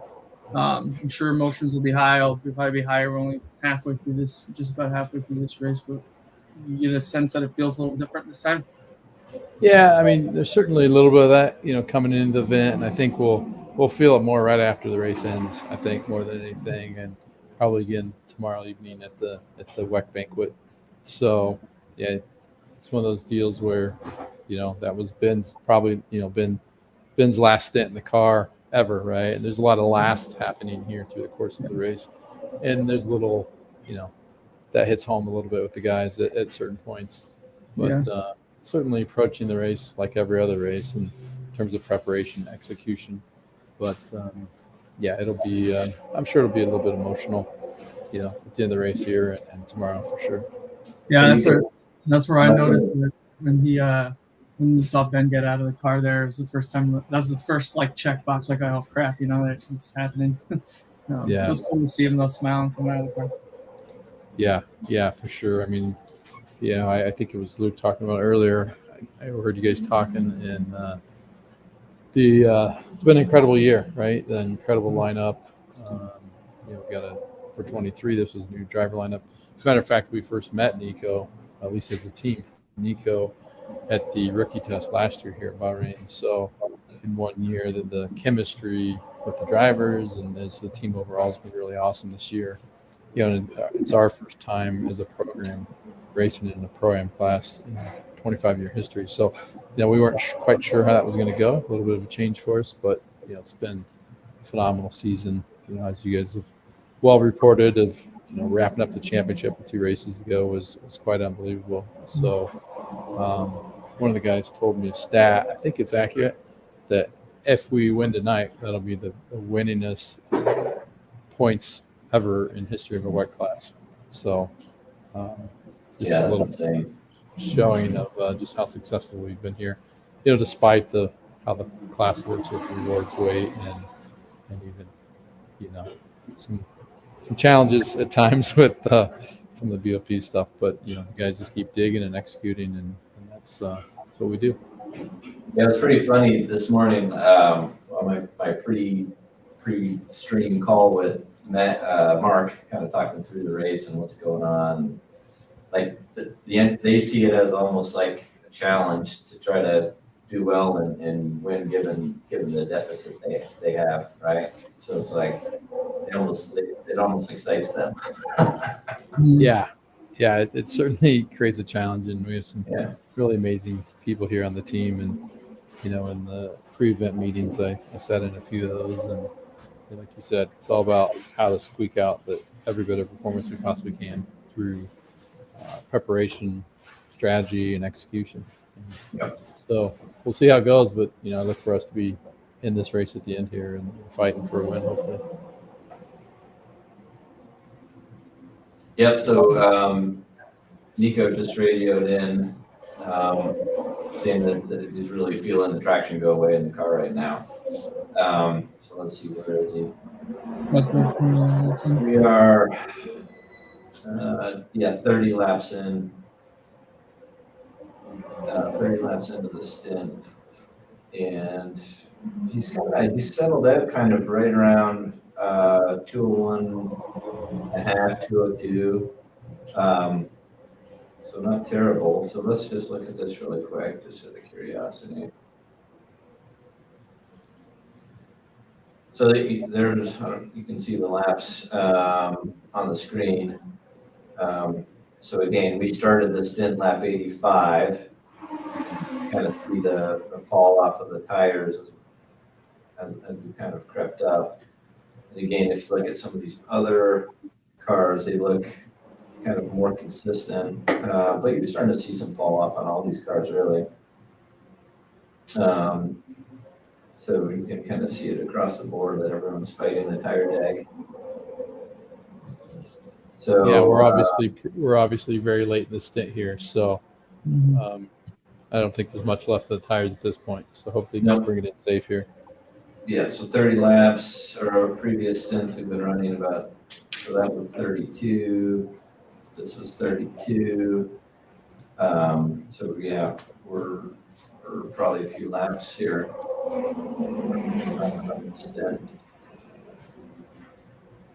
Let's see, are other people starting to stop yet? 3. Yeah, a few cars have already pit. So I'm going to expect. I think two of the one of the Astons just on the out lap now. So yeah, this one here, the 98 was in lap 110. Yeah, so he just pit. Hence why we're up to fourth, is because people are pitting around us. Yeah.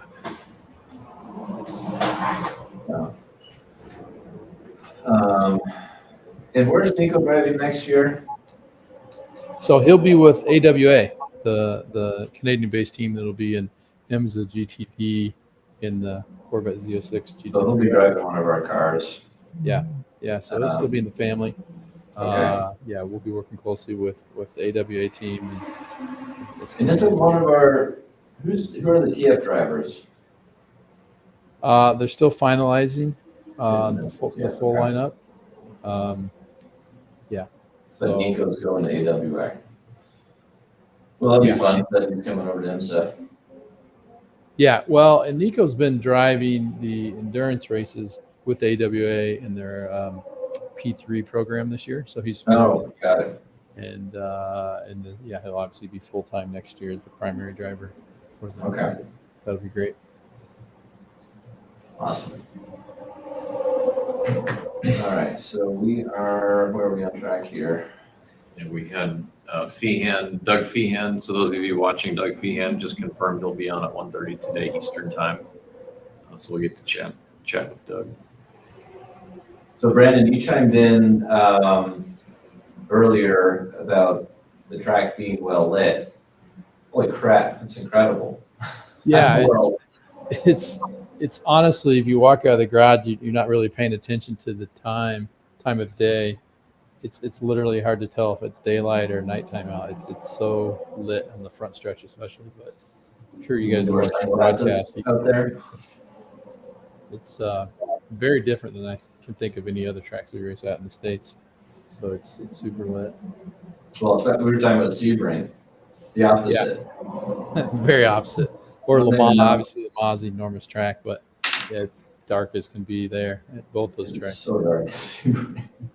So, Or Road Atlanta, Petit Le Mans, right? That's not lit all that well in a lot of places. So it's fairly unique. I can't think of another track that's so lit like this that we race at.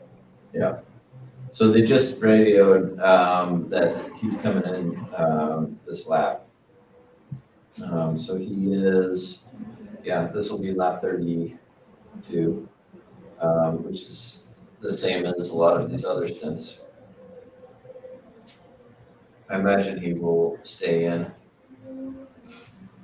on the Yeah, I stop. think so. Yeah, I think we're gonna run him 2, if not 3 stints, most likely here. So hopefully they show the stop on television. Well, yeah, I'm glad Matt didn't trip on himself walking out with his laptop. So did he turn it, like he physically turned it around and did one of these? Oh yeah, he Oh, that's great. did a good job of it. Yeah, not no, that it came out talented. great. Came out really well. All right, so yeah, you can see on the track map, he's coming through 14 into 15. So you'll see him coming into the pits. Hopefully they'll show it on TV. TV seems to be at least a couple minutes. Update from Florida. Jordan is 33.8 miles into the bike. He's actually gone a tick faster, so his speed is 21.21 miles an hour. Wow, that's good. It's nice and flat.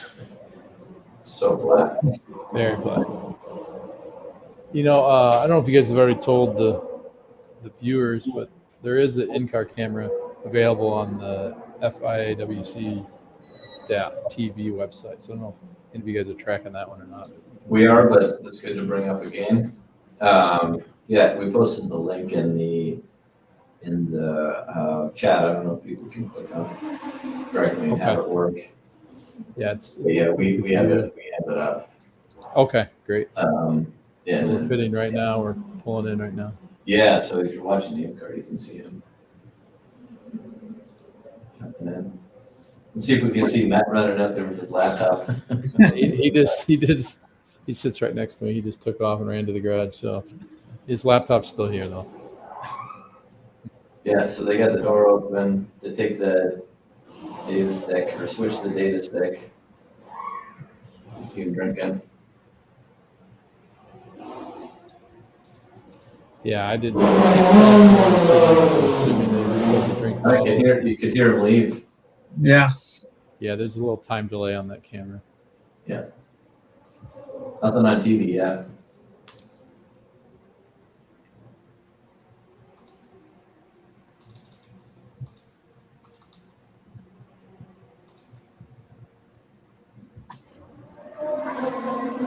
All right.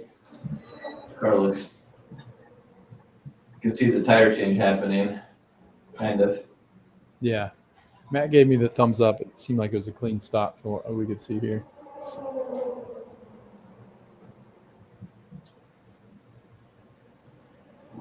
And those data sticks, what all is that capturing? you know, there's. I would be lying if I told you I knew every single thing on it, but there's all kinds of engine parameters. Okay. I don't know all the differences between what we have to present in WEC versus MZIP, but it's fairly similar, I think. So, engine data, speed data.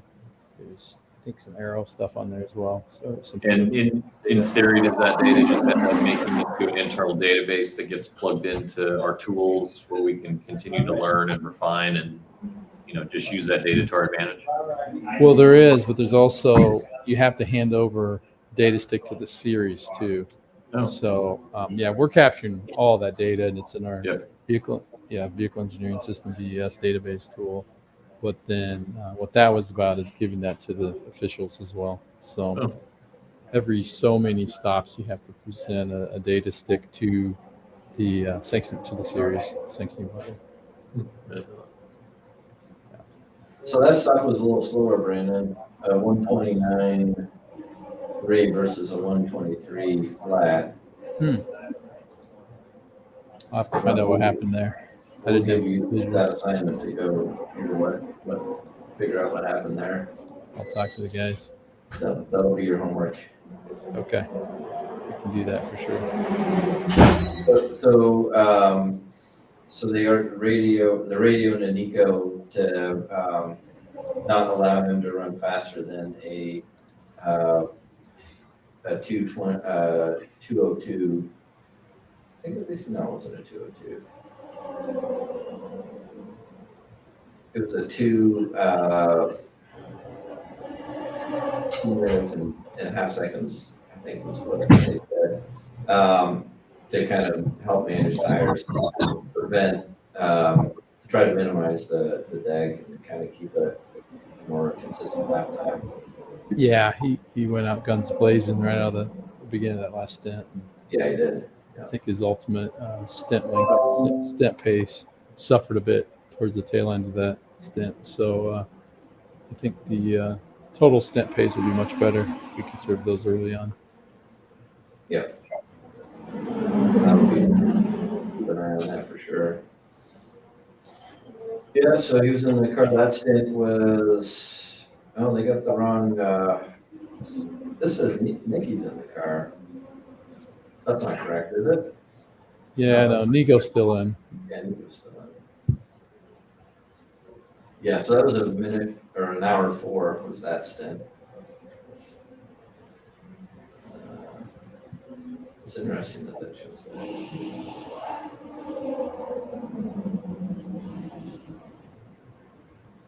Average lap time. So his average lap time was a 2:01.4 on that stint. And then he had that fastest was the 1:59.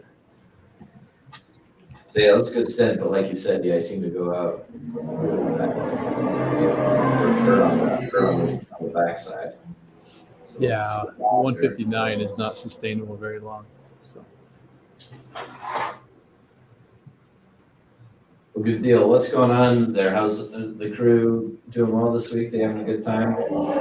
yeah, they're doing well. Honestly, just dealing with the heat is a bit of an issue. They're That's a tough. great challenge. Just in terms of just take care of themselves, making sure they're drinking plenty of water. It's brutally hot, and obviously they're wearing fire suits all the time.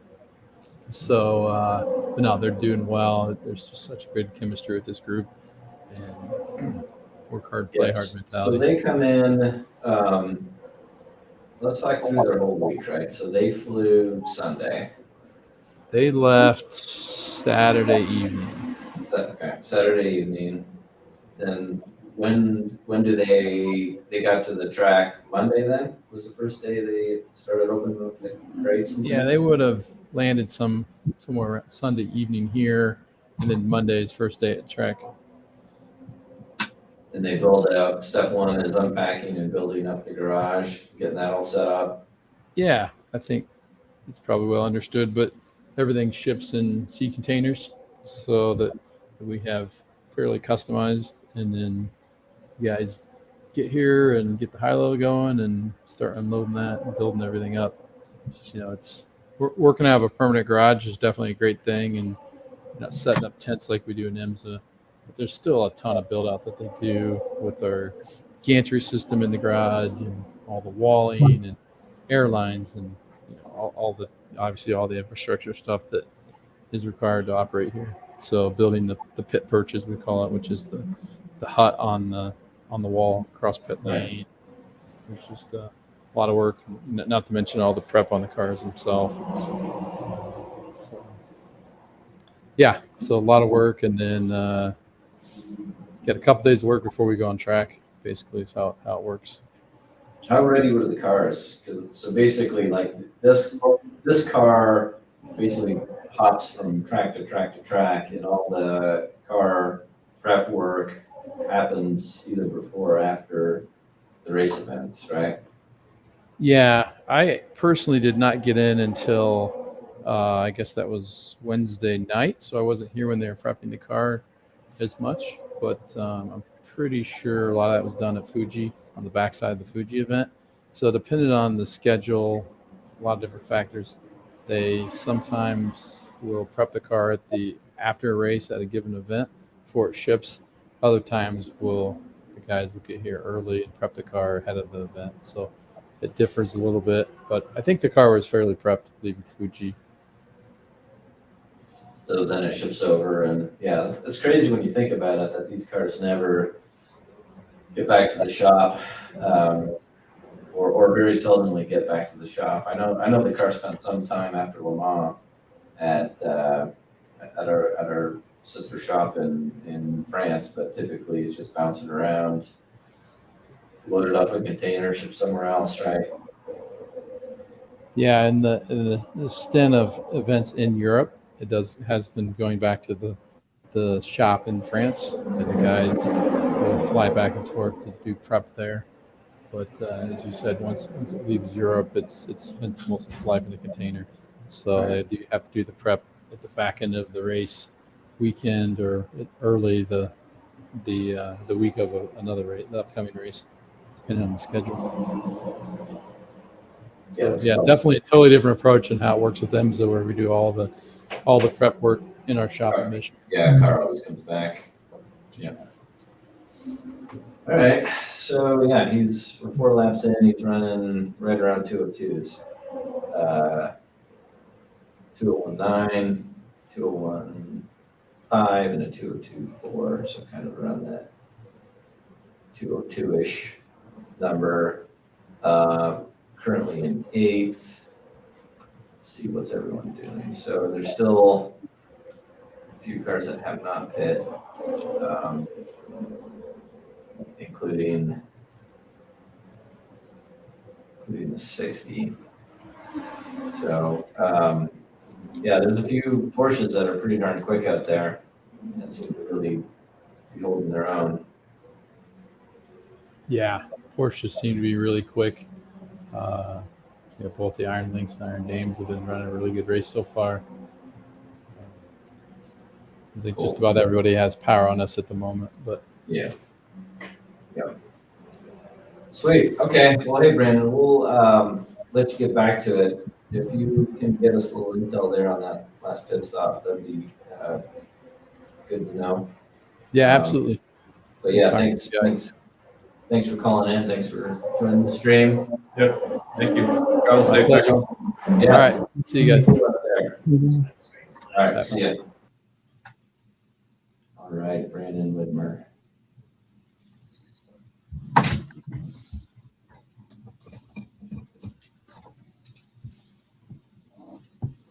All right, so got some questions. How many pit stops are needed during an 8-hour race? So Ray, we need to stop every hour. So we put it at like 7 stops, basically. Ekanon, Jordan, will be Ben and Tommy or Ben and Antonio. Ben is not going to be driving next year. Tommy and Antonio are going to be our drivers, along with who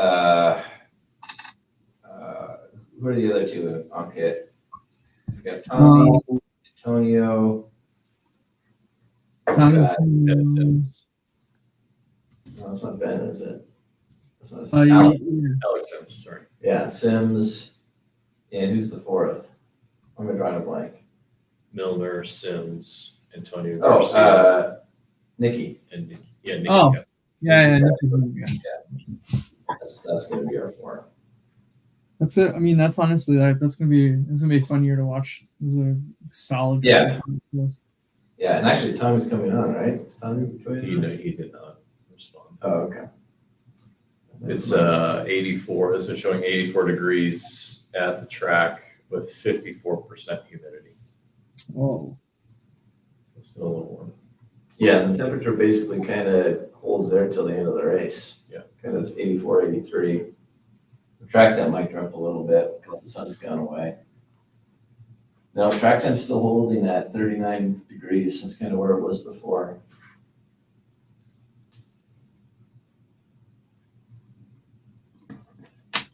Is there going to be bronze? So Joseph, is there going to be bronze driver?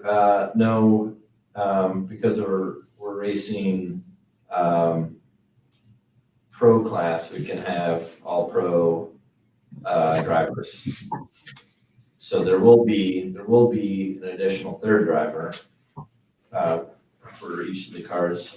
I don't think our endurance drivers have been officially announced yet. When they do, we will pass that on.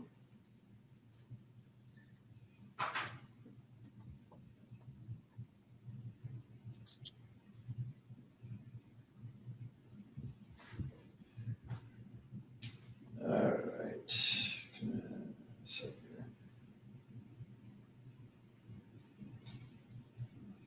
All right. So I got some information. I'm trying to get my connection here going.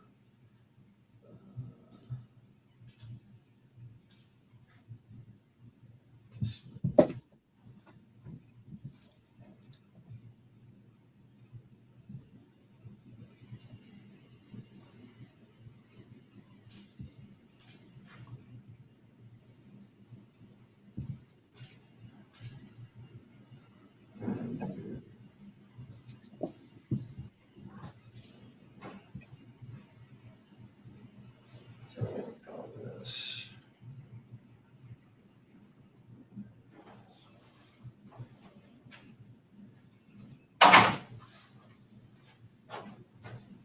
Trying to get this thing working.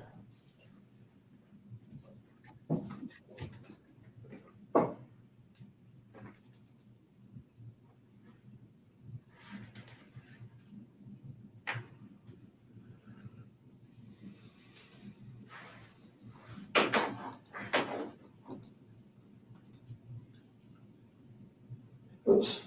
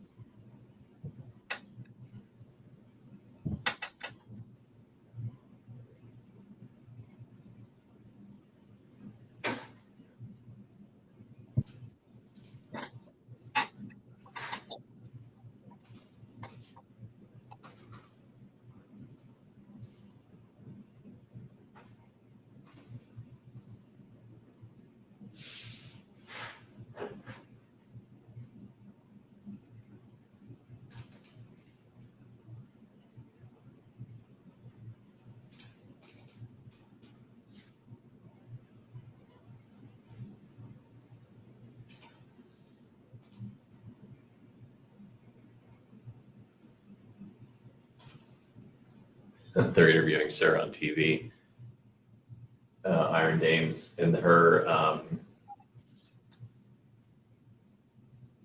speech pattern is very much like Verstappen. That's So yeah.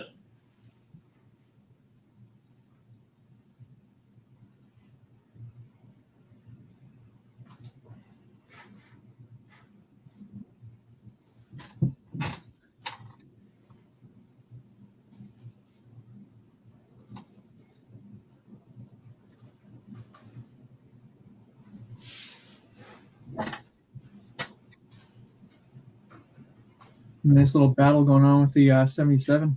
Yeah, that was quite a swing off that one corner a couple of corners Yeah. ago.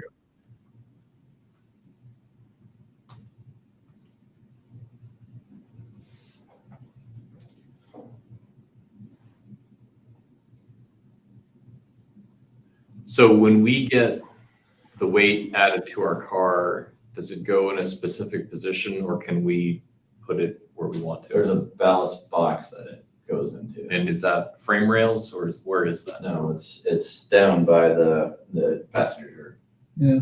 seat. It's kind of right where the seat would be. The second seat would be right on the floor. So I can Jordan's asking, is the broadcast going to be part of the collective next year? Yes. So Yes. so next year the broadcast will be through the collective. I think we're talking about the details on it. I think we're going to use Facebook exclusively for it.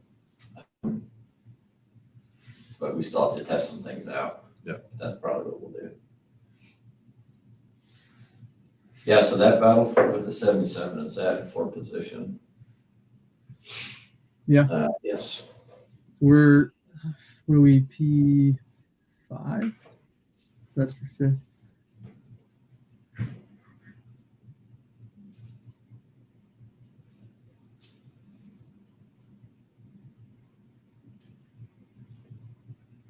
Yeah, so I wonder.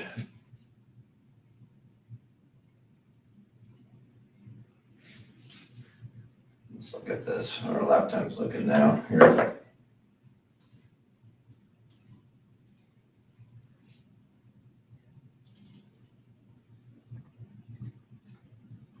So yeah, so here we pit lap whatever 114-ish, and you can see, yeah, he didn't drop down on these super fast dimes. He's staying kind of consistent.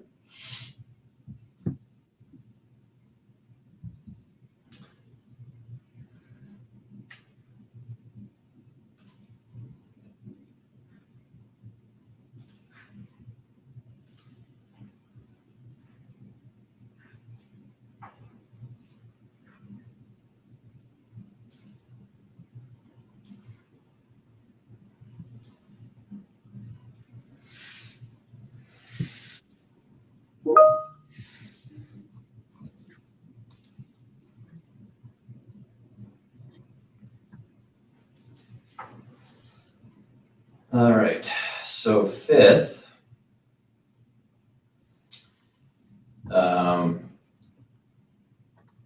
Everyone has pit. So we are kind of creeping up the leaderboard a little bit. This is pretty good right now.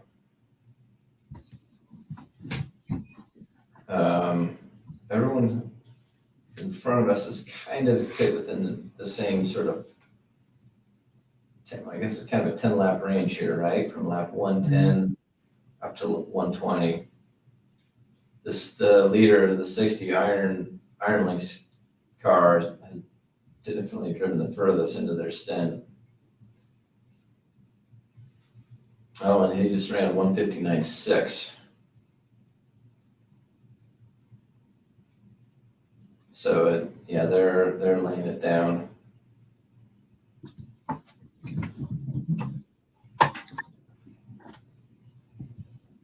So we are 2 minutes and 30 seconds off of that car, so a lap and a bit. You can see, yeah, if you look at the track map, you see us crossing the start-finish line. Then that 60 car is up the track a good amount. So he's got a lap in that on us. And then the 85, they kind of have three quarters of a lap on us. Then the 98 is not too far off of the 85, and then the 777 is, whatever, a quarter track ahead of us, we'll call it. And then that 77 is right behind us, really. So that's where those cars are. That 60 car really has a nice lead Mm-hmm. on everyone, really. I remember where they finished Fuji in the race before, but they're kind of seeing the inverse impact of BOP that we're seeing, right? Yes.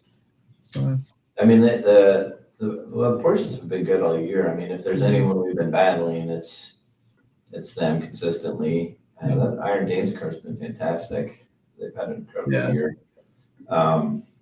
Now they have Rahel in the car, which is interesting. So I want to look at that really quick.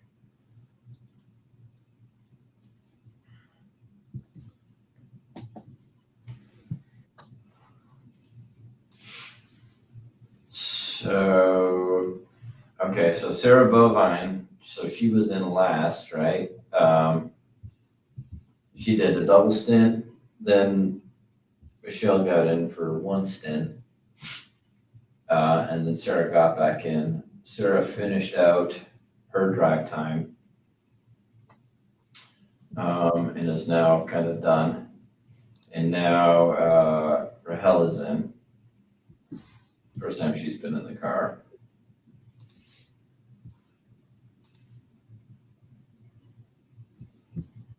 So that's how they're doing it. did Michelle hit her time? Was it? Michelle? Yeah. How No, long she only has an hour. Oh, okay. Oh, I see it. Yeah. It's interesting. They'll have a couple more driver changes then. Yeah. So their approach is cycling drivers.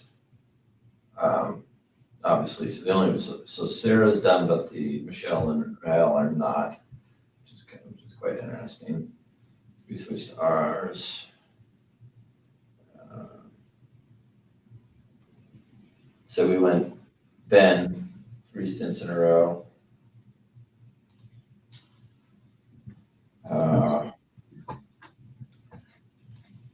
He's met his, and then we've got Nico's double stinting right now. So you can see their best 10 lap average. So that's kind of cool. So Ben was his first stint on 202. That's because he was in a bunch of traffic, and that's why we pit him early to get him out of traffic so we could run some quicker times. Then we got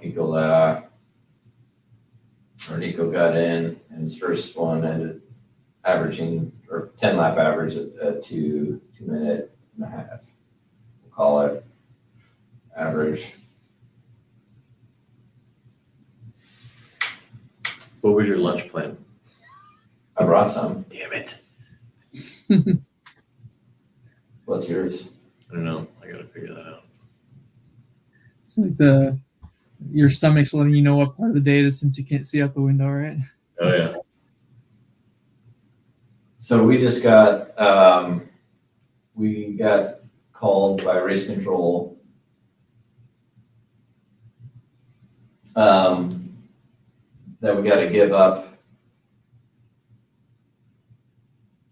Yeah, so we have to give back our position to the 77 because we, quote unquote, gained our position on them by going off the track. I didn't see it. Maybe they'll show a replay of it. I saw it. Wow. Yeah. It was Yeah, he was all wheels off. But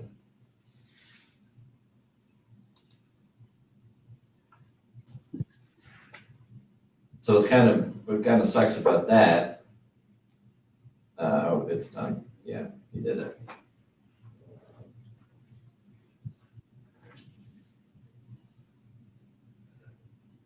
So yeah, we can probably see it in a second here on, yeah, okay, they're showing it on the in-car, giving it back.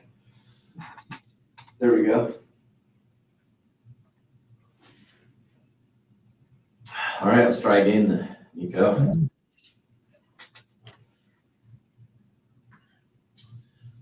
You're right. I mean, you can see them. Yeah, so now let's see if he earns it back the way they want us to earn it back.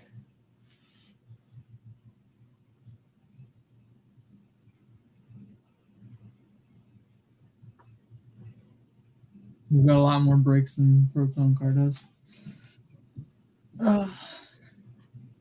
Yeah, so we don't have it on throttle. Yeah. So Yeah. the only way we can do this is braking. I have an engine question for next year. So the engine that's in the car now is a bespoke build by GM Powertrain. Mhm. The engine next year, are they taking a production Z06 engine and then like modifying valve train pieces? It's starting as a base engine with base components, and it's going to be adapted. Yeah, so it's fairly close to production Z06. Yeah, okay. So this car, the C8.R was a bespoke engine, but used to develop the Z06 production. Oh, okay. So the Z06 production engine is an evolution of production of this car, Gotcha. which is really cool. So that's a good example of how GM leverages the motorsport program to develop their product. And I can't remember, I remember seeing video, I can't remember the exhaust note, but I'm wondering how different, if at all, it's going to sound.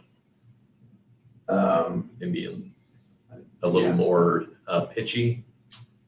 Oh, sure. I mean, I think they're fairly close in architecture.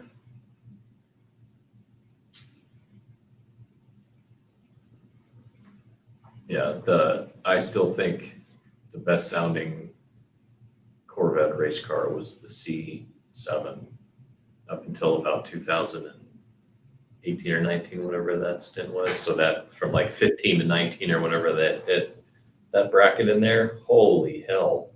God, that car sounded so good. It sounded better than that, the Cadillac hybrid, which I think sounds amazing. Yeah. Man, those cars sounded so good. They did, yeah, it does sound good. I agree.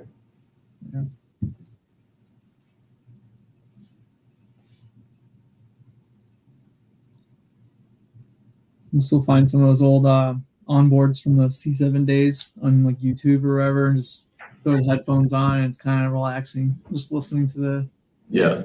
just turn the volume up and chill.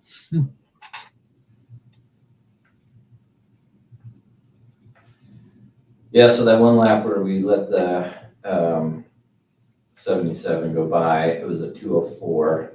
So we were running basically 2-minute flat laps, and then had a big 2:04 in the middle. Now we have a 2:03.1. So it'll be kind of interesting to watch. If we can get around this car or not. So watching the in-car, we're kind of all over them. Kit, what was the first professional race that you attended? Professional race. Let me think. Probably a NASCAR race at Texas Motor Speedway. Yep. When near Fort Worth there, but yeah. And when you go to a race, are you a big sound person? Like, does that play a big part of your experience? Oh yeah, for sure. The sound is. I mean, you can't. There's no way to replicate the sound of a race car or like TV or anything. You got to be on the track and there to see it. But yeah, I I guess more recently, maybe a couple times I'll throw some earplugs in as I get older and want to preserve my ears a little bit. But when I was young, I was you just get as close as you can and listen to those things come to zip by. Yep. How about you, new ears? I've always been a big sound guy. I think I remember maybe a second of it, but I was the last F1 race in Long Beach, which was like 1979 or 80, I think. My mom used to work really close to the track, and I remember she went there. She worked for an attorney, and she went there briefly to go pick up something, and that was the first thing I remember being at a racetrack. And the only thing I really remember was how loud it was. Yeah, exactly. And I went to that race many times. That was kind of our home IndyCar track.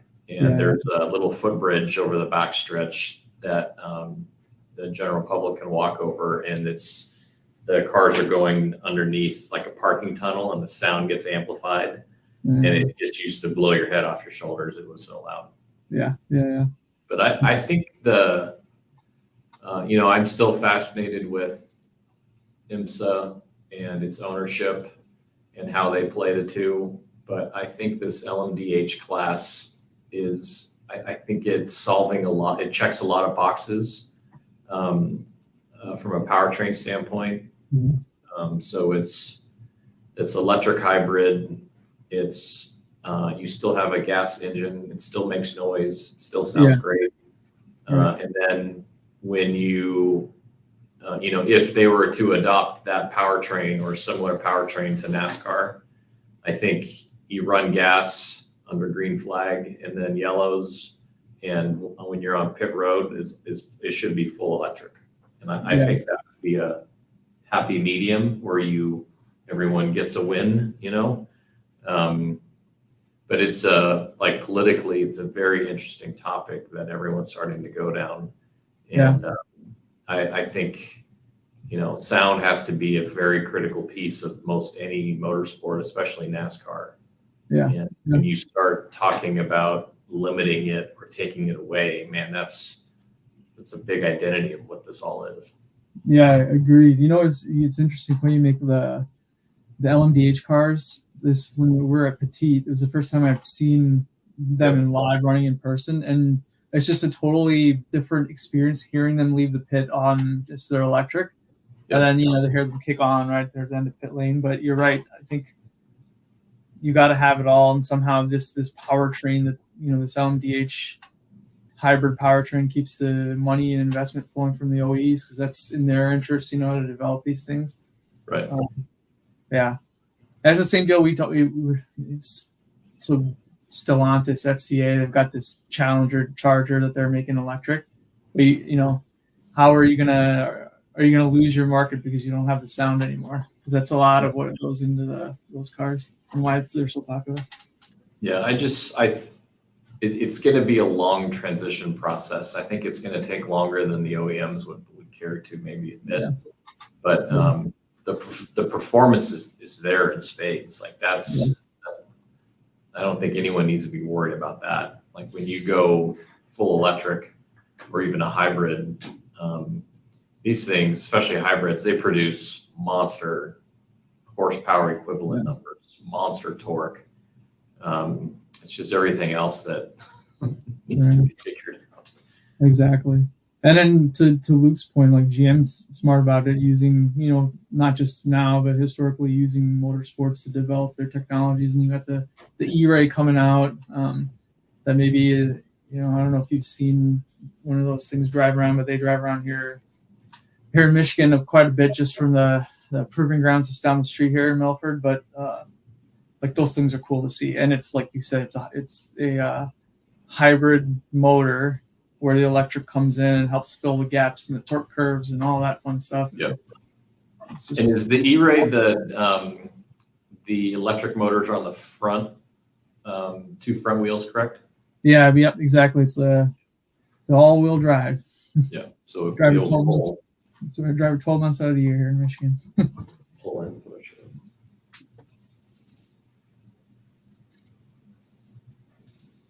Yeah, I remember the EV1 when that came out. I don't know, I forget what year that was, but Is that the little look like a little spacecraft? yeah, Yeah. really low coefficient of drag. Yeah. Then the Prius came out. I don't know. It's easy to play armchair quarterback now, but those things could have been a whole lot cooler when they came out. Oh yeah, exactly.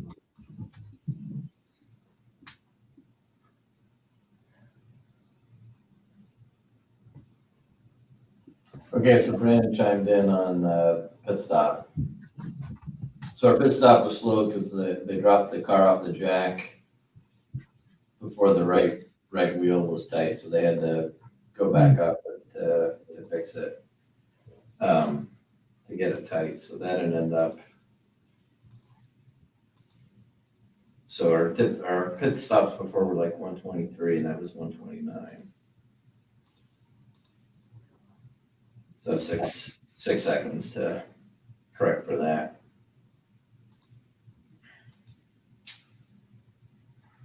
So watching the in-car, I've been watching it here.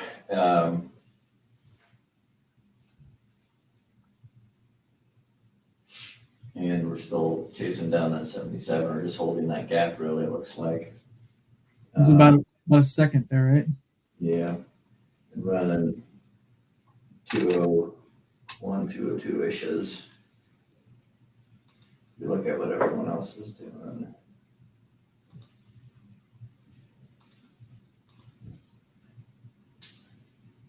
Yeah, so there's definitely a couple quicker cars. It's like the 777 is, and Aston's really laying it down, along with the 98.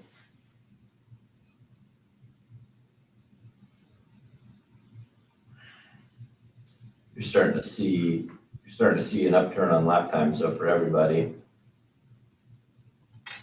it's kind of get 10 laps in, it seems like, and then things start to turn up a little bit.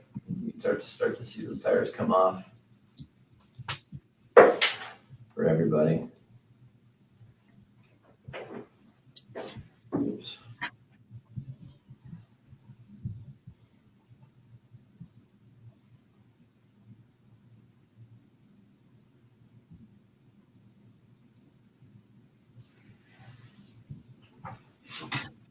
All right, we're over halfway, Brad. There it is. What's the Jordan Taylor update? He's only, the last update that's the most recent one.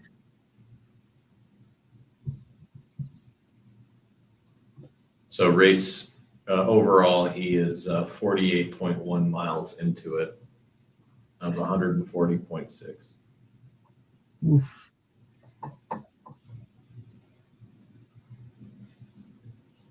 All right, Luke Malave, thanks for joining.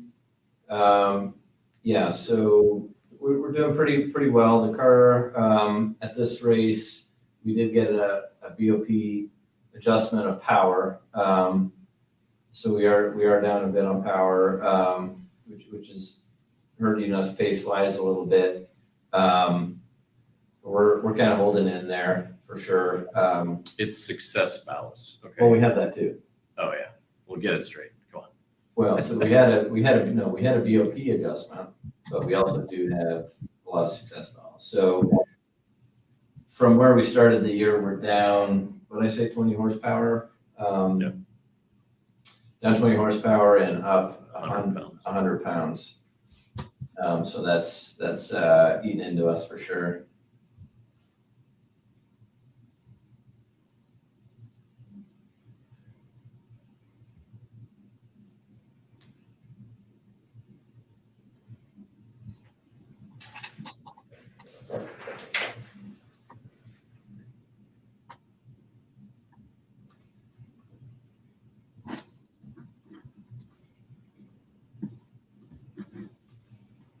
So Luke and Anthony, where are you guys calling in from or watching from? Those names look familiar.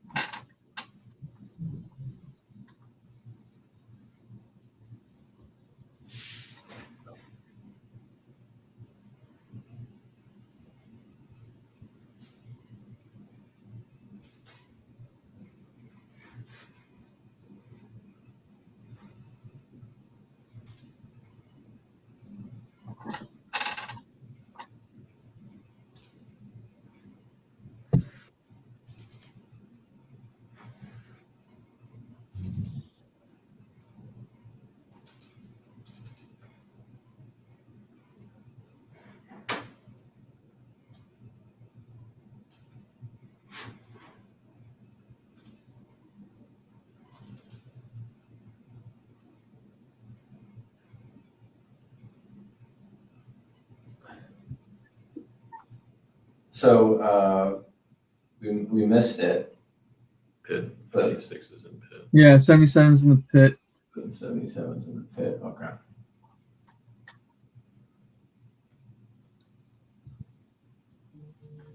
And that's the Dempsey car.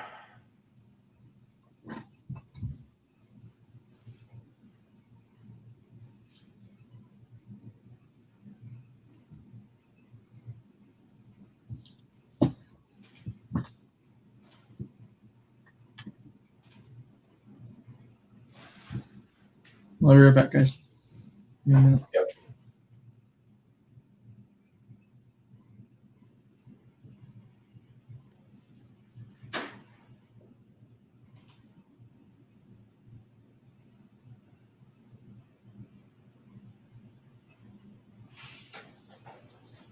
Northwest Indiana. I'm a big Corvette racing fan. I just found out about your channel. Okay, cool, awesome. Welcome, Luke. All right, there goes that 77 car.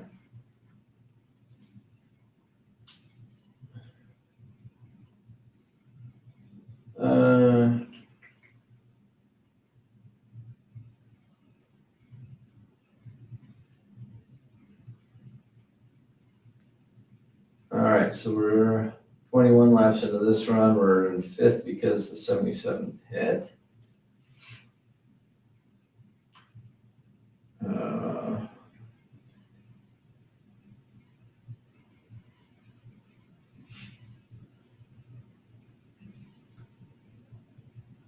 One 16, 120.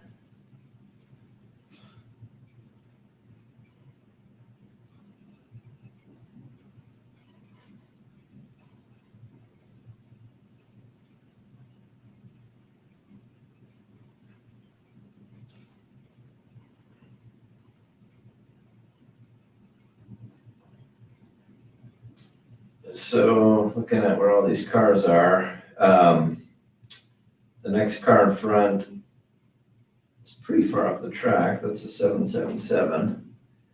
So he's kind of a quarter away around the track. And then behind us, we're looking at the 25, which is about 2 seconds back behind us. So not a whole lot of traffic or anything we're dealing with right now, other than all the P cars and hyper cars coming around us constantly.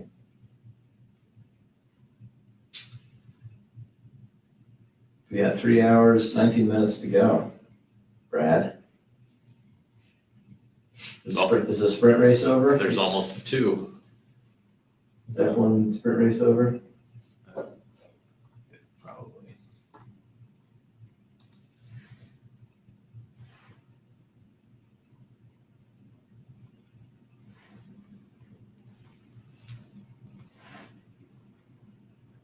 Well, there's a good view of that Cadillac steering wheel. Look at all the buttons and numbers and data he's got.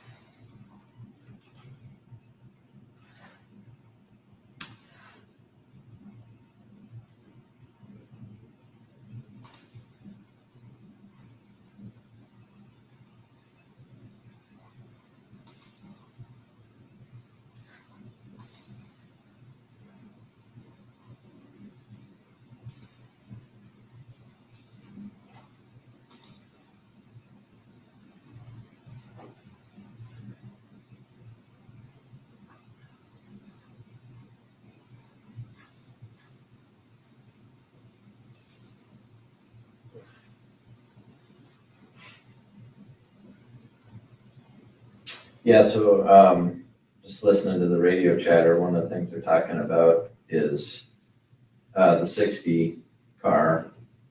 The leaders, they still have not put their bronze bronze driver in at all.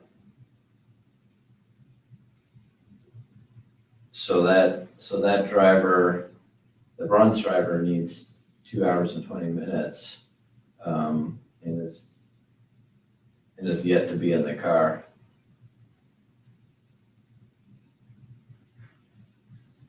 Which is interesting. Lando Norris. So this is on the F1's website. Lando Norris clinched P1 for the sprint shootout. That sounds like qualifying for it. That's qualifying. 22 minutes ago. Oh, maybe they don't run. Yeah, they qualify and do the sprint race on the same day.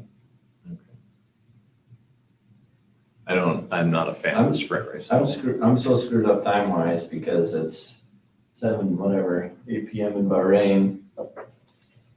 It's night in Bahrain. It's whatever lunchtime here. It's who knows even where the F1 in Brazil. Brazil's out west, so they're probably. I don't think they're too far off a few hours ahead of us. Eastern time, but I think they are ahead.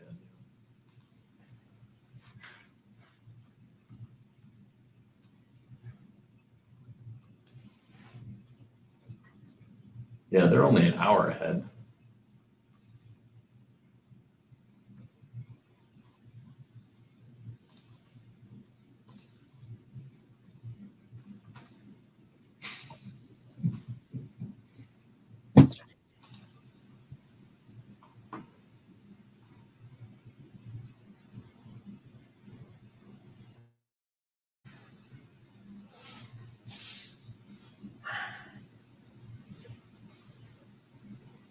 Yep, so we got consistently running 2-minute laps. We're now 18 laps into this stint.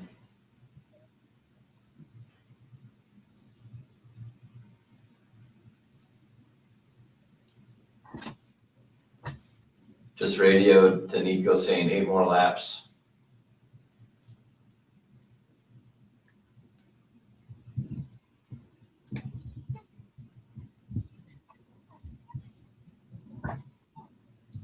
Should have some fruit open, or what's the gap to the 777? That's what is it, a quarter lap? Yeah, he's quarter of the way around the track, and then we've got the 25 car behind us, a few seconds behind us. Yeah. So yeah, not a lot of traffic at the moment. But Anka, while you were gone, we were talking about the 60 car. Yeah. Check that out. So if I look at the 60 cars data here, their drivers. So this Claudio is their AM driver. He still hasn't driven. Ooh. So we're coming up. We have 3 hours and 13 minutes left. He needs to get 2 hours and 20 minutes of drive time in. So what's their last pit lap? 120. So their last pit lap is 120. Interesting. So they need to get him in. Oh, interesting. So that's an interesting strategy. I thought you had to start with your AM driver. I thought you had to call your AM driver and start your AM driver, but maybe I'm wrong. Maybe you just have to call them. Because we got Nikki's gonna be quick in this car too, and I think that we're all holding 2-minute flat right now to get to that last bit of the race, which is I don't know, it's looking interesting now.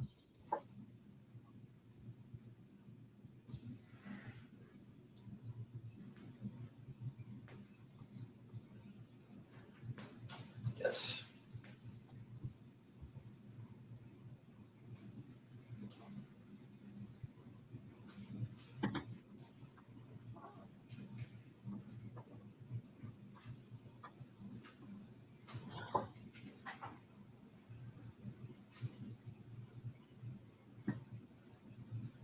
United Autosport got hit with a 9-second penalty. LMP2 car.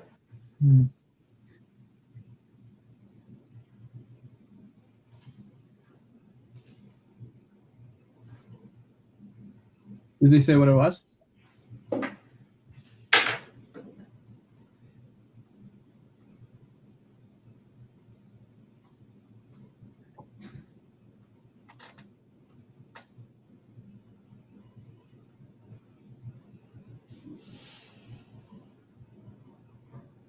All right. Tire pressures, they go below the minimums.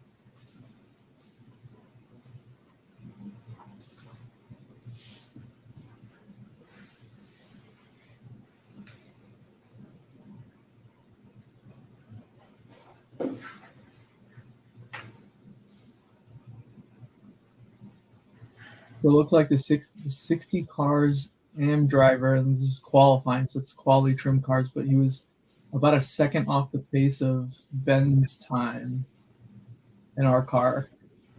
So if he's gonna have to finish it up for them after their next change.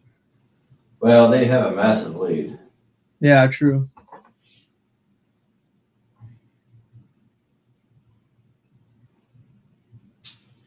They have a minute 37 on 85, and almost three minutes on us.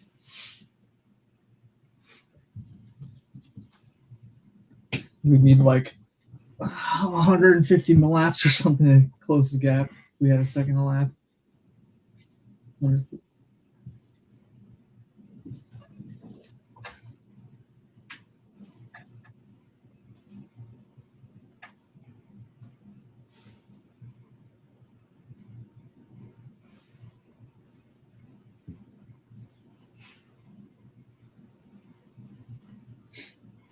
All right, let me get this back.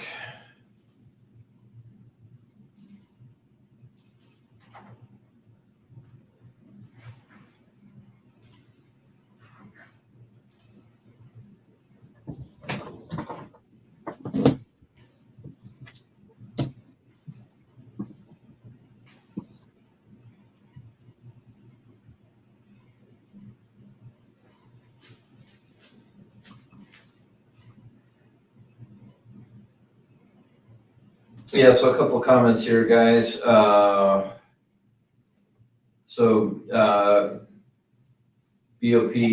super sensitive topic. Are we a fan? I think you can't race this type of cars, the type of cars like this without BOP. So yeah, I think it's a necessity. It's a tricky topic. We love if it's 100% data driven, which is possible, but still yet hard to do. I think the fact that they're able to have these cars of all kinds of shapes and sizes and configurations race as close as they do is incredible. So I applaud them for being able to do it. And I think it's one of these things where there's going to be winners and losers, because obviously you want a great BOP. but you're not always going to get it. So I think we just have to accept it as kind of part of the sport. Sometimes it'll go your way, sometimes it won't, and you just got to kind of work with it, just like any rule in any sport, really. So again, I think we couldn't race these types of cars without it. And then the ballast, success ballast, that is different from BOP.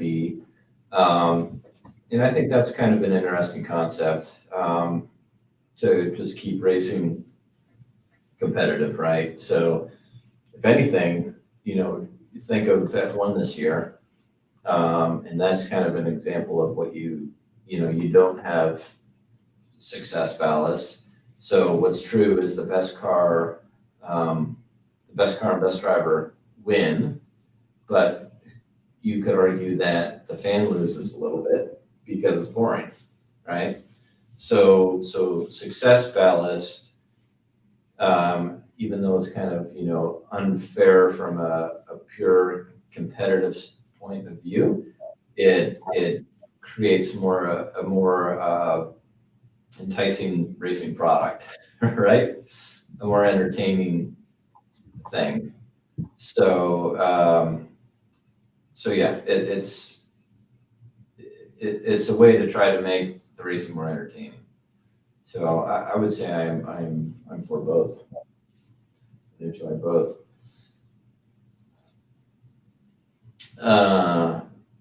So yeah, Joseph, yeah. Morton's in favor of it. It is a bit interesting, Morton, about being transparent or not transparent. I think people just don't want to be criticized on the process and so on. So I don't know. I think it would be good to be as transparent as possible on it. Michael, how different is BOP from WEC to IMSA? WEC is less transparent about what they do and how they do it. IMSA is more transparent and does a data-driven analysis that they share with the teams, but not publicly. Where the WEC is kind of behind closed doors, where they make changes and don't really communicate why, how they do it. So, Joseph, on the spending cap, yeah, to a degree, that's kind of a BOP for sure. It's a neat way of doing it. So everyone kind of starts with the same stuff, and they have to, do the best they can with their budget. I mean, I really like the financial cap concept. I think that's a good way of doing it.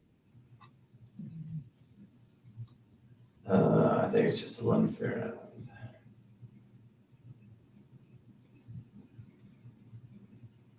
Yeah, I mean, Joseph, you make some good points. Like sometimes it can really crush you and make a competitive car uncompetitive. One of the biggest things that I think aggravates us is that we are very, very good as a team at executing races, and we don't feel we should be penalized for that by BOP, right? Because BOP is balancing the car's performance, not the car's results. So again, if it's a very data-driven process and you're looking at sector times and acceleration times and corner speed times and all these things, and you put us on a level playing field performance-wise with the cars, I think we're super fair with that. But when we're a slow car and we win, and we would get penalized further for winning, not which is based on execution and other things, we are less excited about that. And wasn't Le Mans all stripped off? Correct. Was Le Mans heads up? There's BOP, but not the success balance. Okay. Yes.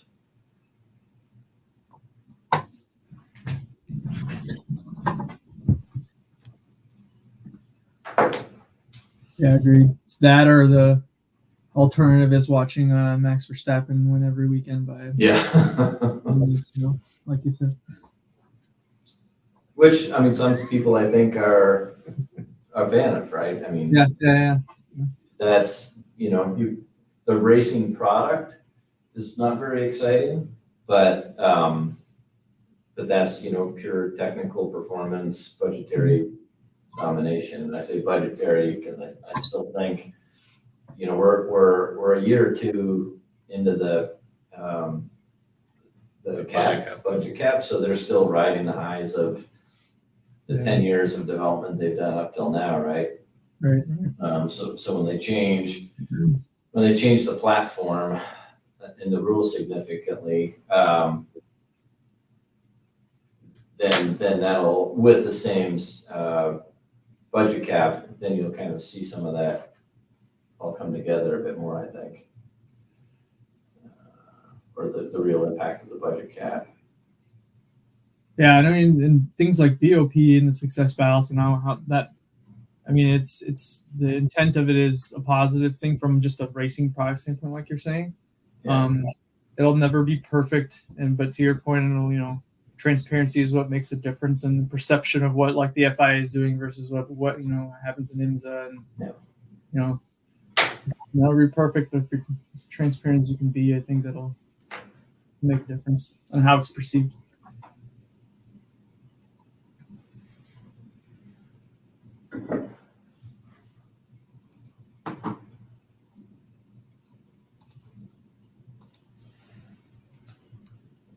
Yeah, so a little insight on this. By the way, we're pitting right now, by the way. So we are in the pits right now.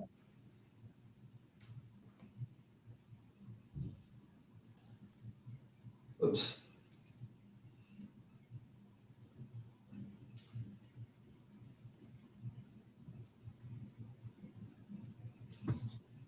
So yeah, if you look on TV now, at least the in-car is showing it.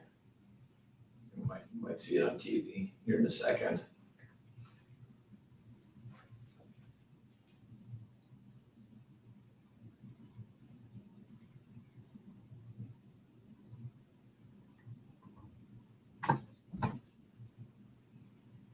All right, so he's out of the pits.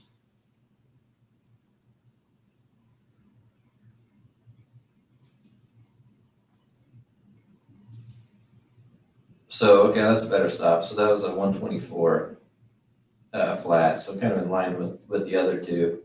So no issue on that stat.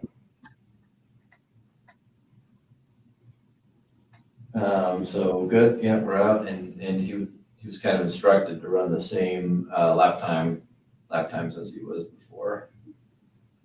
So that's good. He's out.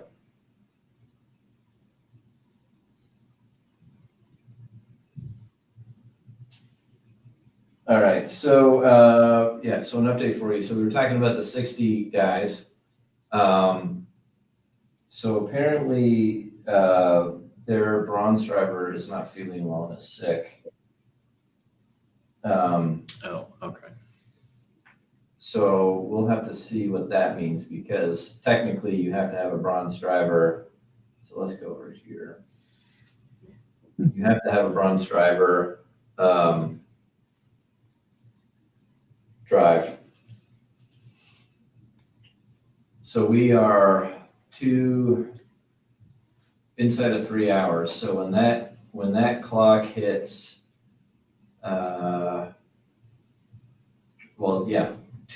when we get to 2 hours and 20 minutes left, if Claudio or a bronze driver doesn't get in to drive that car, then I believe they'd be disqualified. I would think so. Yeah. So let that be a lesson. This is why you bring your fire suit to every race. Even as a Is that what you do on Kit? I know. Oh, I guarantee it's in the back of his car. Yeah. When you rode Atlanta, did you have your suit? I'm just waiting for the call. If you're going to bring me the bronze. to lead the back of the pack.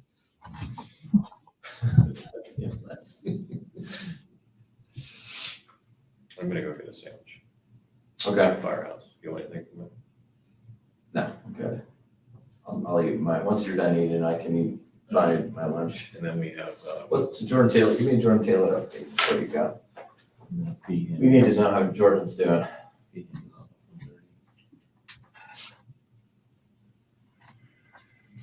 All right, so we're back out.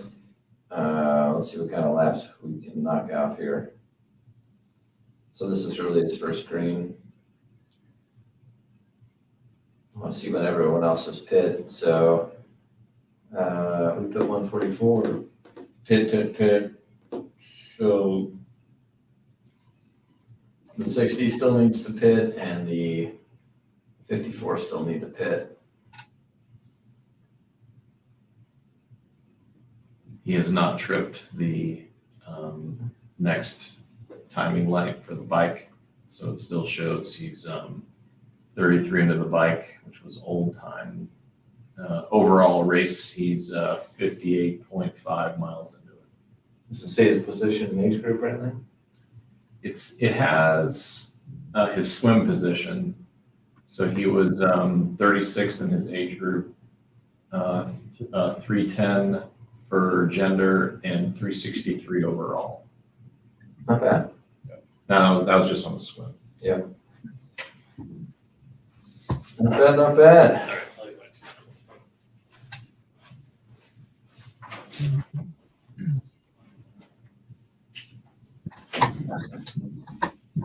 All right, let me try that. So,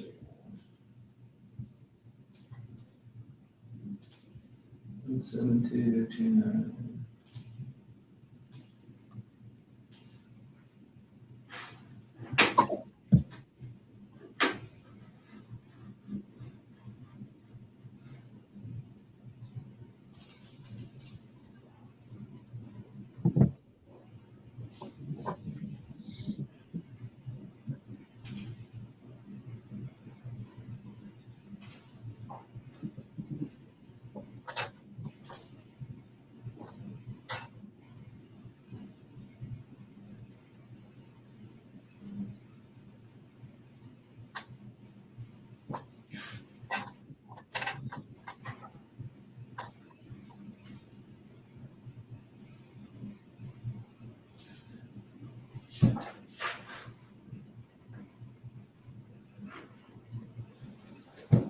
Okay, so in other news, that leading Toyota's now got a 47 second lead.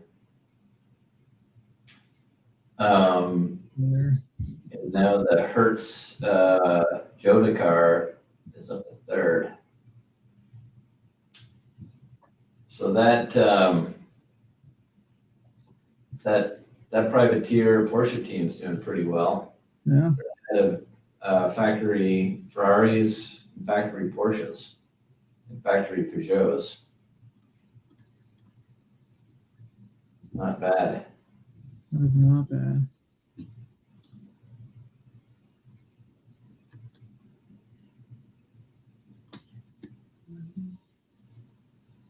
It took the Toyota hypercar program is an interesting one. So they really took quite a while to kind of get there and start running well and starting to get results. Yeah. They had some pretty trying years. And then kind of when they kind of broke the seal, got their first win and got things working, it's been like lights out since. Yeah, clockwork. They what year was it where they had a failure on the last lap at Le Mans? I forget. It was a few years, maybe 3 or 4 years ago, something like that. Yeah. But they were that was, I think that was like right before they, the next year they came back and just started just dominating. Yeah, exactly. Yeah, I can't remember what year it was either, but yeah. No, they're pretty unstoppable.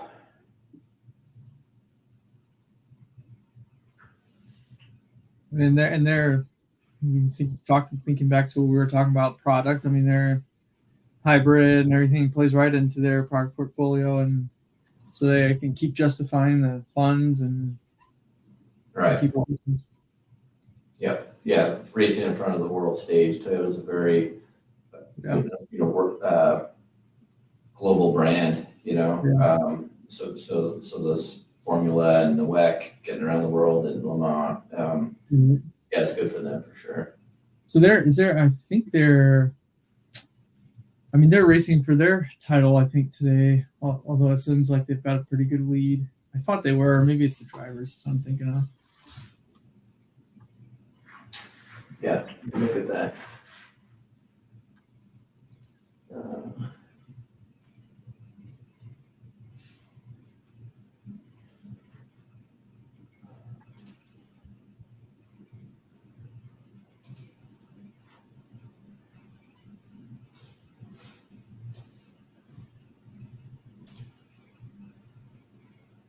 So, blah, blah, blah, blah.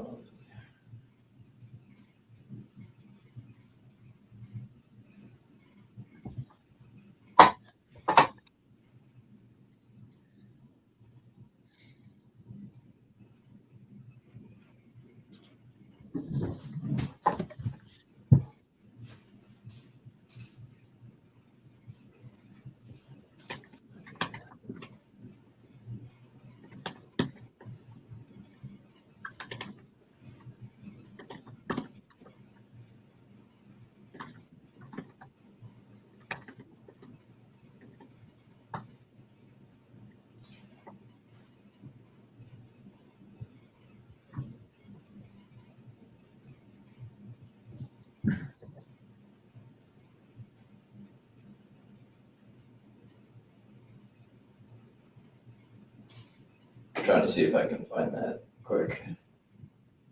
Yeah, I'm trying to find there's a chart that I saw, or various outcomes and what needs to happen for different things. The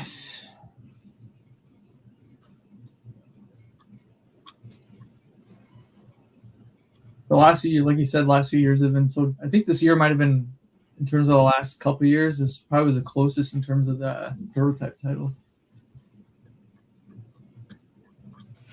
Well, the petite race was pretty crazy. At the end.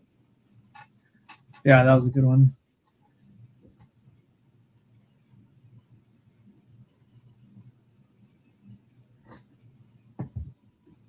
So Luke's asking what's the favorite race of the year? Hands down, Le Mans for sure. Yeah. That was awesome. Coming back from 2 laps down, all the everything. That whole week was just incredible. When we had that wreck right before qualifying and had to fix the car, snuck out at the end to advance to the final round of qualifying, and then got on pole, and the whole thing. It was like a movie. They could make a movie about that race. Yeah. So yeah, that to me by far was the most exciting and meaningful thing. That we can say it safely now is every generation of a Corvette, like Pratt Miller Corvette, has won a Le Mans. Up until this year, the C8 had not, and that was our last chance to check that box, and we were able to. So we can now say every generation of Pratt Miller built Corvette has won a Le Mans race, which was super exciting to say, and to do it with only one entry, not two. It's in one car. It makes it twice as hard. So yeah, that for sure was mine. And that was our first official live stream. Oh, that's right. So we did do a practice before that with a smaller group that went well. So we were like, well, what's the next race? It was It's like, oh, it's Le Mans. It's like, oh, geez, okay, I guess we're gonna go for it. So let's do it.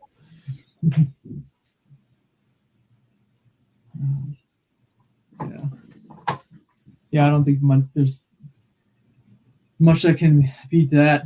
Yeah. Race this year. The special one. Another moment I guess that sticks out. Was it Spa where Ben was in the car last, holding off the Ferrari at the end to take the win? Was that Spa? I don't know. Yes, for like 10, 15 laps. Yeah. Yeah. That was just cool to watch. I mean, it was bumper to bumper for a while. Just kind of holding on to it. Yeah, that was pretty awesome. That was cool.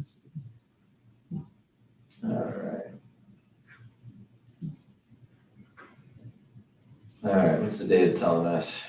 Let's take a look here. So we are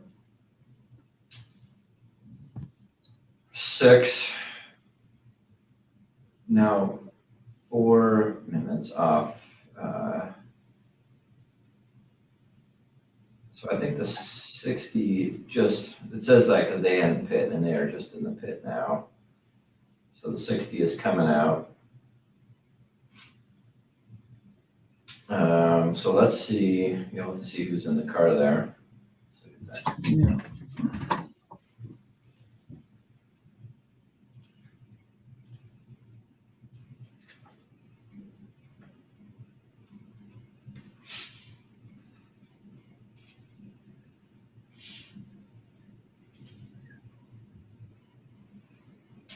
So they put Alicio back in. So Alicio doesn't have his drive time yet.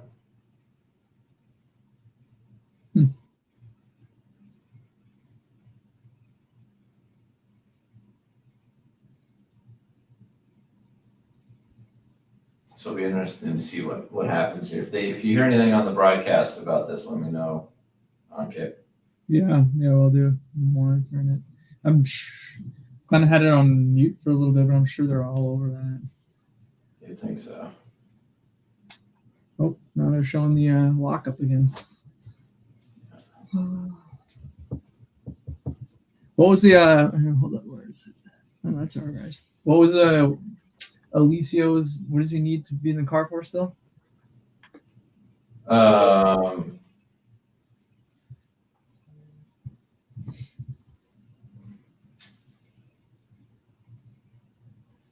Like 12 minutes now. Yeah, which is then that's when you would need to have your RAM guy in there.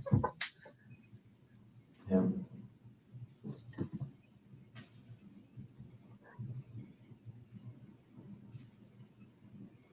No, we're showing the race highlights. Highlights or lowlights? Oops.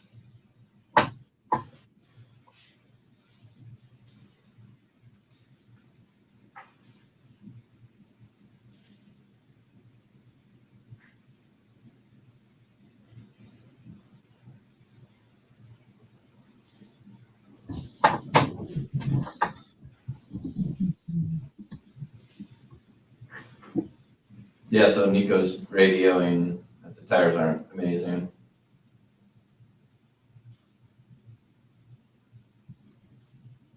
Huh. So for us, yeah, so if that car is out, we'll say we still are, a minute 11 behind 65. So you can see, or sorry, the 85. So is that so you can see the 85 on track. Yeah, about half a lap ahead of us, we'll call it. So the cars that we're really concerned with, we have the 77 cars up the road, not too far. So can we can see him, yeah, not too far. And then behind us, where's the 25? The 25 is literally right behind us, and then the 80, whatever it is, or 50, 54 isn't too far back.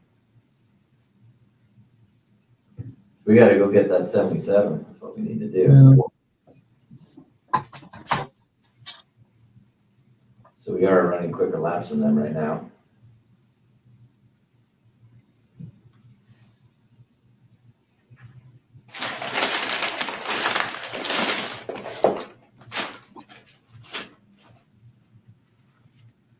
What'd you get, Brad? What'd you get? Don't mind me, I'm going to eat on camera. It's an endurance race. You can do whatever you want. Oh, cool. I'm going to take my shoesies off then. No one can see what's under the desk. Well, technically, they can from that one picture.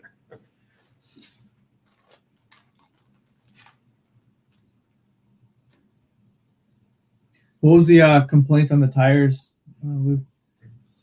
Just I didn't quite hear it. I think it's just that they're not awesome. Hmm.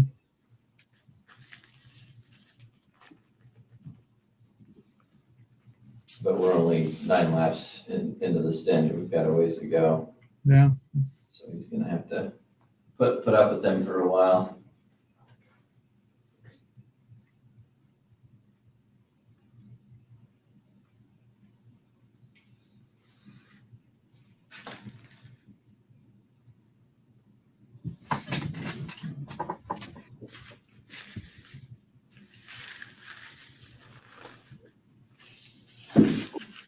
All right. Yeah, so they're showing the iron dames and that it's on hard tires. I think everyone's going to be on hard tires the entire race in GT class. Are they talking much about tires on the broadcast and different compounds, or? Not that I've caught so far. Yeah, I'm gonna throw that back in my ear just so I can hear it a little better. Yeah, so we really got to see what's going to happen. Right around we hit that 220 number, we're going to hear the chatter about what the 60s plan's going to be. So the 25 passed us, right?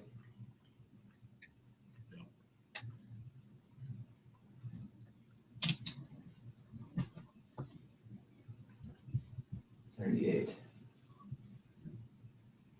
So the 38 just got a penalty. Are they? Oh, they're not in there. Oh, that's the Hertz Jota car. So they just got penalized for leaving the track to make a pass, and that they said that a drive-through penalty. And they're in third. That's huge. I could be, depending on where the Ferrari is.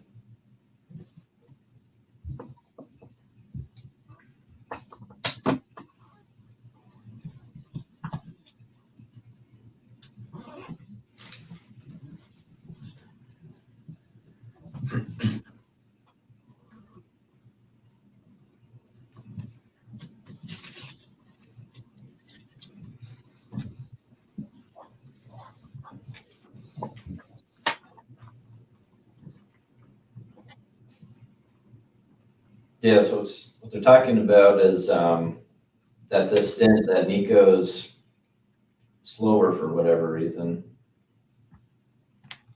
He's not in traffic, but still not running as fast a laps as he was.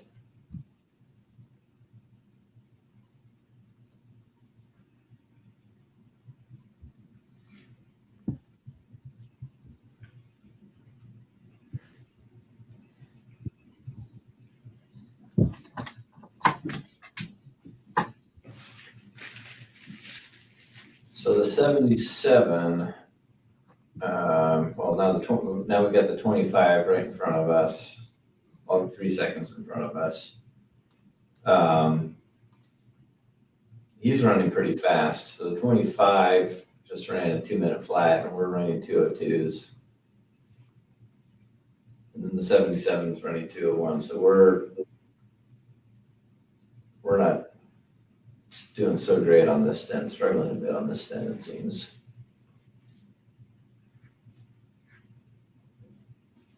So let's see if I can see if I go the stint deal.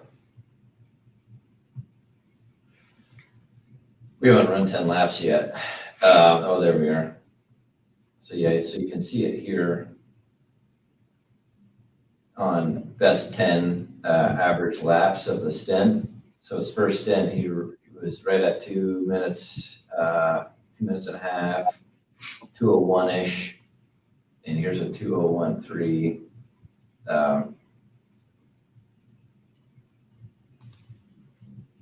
Sorry, he just rated. Sorry, I just trying to listen to what he was saying on the radio.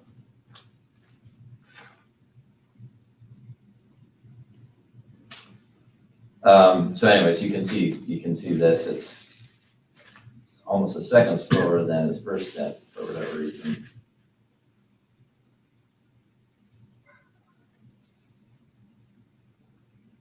So something's different, a stint for sure. Let's see what this looks like.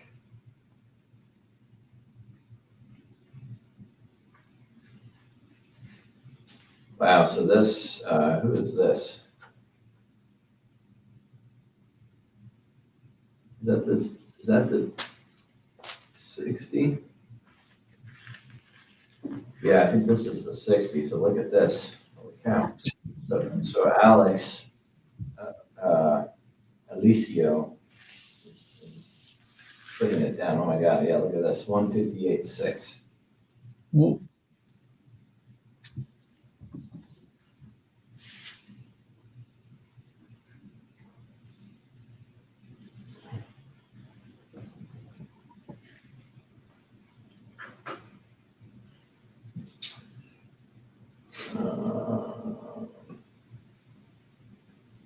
So look at this. So yeah, like this. So 159, 158.3, 159, 158.7, 158.6. Holy cow.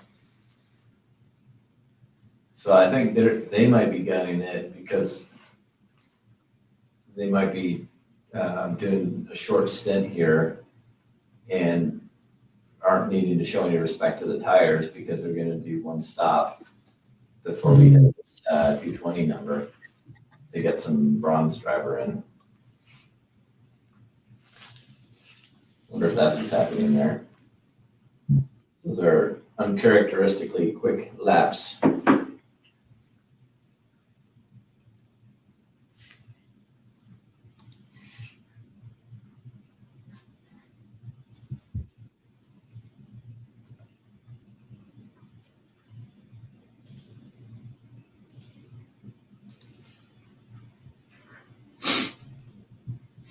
So that's an interesting story.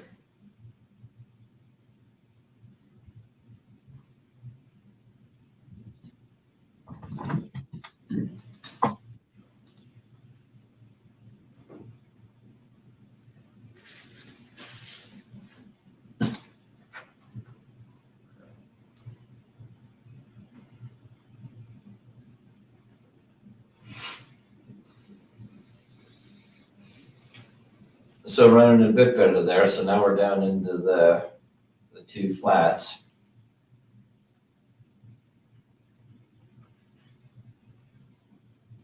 Still, we got that 77 and 25 up the road a little bit.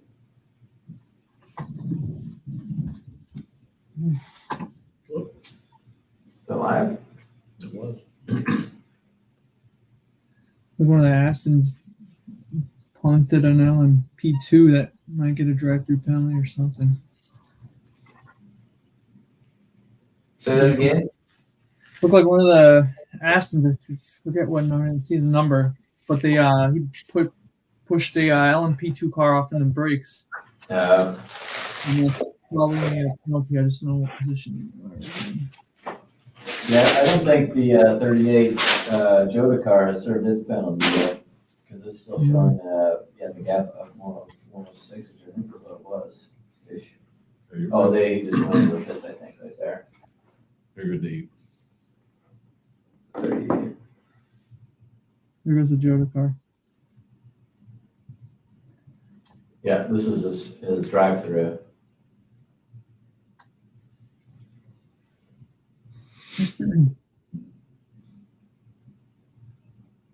Drive-through's not too bad.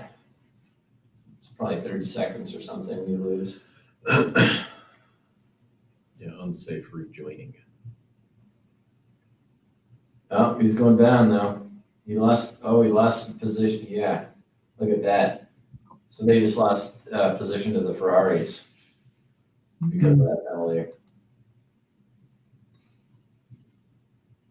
Oh, that's a tough one. Yeah.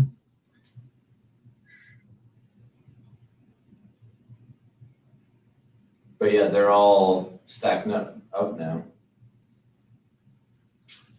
So you've got, third, fourth, fifth, sixth are all kind of stacked up.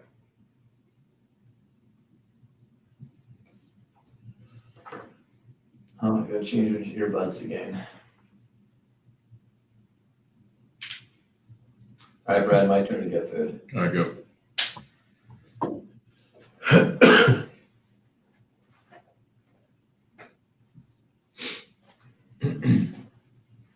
When Luke gets back, we'll show a video, or a few videos actually, of our new deal system that's being built here.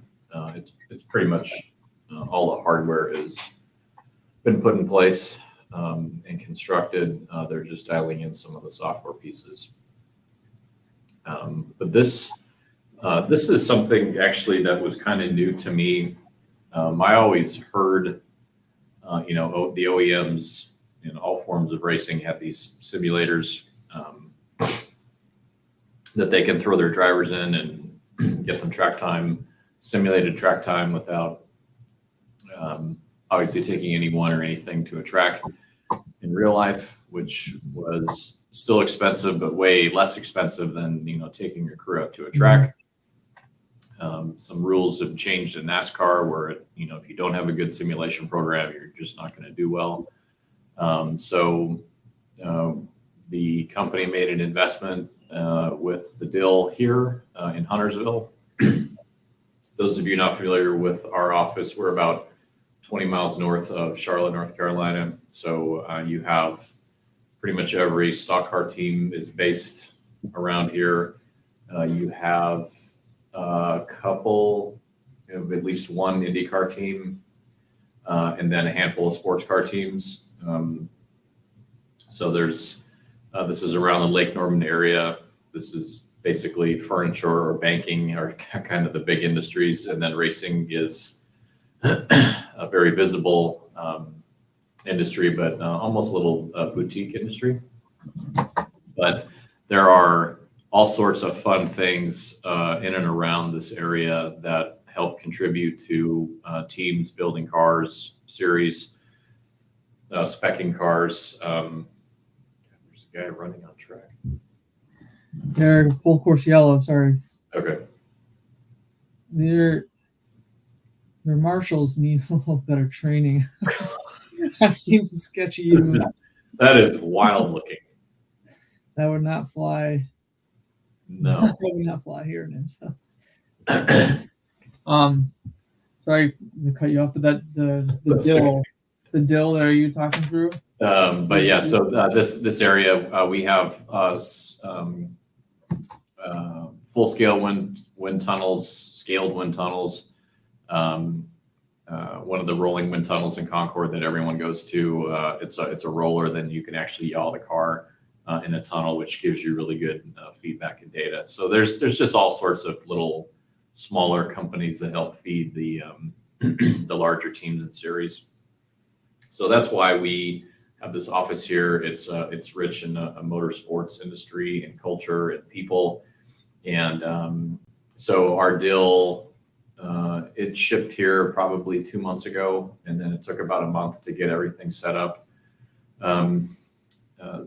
You'll see in the videos, I think there's a couple of good shots in there. The room that it's in is probably, a 50 by 50 foot room, square. It's all painted black. And then there's an X and a Y and a Z. that this cockpit rides on, and it's in the middle of a 270-degree wall, like a composite wall that's not quite 10 feet high. And it's got 8 or 9 projectors over the top that shoot down an image that gets stitched together. So what the driver sees is one continuous image, no matter which way they turn their heads. So visibly, it's really cool looking. And that's kind of what I knew as a simulator, what it was about. The driver in the loop classification of it is taking it several steps further and being able to modify pretty much anything we want to give different feedback to the car. And a lot of that is modeling certain systems as they would perform in the real world to get those models correct. So then when you apply it to a simulation and you make modifications, the things you can tweak and learn in the DIL can directly get inputted to real life. Yeah. And that's the big piece to me. I just thought it was a big glorified simulator. The driver gets time on a track, which that part's true, but there's so many different layers of how you can take the data that you have created historically. You can bring theories and ideas to see if certain setups could work on different cars. You can simulate to a certain point the weather. Tire modeling, one of the videos we interviewed Jackie. Her department is basically in charge of all the software pieces to the DIL and making that all come to life. And she said there's about 400 different parameters just from a single tire to make sure that they're modeling the tire correctly based on the data that they have to put in it. So the DIL is like one applied science project of physics, and it's really cool. And I still have yet to see it move in person. I've seen video of it. I pulled video from a few years ago when Oliver Gavin was in the car or in the sim. And it is wild. There is a shot kind of down low looking up at Ollie, and then you can see the screen on the side of the window. And it's a very immersive experience. And I think I've actually heard a couple people that haven't done a simulator before, they get in it and they get motion sickness. Yeah. So it's really cool to see. It's a very impressive looking piece of machinery. And I can't wait to see it when it's all alive. But so we are in a very nondescript building in a business park in Huntersville. And we occupy, I think, 3 different suites, but they're all kind of mushed together and you can walk between the 3 of them. So we are sitting in one suite and the DIL is out the door and probably 100 feet away. And they've been making great progress. And the goal at the beginning of the year is to make this system that we have here rentable to teams, whether they want to rent it for a day, a week, a month, a year. So it's there are a handful of DILs like this in North America. There are several in the world, but I believe the one we have will be the only one that you can rent it, because most all of them are either owned by a chassis manufacturer or an OEM, and then they will act as the scheduler more or less on when certain teams and drivers get access to the DIL. So, being fairly new, or not being fairly new, being new to the DIL world, I'm speculating that whether it's sports car, NASCAR, IndyCar, there's probably going to be teams in the mid to bottom levels that may not have full backing from OEMs, but still want to get time in the DIL. And I kind of foresee maybe those teams using ours for more favorable times. Because, talking with a couple people, I guess Tuesday is kind of the day that all the drivers want to get into the DIL. It's almost immediately after the race. There's a day of travel and debrief. You jump in the DIL on Tuesday, you get all your stuff for the following week, and you get in a good rhythm. Thursdays and Fridays towards the end of the week are not as advantageous to a driver because you either have to leave or you can't learn as much and everything is rushed. So that's kind of what I've listened and absorbed from the folks talking here. But I think it's gonna be pretty cool. Yeah, I think one of the things that, again, to your point on the dill, that is it's like super interesting, is that it's almost not just for the drivers, like you're saying, it's almost more for the engineers. That's right. To look at, to test out different setups, and then the driver can react to that setup and give feedback. And this is all happening, not on track, off track, and the how it can mimic real world is amazing. Like, I can't wait to go see it in motion myself. Yeah, and the other interesting thing is that the tracks are the rights holder for the track data. So most every track that exists has been laser scanned, and the tracks own that IP. So there is quite a network of who owns the rights to what track to be able to use it without cheating and making sure the track gets paid. Which have been very detailed conversations of who owns what and contractually. And I've been a part of hardly any of that, but what I've heard from it, it's a pretty detailed conversation. Yeah. But these tracks are laser scanned. I remember the year that Long Beach Grand Prix, when they put in the aquarium, and it was the first year of going around the fountain. It was that Sunday afternoon or Monday, whenever the race was over, the IndyCar race was over. I remember them setting up the laser scanners, which is basically like an eyeball on a tripod that spins around, and they take all the data and then they move the tripod and move it all over the track, and basically that's how they laser scan it. So all the little nuances of tracks, whether if they're in cold weather areas and they expand and contract with bad weather, those get shown up in the dill as well. The drivers can definitely feel them, and engineers can plan accordingly from a suspension setup. Yeah. Quick race update. It looks like as maybe predicted, the Iron Lynx car is been parked. Oh wow! So I don't know if it had missed, if it was indeed because of the AM driver not being ready to go. We'll see.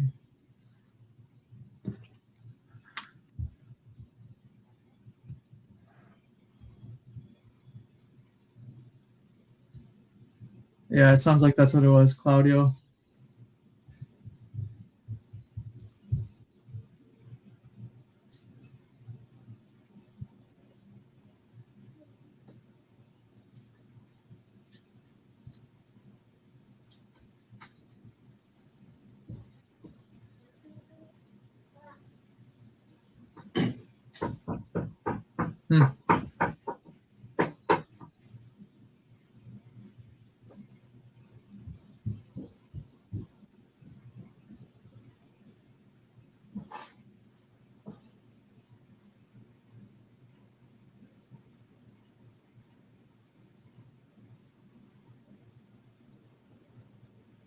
Yeah.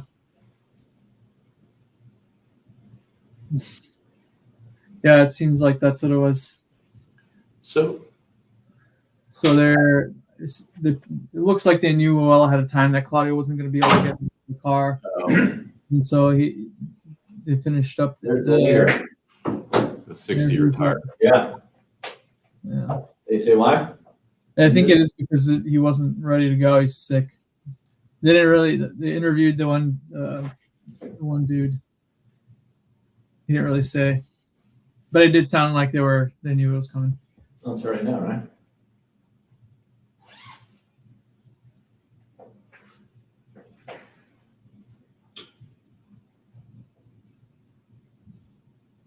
You also missed some additional sketchy marshals running into the track. So they just interviewed that guy, and he didn't mention anything about anyone being ill. So I'm sure he did that on purpose. Yeah. He said we tried to adjust strategies, but we couldn't do it, so we're going to park the car.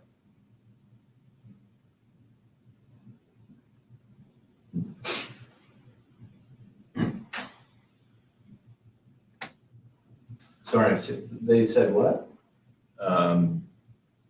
They didn't say anything about anyone being ill. Yeah. Yeah. Why did they retire the car? They tried to make it through adjusting their strategies. I mean, he has a very heavy Italian accent, and he just said they had to retire the car. Yeah, he was he didn't want to call anybody out. Yeah.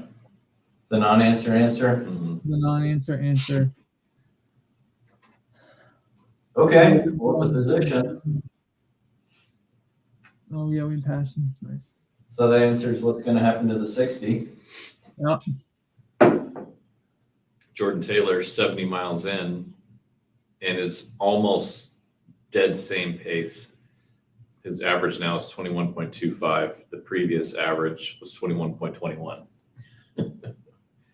Oh, they're showing us racing on track. So that's the 77 Dempsey. So how did we get by the 77?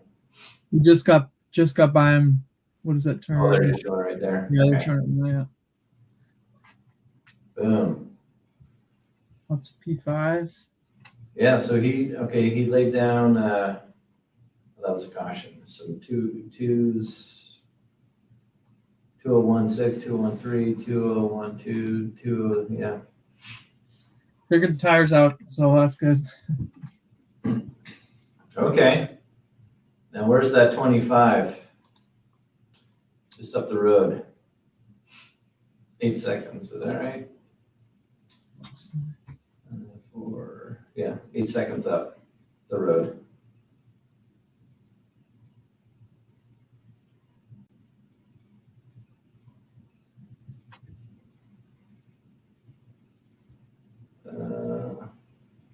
This 77's in the pits.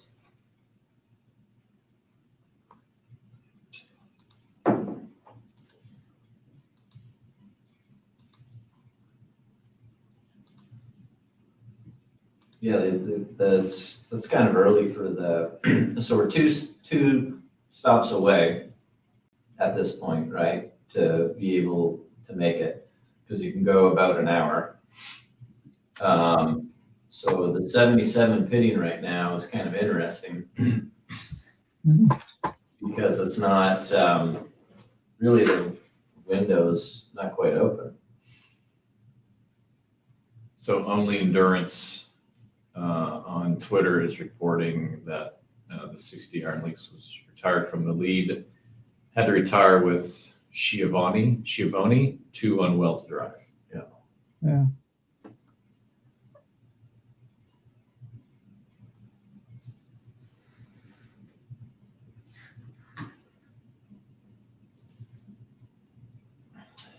Yeah, so if we look at the 60, what was really interesting there is that they burned it down, the 60 car.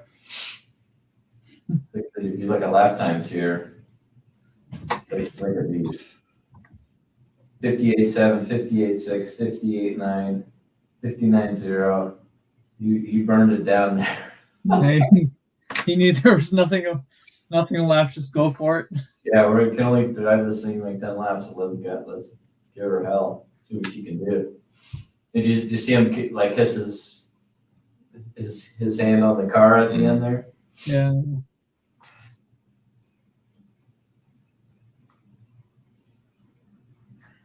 Really cool to see them in that Lamborghini L1 next year.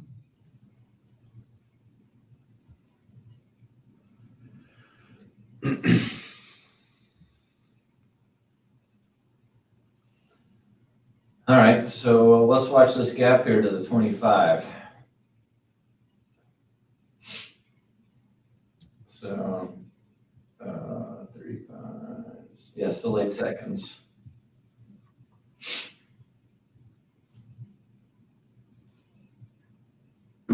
See if I can do this. Scoreboard. See if there's a gap to next.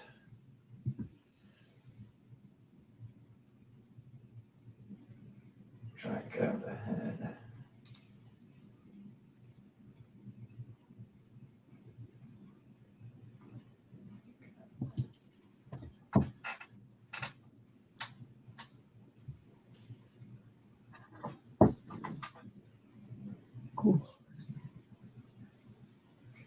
Class.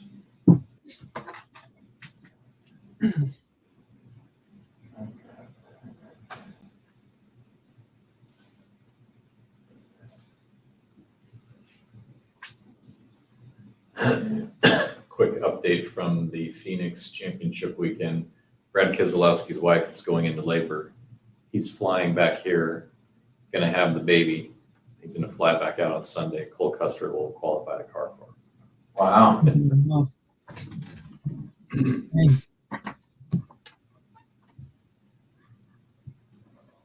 He's from up the road here in Michigan. Yeah, that's right.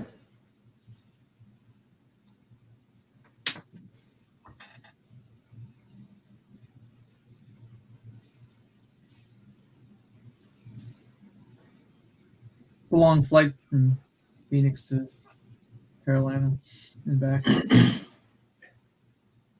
Yeah, he has I think like a CJ4. So he has his own plane, but it's not super fast. So that'll take a while back and forth.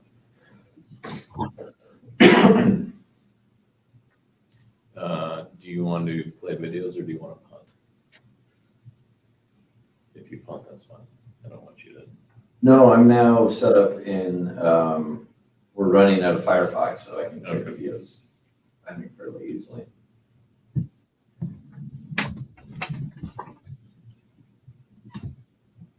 Let's, do you want to wait for the next stop, or what do you want to do? Because we got, we're kind of 10-ish laps from a stop, so we do have time. What video do you want to show? Well, there's a few. Why don't we just wait? We'll get Doug on at 1:30 and we can do the videos after to bring us home. Okay.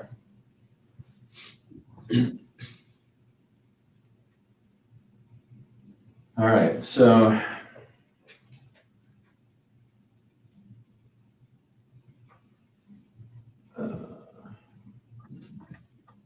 yeah, we just had a pretty slow lap there, the 203. Good old Charlie Eastwood in front's running about I just ran a 2:15, but he's running at 2 minutes. So they're growing their gap a little bit on us.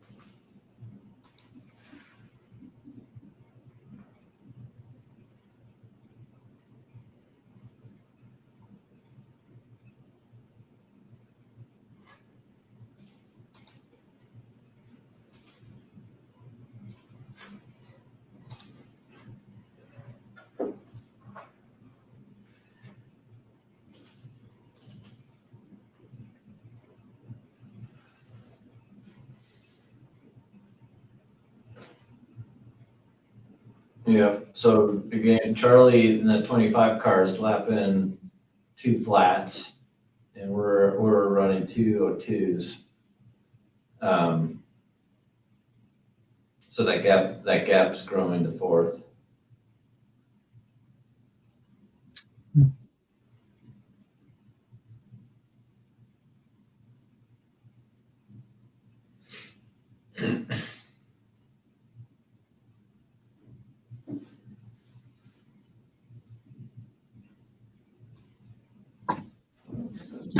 That tune, that.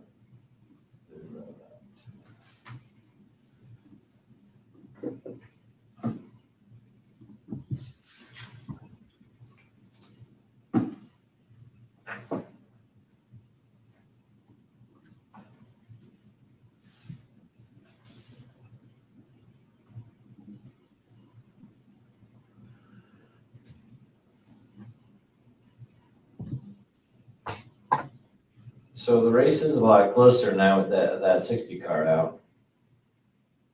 We've got a minute 27 back. That's like a pit stop.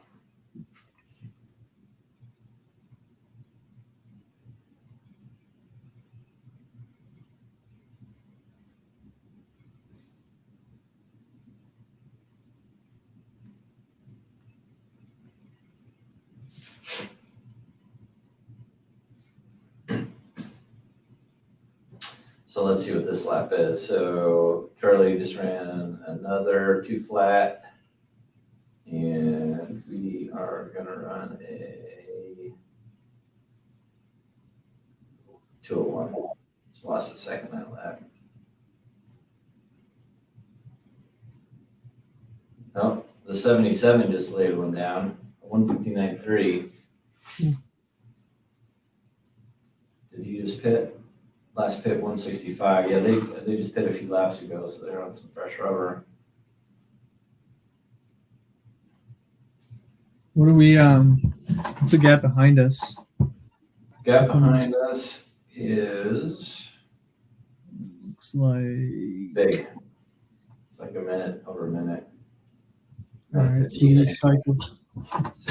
So if we pit, we're coming out 6 maybe.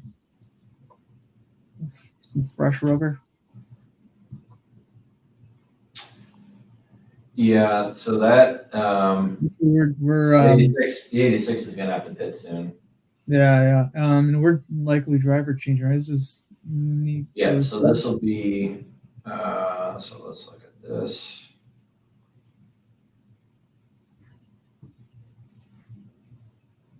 So Nico is now at 3 hours of driving, so he's done. So it'll be Nikki getting in next.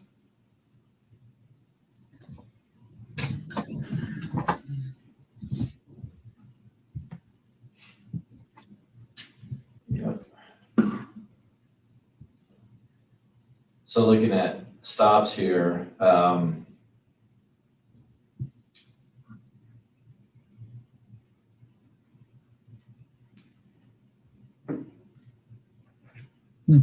so we're gonna be stopping about the same as the 85, same as the 777, the 9.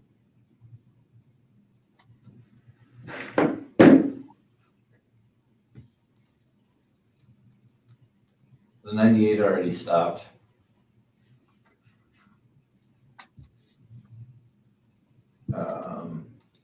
And then Farrell, yeah, so everyone but the 98 is going to kind of pit in the same sort of window.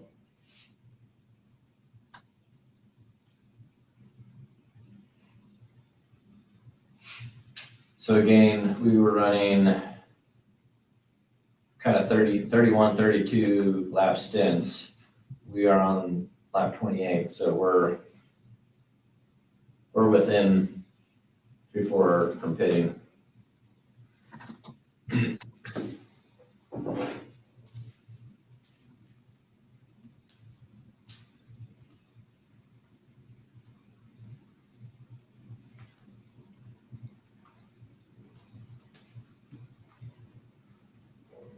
So have to keep an eye on when people start pitting.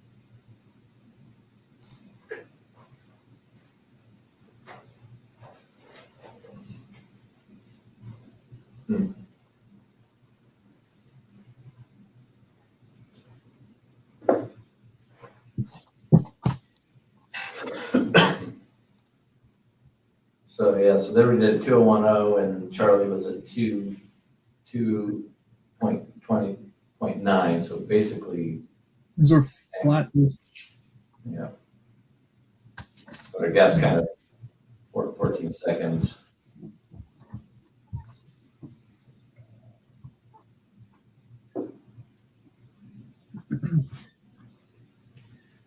Do you want to email Doug his link and then let him know it's coming?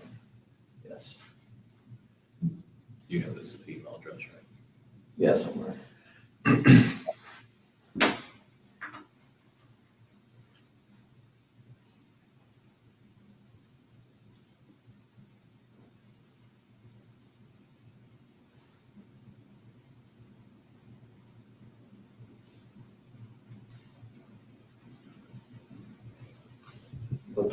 What time is he doing? 1:30? 1:30.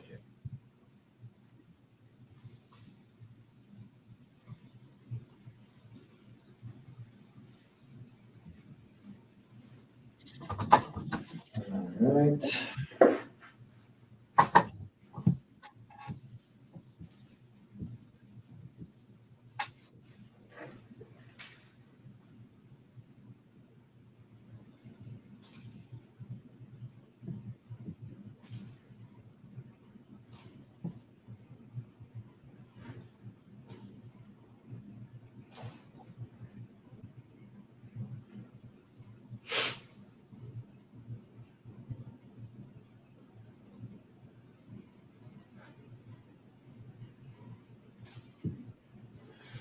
All right.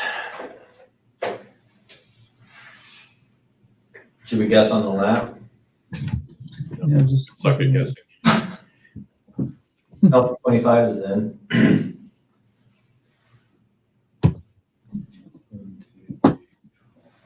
25 is in the pits.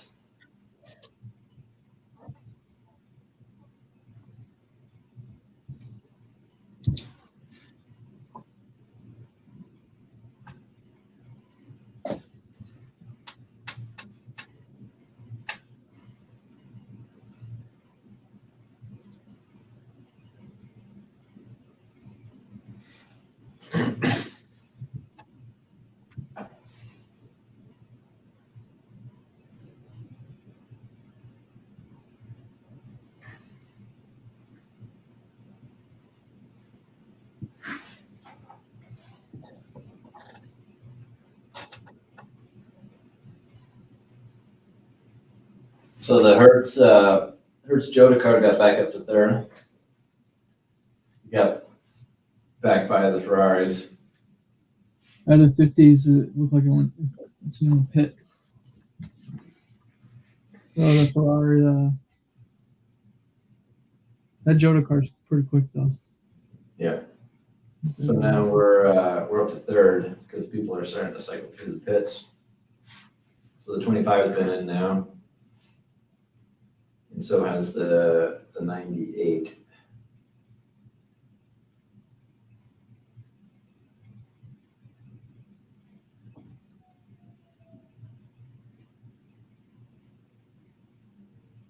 So we are now, lapping faster than the 777.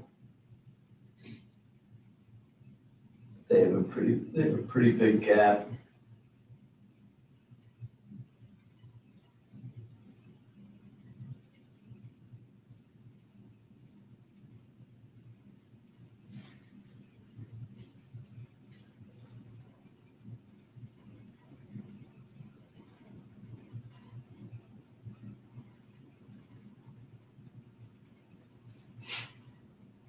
Yeah, so the radio to Nico saying one more laps.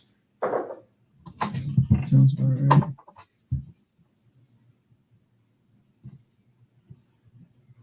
right. Luke Malad's asking, does anyone know why the Cadillac is struggling? They had an off on the first lap and had some damage that put them on their back foot. That's why they're struggling today. Brad, there's a question from Joe to you. You used to download videos off YouTube or whatever to make social media posts. You want me to give away my trade secrets? It's PowerPoint. It's called 4K Downloader. It's like a light green logo. I wouldn't say it's malware, but I'm sure they're putting ads on my computer. But it's the slickest and easiest, and it's also free to use to rip off of YouTube. And yes, I do use for most of the still images. I would say all of the still images. I use PowerPoint. FYI, we're pitting this lap. There we go. And so Nico's getting it out of the car on this one too. Yeah.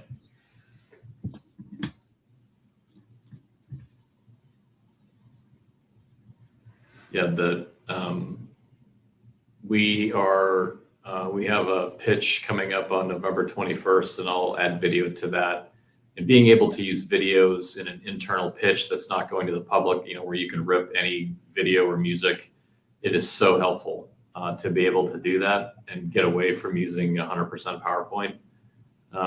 Because in the pitch, you're just trying to knock someone's socks off, and it's hard to do that just with slides, no matter how elegant you make the slides look. All right, so we're in the pits right now.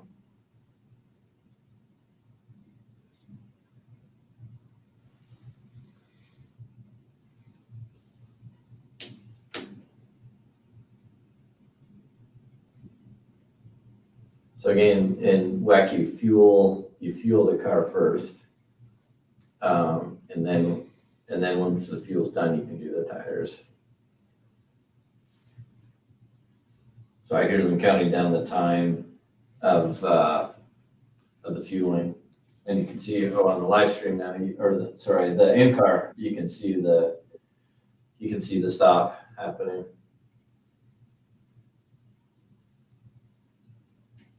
All right, the stop is done. Sounded like a good one.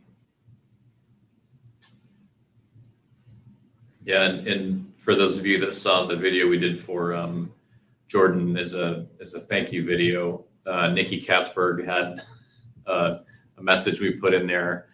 So I think we're going to have fun with Nikki next year. He seems to be a ham and is more than willing to make fun of other people and himself, which is perfect. So we'll have fun with Nikki and his personality next year.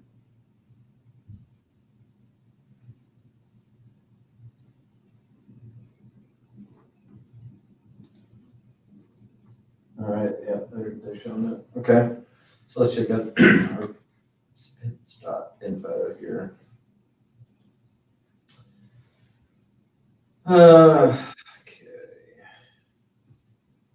Okay, yeah, 23.6. That's pretty good. 2 Ferrari prototypes touched. Beautiful. Here's a replay. God. We're still going at it. Oh, they're angry.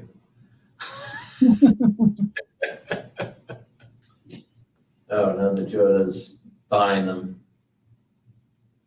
Maybe that Team Joda got in front of the Ferraris just because of the pit cycle there, and now it's worked itself out. Yeah, like it's 1.5 seconds behind.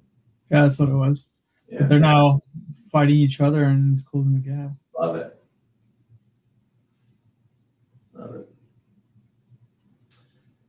All right, so let's see what we got here on this old racetrack. So we got the 85 car well in front, 25 seconds. We've got This guy stood in front of the camera to cut him off. the 98, 5 seconds behind them. Then big gap back to the 25, and then we are,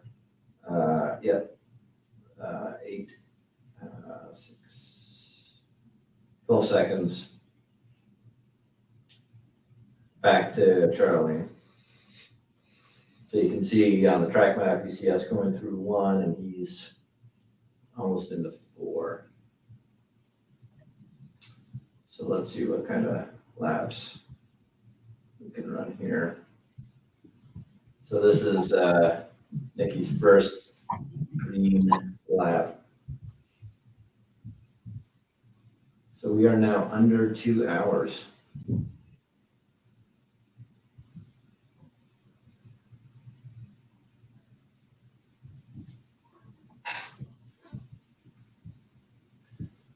So eventfulness in this race, nothing. Yeah. How many times have they showed the replay of the start of the race when the Cadillac locked up I'll say 4. per hour? You mean? Yeah.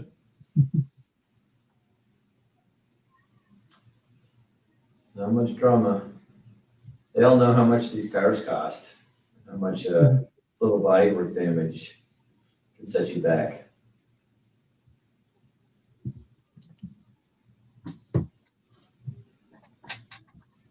All right. What's your guess at Nikki's first lap? Okay. I'll say 201 because the Ferraris were going past them. 202, and then I'll say who gets up to 20. I think you would hold flat like 201, right? If you can manage your pace through. I think it's more of like a 201 or 201. 200.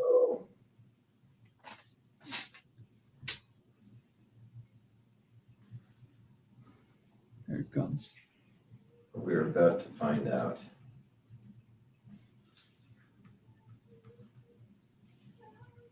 There you go. 201. Oh, Was that 21 thousandths of a second you were off? everyone wins. We're both winners. Do better next time, Lucas. And the 25 car did a 2 flat.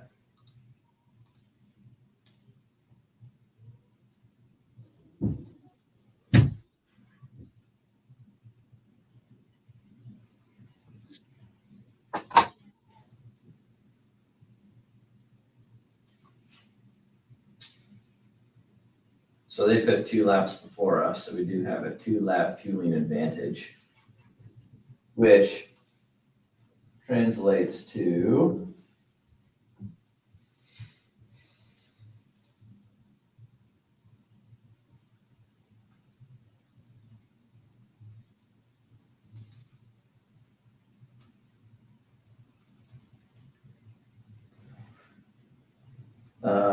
that's going to be 2.4 seconds less fuel we need.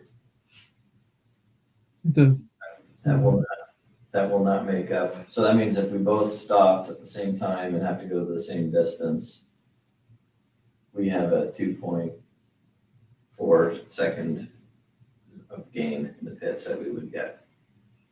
So if we get our gap to Charlie down to under that, and we have a pit cycle, we would cycle ahead of them on a pit stop.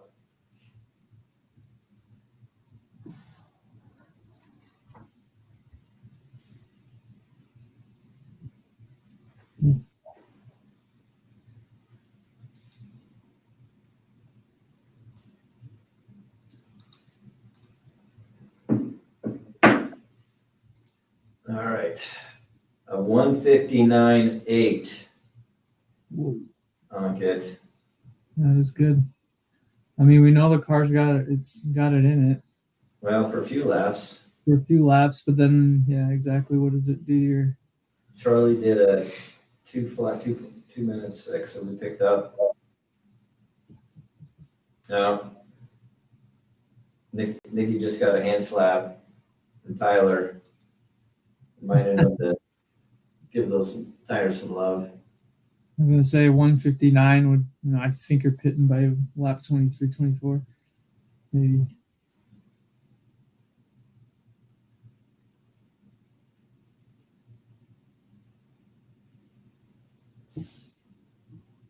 He's quick though.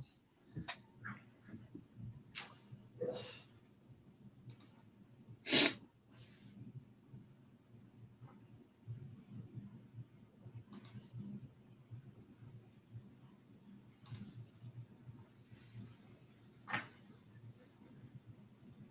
So let's see, everyone's running a 2 flat, 2 5, 2 flat, 2 6. And then what's our gap back? We have 2 seconds to the 77 behind us.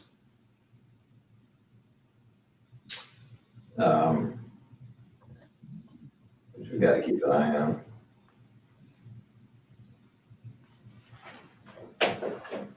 They just radioed to tell him that he's gapping Peterson in the 77. Oh, Charlie or 25 just put down a 159.9. I guess it's.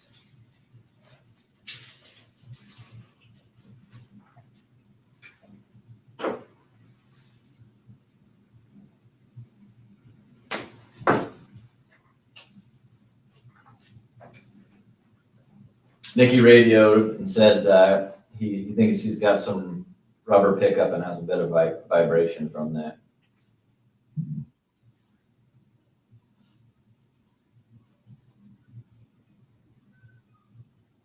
It's part of the challenge when you're getting the hypercars. The LMPs are coming up behind you, and you got to move off the line maybe and pick up some marbles and. Yeah. It's tough. Yeah. Yeah, Nicky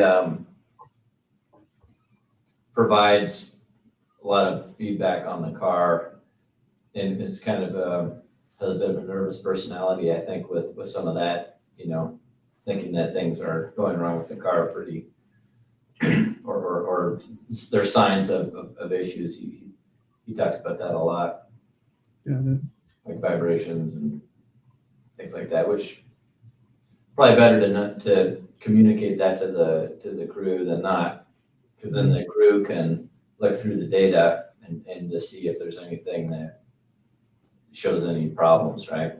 Yeah.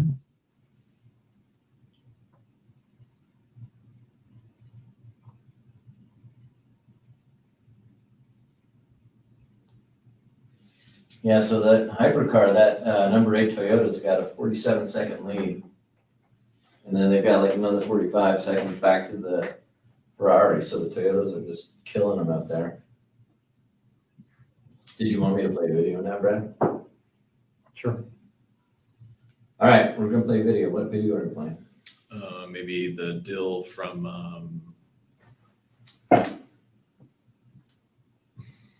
Plyler, the first one I did with him. Oh, Luke's got a question. I didn't get a chance to watch Petit. Is it worth going back and watching it? Of course, Luke, it's worth going back and watching it. So it's a pretty good race. Things were going well until we had engine failure, which was unfortunate while leading, but that's racing. Yep. But yeah, up until then it was good. And the other thing, Luke, that was good, the LMDH GTP race was pretty exciting at the end. So the last couple hours were pretty entertaining. All right. So do you want to intro this video as I spin her up? Yeah. So this, I'm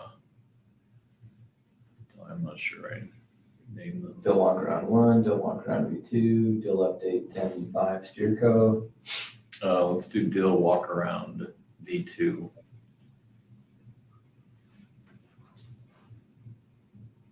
I've already uploaded it. Hold on. Oh, maybe that's why. Let's try this. Hold on.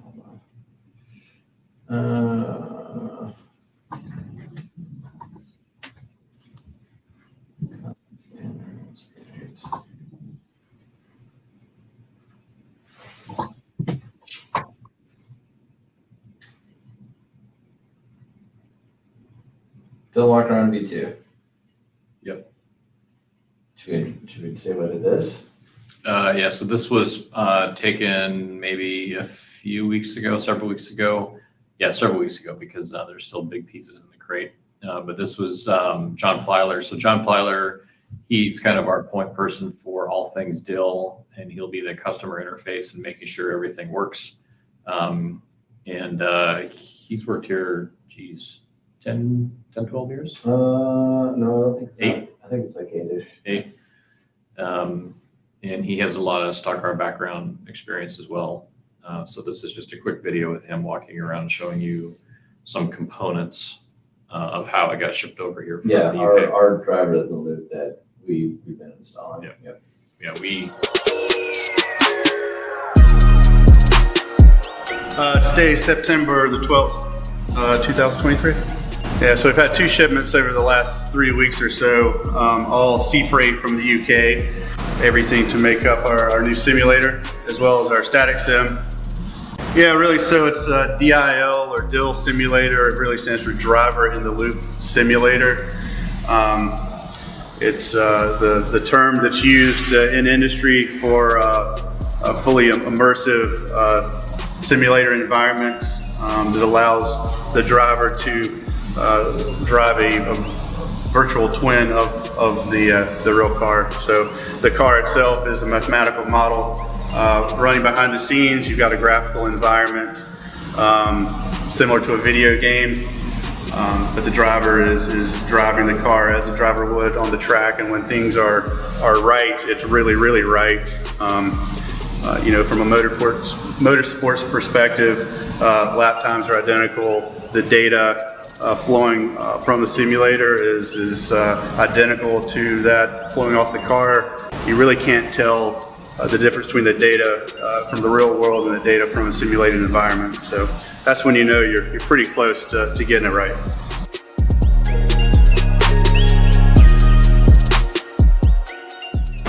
So the area we just walked through, that's where the static simulator crates are. So we have the big DIL simulator, which has a big motion screen we'll see in a second, with a big motion platform that does all the really cool stuff. But part of this whole ecosystem is a smaller, what we call static simulator, which allows the driver to drive the model kind of the same way the driver would in the big sim, except it's just a smaller system, kind of on par with what some of you might have for a home gaming system, but still an engineering tool where we can exercise the actual workflow and the model and everything. Helps us make better use of our time in the big simulator. A lot of times time isn't easy to come by, so it just makes everything more efficient to have a little microcosm of the big thing with the small thing. So in here we've got bits and pieces for the big sim. This thing is comprised of linear motors. So these are the rails that the motors can be mounted on. There's two big rails, one that kind of goes toward the front of the system, one toward the back. We're walking right into the display screen. It's a 8-meter radius molded fiberglass screen that we have here. Still more bits and pieces. This system has 9 projectors. So all the projectors and lenses for the projectors are stacked up here on the pallet. And here we've got our server rack, which we unpacked last week and positioned. So a lot of computers and geeky things. The big electrical cabinet. So the main power feeds into the big electrical cabinet here. 400 plus volts comes in, and it steps down to 240, 120. Some DC conversion happens in here. Obviously the big master switch. All the command and control is right here, so all the amplifiers and drives that we need for the motors are in the middle part, and then toward the end over here, it's all kind of electrical connections, pneumatic connections, PC comms, things of that nature. Today is really the first day of the installation in anger, as they say, overseas. All this is from the UK, so I think that's the term they use to do something in anger. So legit assembly of the gantry. So all the stuff here in black looks like stuff you might see at a rock concert, but it's just a gantry system that'll go over the screen. The non-projectors that are boxed up around back, those things will be hung this week. And then there's quite a process of calibration and alignment and configuration that will happen through the week, and hopefully by the end of the week, we'll have a fully functioning new display system. See you next time.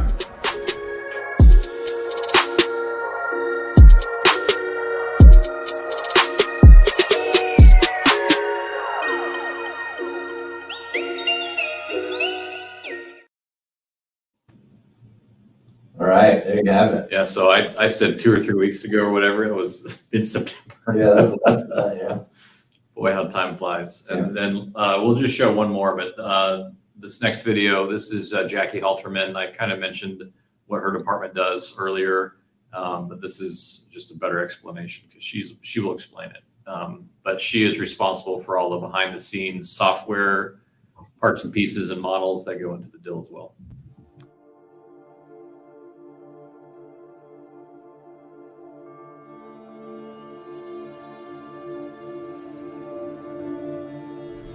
Jacqueline Halterman, also known as Jackie Halterman, born and reared in Houston, Texas.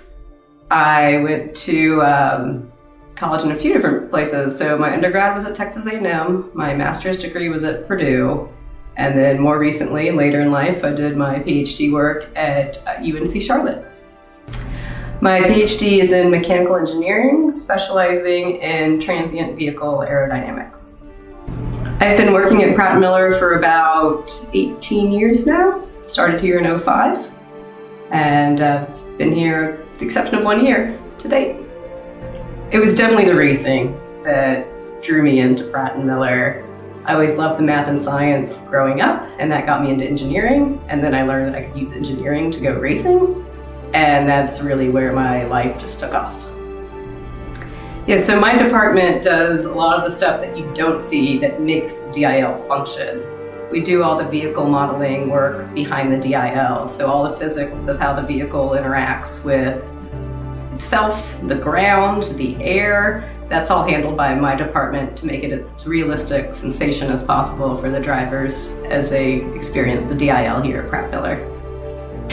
In theory, we can simulate everything through mathematics. However, with the DIL, we definitely have the constraint of being able to run in real time. And so due to that, we have to have a lot of what we call surrogate models or approximated physics models that we use with our vehicle on the DIL. So the main subsystems where we use surrogate models are our aerodynamics, our tires, our engine are probably our 3 biggest areas. I would love to think that a model one day could be done, but it is constant fiddling. And a lot of that's because A, we're getting better at what we do, and B, things are changing. So when something in the actual physical system changes, we have to update our models to reflect that. So the biggest variable that we chase is definitely the interaction of the tires with the ground. Our tire models have roughly 400 parameters to describe one single tire, and even then we're still tweaking and manipulating that to try to make that sensation to the driver as realistic as possible. I geek out over a couple things when it comes to modeling. One is elegant solutions, which really aren't always necessary, but they're really fun when you can implement them and make them work. And the other is getting the best predictive models possible, knowing that you're correlating your model with the real world as best as you possibly can. Again, giving that driver that whole realistic sensation while they're in the DIL.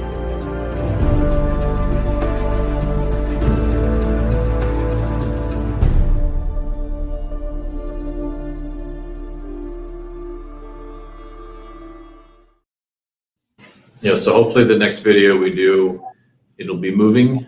I want to bring a GoPro, maybe strap it in there so we can get like a shot from down low looking out. So yeah, like I said, these have been used for quite a while. However, I don't think any one team or OEM has been comfortable showing what exactly they can do.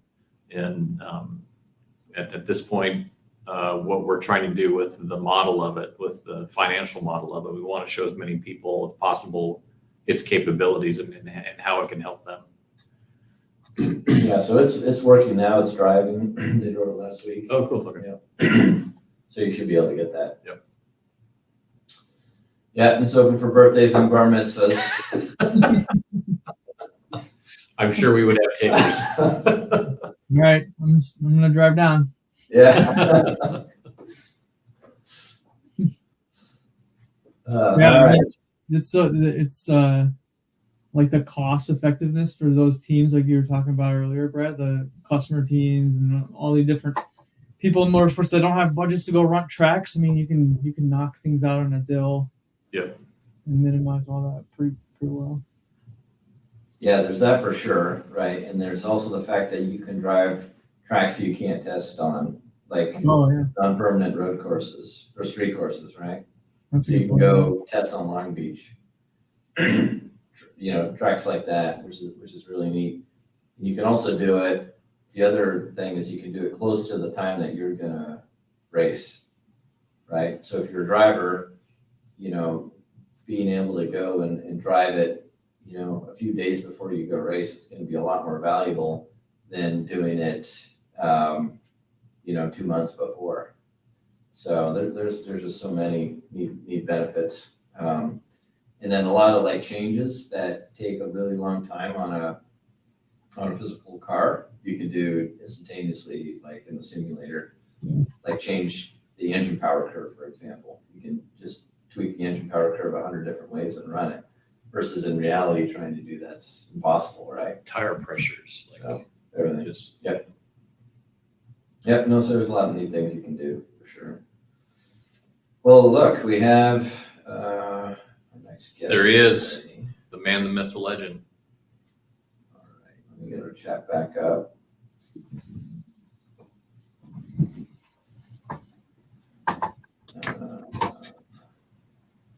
Let me go to this.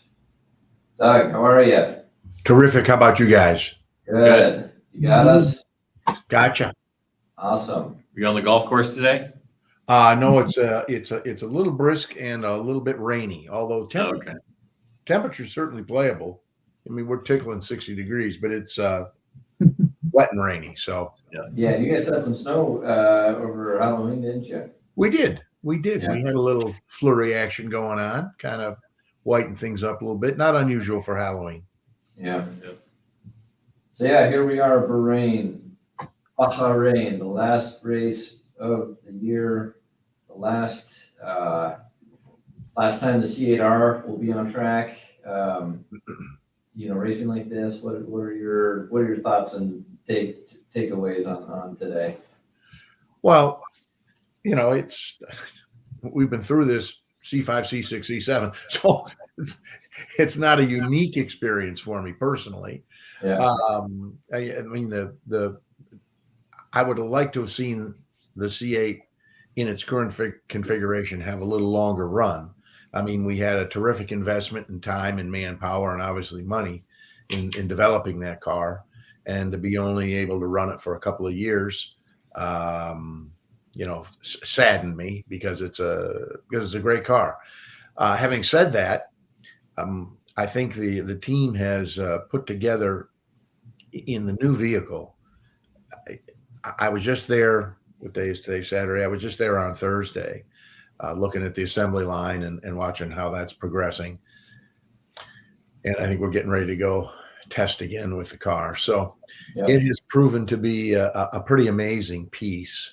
I don't want to get into details of its performance, but suffice it to say, it is certainly a step forward from what we're currently competing with, albeit a little less power, a little heavier.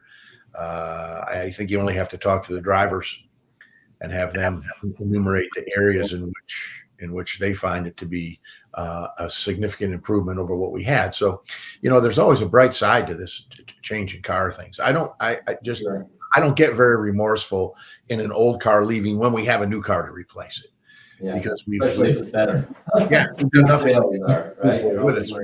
Yeah, so it's actually an exciting time. I mean, I'm fond farewell to the C8, but bring on the new car. Yeah. What is the main driver of the different generations in the length of time that they they race? But I'm not following the question. So meaning the C8 lasted for 3 years, the C5 and 6.7 had longer stints. Like, Yeah. what is the main driver of that? Oh, well, quite frankly, when they changed models, I mean, C5 was a car that we inherited. Okay, that when I put the program together, the C5 had already been done, so the race team had zero input into its design and its format. All right, so we had to build a race car from the production package.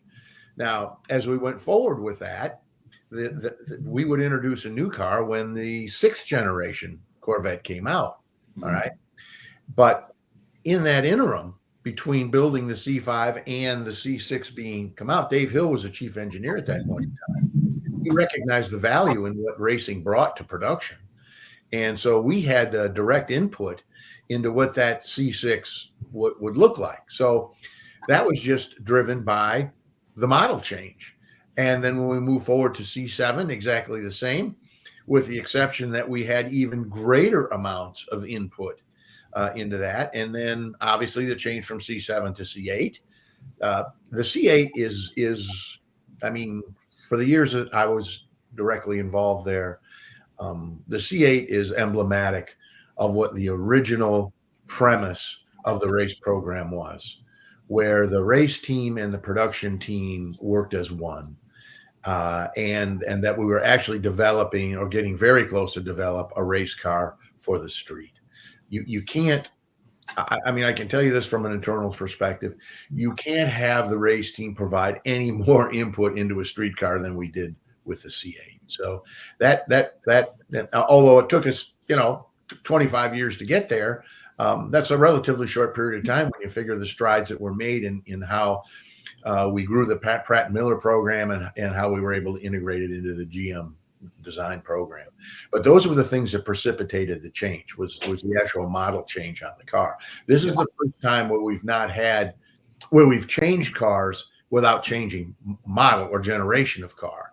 And that's simply because of the rules change, or we wouldn't have moved away from what we had. Okay. Yeah, so we're getting a question here or a comment. Anthony is saying he didn't know that the C6 had production ties to the race team. And I know whenever I've said anything about what racing features were developed that then transferred to the road car, people love hearing those stories. And I know you know about like 1,000 of them. So what are like the top 2 or 3 things generated or developed on the race team that moved their way into production that you think people would be the most impressed with?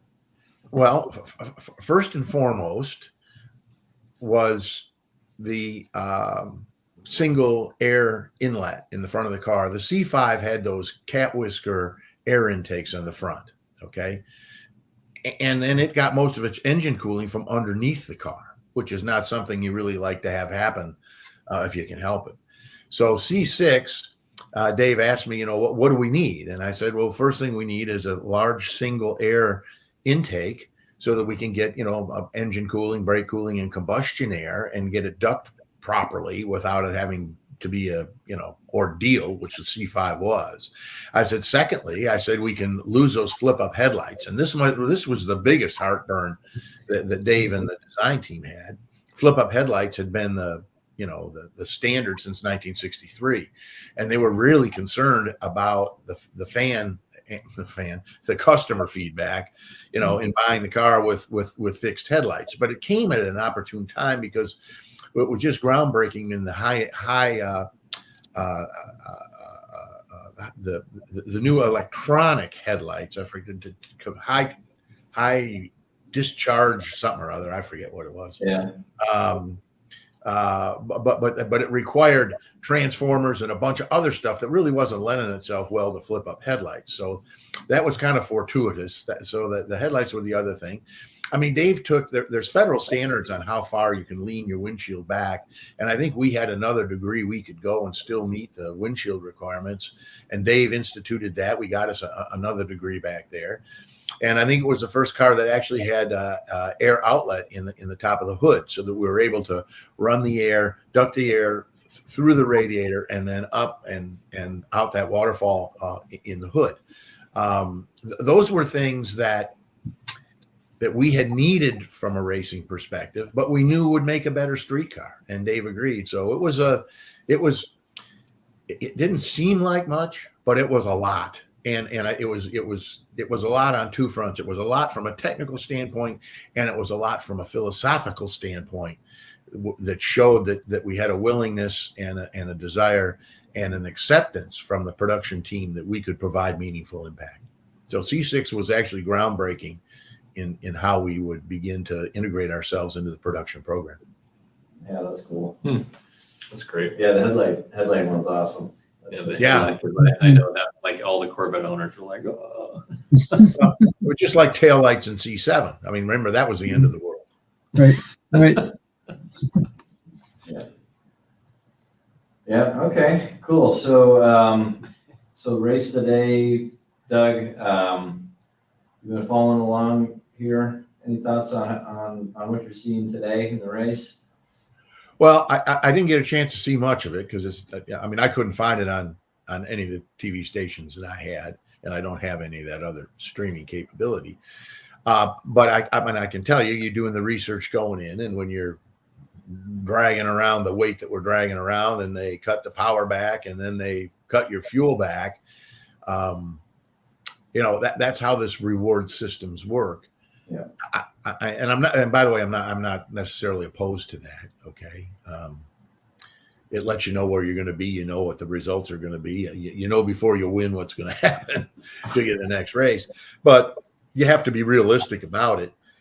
And when you look at that, as good as we are, and as great as the car is, and how wonderful our drivers perform, I mean, we clearly have the best driving team in the series.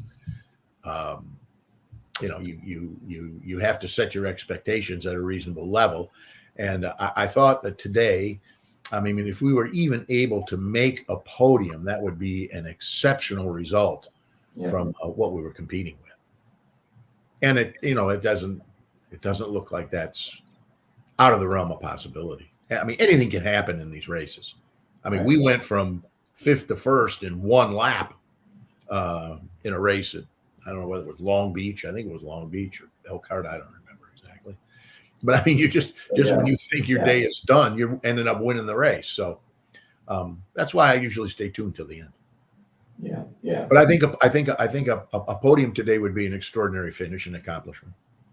Yep. No, I agree. I think that's what we've all kind of centered today around for sure. Qualifying P5 was great, and being in the mix above that. It's awesome for sure. Generally speaking, if we can get within a couple of tenths, we have a potential to win. Yeah. The issue that you have when you're carrying so much weight is that if it affects, excuse me, I'm battling a cold here, guys. The weight affects more than you would ever really stop to think. I mean, it affects your acceleration rate. It affects your braking capability. It affects your tire wear. The ability of the car to you only have to look at the in-car camera and look on a straightaway to see how it affects your acceleration. And that makes it a lot easier on the other guys. You drive your ass off through every corner on the racetrack, and you work your way through and maybe even make a pass, and you get to the straightaway, and then any Tom, Dick, and Harry can drive by you.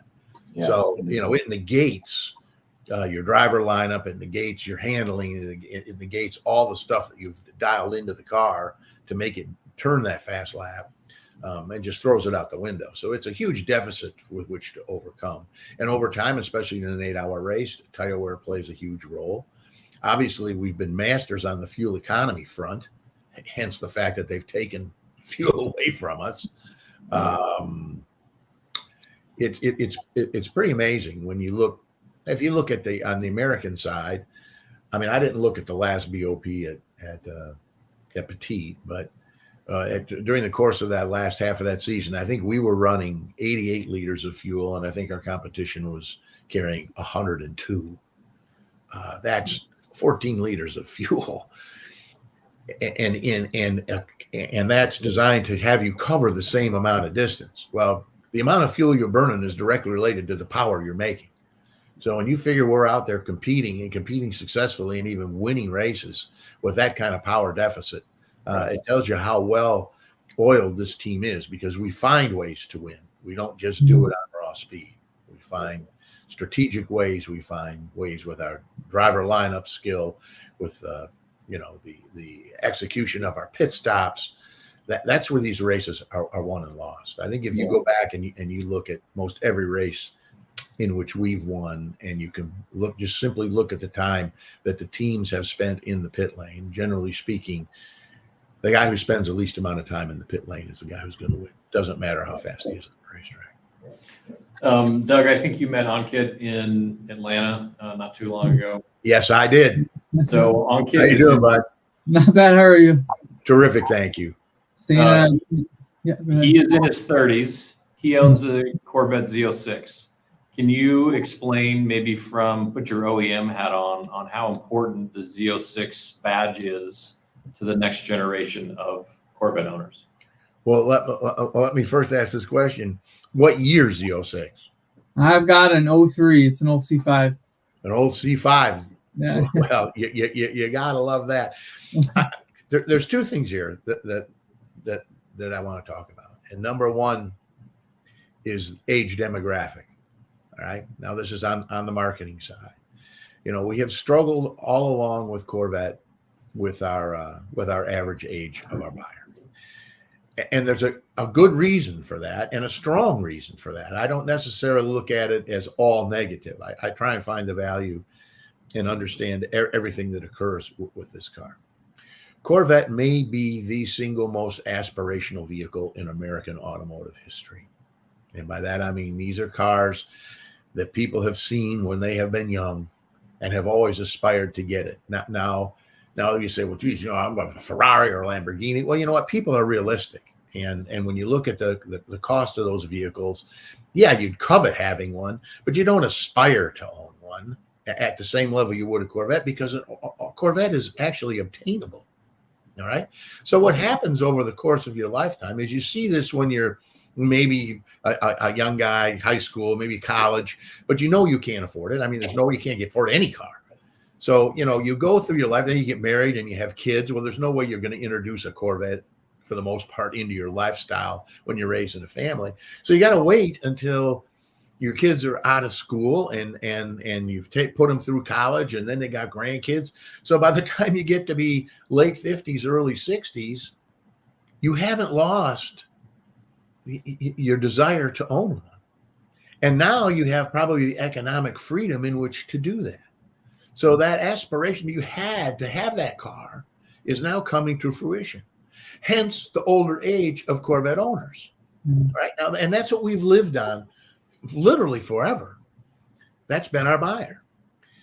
With the new generation Corvette, we have lowered the age demographic. I'd have to check with Harlan and see what it is, but it's got to be down to 8-10 years, which is impossible to do in the automotive world. And I think the other thing that's important on the Corvette is that, pick a number, around 50% of our buyers of Corvette C8s have never owned any Chevrolet product prior to them buying a Corvette C8. That is unheard of. That's unheard of. And that business is coming right out of somebody else's. All right. So you can run right down the list of all our competitors without naming names. And those are sales they're losing and we're gaining. So the fact we have a 35-year-old, are you married? I am, yeah. You have kids? Yeah, I got a 4-year-old daughter. Yeah, well, it won't be long. You'll be kicked out of the house or behind the door.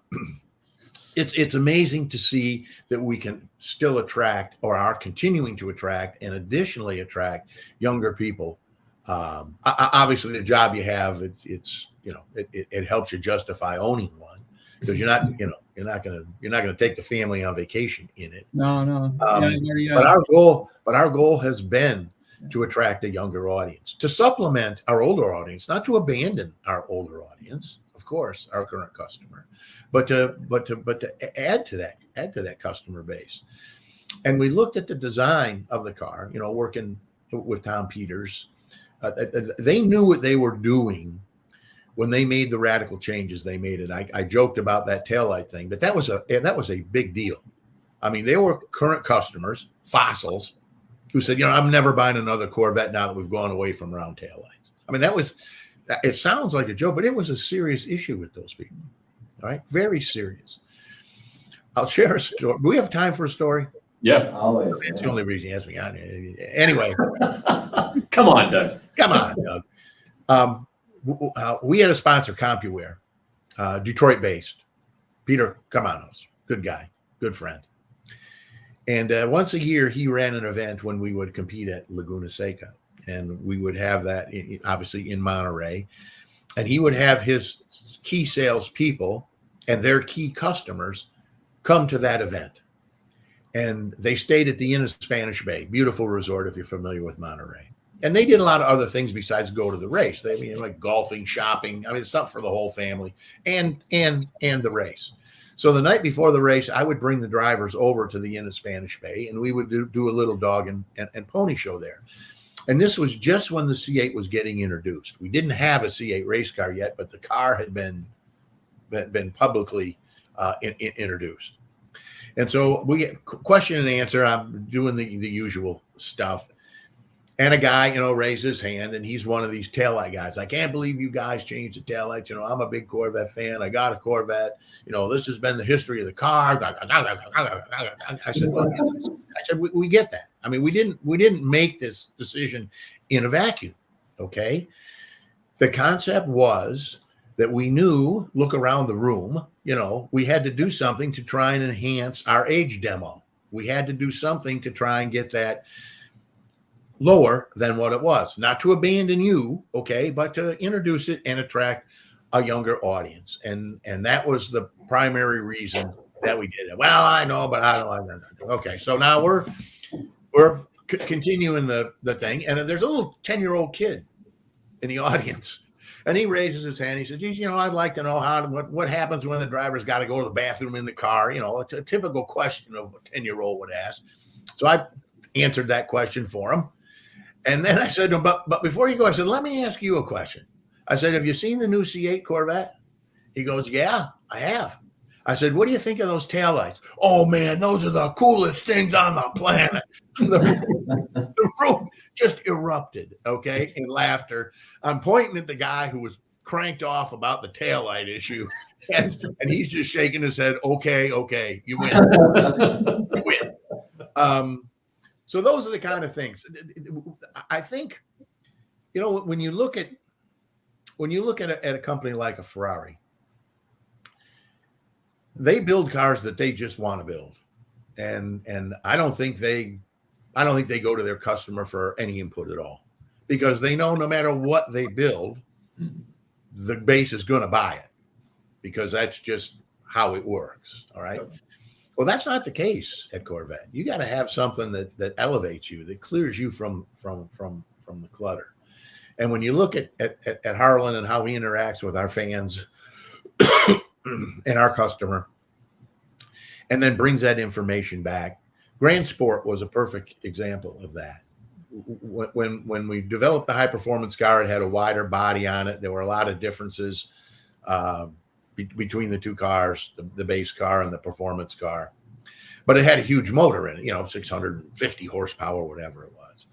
And the people would say to Harlan, because they're old, we really love the way the car looks, and we love all that other cool stuff. The brakes and all that are really neat, but we really don't need 650 horsepower. It would be great if they built a car that had just a standard power plant, but had all the visual accoutrement on it. Well, Harlan went back with that, and he attempted to make a case to build a production model that had just exactly what the customer base wanted without the power. And of course, there was pushback, because that meant it was going to be more work for somebody. And so they said, well, Harlan, we'll do this, but you got to put it on the line, and you got to guarantee us, you can guarantee anything. You got to guarantee us that there'll be a 15% take rate. In other words, that 15% of production will be this new model. They had determined they were going to call this new model, if they built it, the Grand Sport. So Harlan believer he is because he interacts with his customer. He actually knows what's going on out there, not just sitting in an office someplace. So he gets it approved and putting his own job in peril. Well, the take rate on the Grand Sport was just about 50%, not 15. Well, Perfect example of listening to your customer, bringing that feedback back, and then tailoring your production car. All right. Now, he did this at the races. That's how they did this at the races, utilizing the race format, utilizing the Corvette corrals to get this feedback, to come back and to make the enhancements on the car. There's no other performance car company in the world that does that. so the race was a focus group. Right. Well, hire a focus group. Come on. I'm talking, let's get real people. I mean, Right, people right. who have spent their own money to come to a performance event that own the car and love it, not just some schmuck off the street willing to take the $50 to participate. Yeah. Anyway, that's a long-winded, very long-winded response to what it means to have younger people involved. It's paramount to the future of our brand. And I think we've done an absolutely outstanding job. When we talk about team, think about how deep this team goes. I mean, we've got all our guys at Pratt Miller, all right? And that is, dude, I mean, I can tell you this. I've done this all my life. There's not there just isn't a more competent sports car development company on the planet. There just isn't. This is it. This is the best, not just in Michigan, not just in the United States. It's in the world. Pratt Miller is as good as it could possibly get. It's really great. So, I mean, those are the things that make the team up. The design staff, you know, Kirk Benyon's still there at design. They feel like they're part of something. And that's what creates the product that we're getting. And it goes to our fan base, you know, the Corvette corrals, to the track promoters. All right. I mean, you go down like a VIR. All right. We don't activate at VIR. It's a shame we don't, but budget restrictions, blah, blah, blah. Huge fan base, beautiful track, a little tough to get to, but an amazing place. The track people there recognize the value of Corvette, and they put on their own Corvette corral. They organize it, they fund it, they implement it by themselves because they see the value in Corvette and the value in the Corvette race fan. And you go down there and it's, you know, kids running around like crazy. I mean, that's where you got to start. It's just, it's great to see. And that's why I'm enthused, you know, that we got younger guys, people. I say guys in a generic sense, not limiting it to people who identify as male. I'm excited to see that. It's something that we've always propagated from day one, was to get the youth involved and see what we can do about prolonging the life of the car. It's been a great run for Corvette. What a terrific run. So that's a lot of good thoughts there, Doug.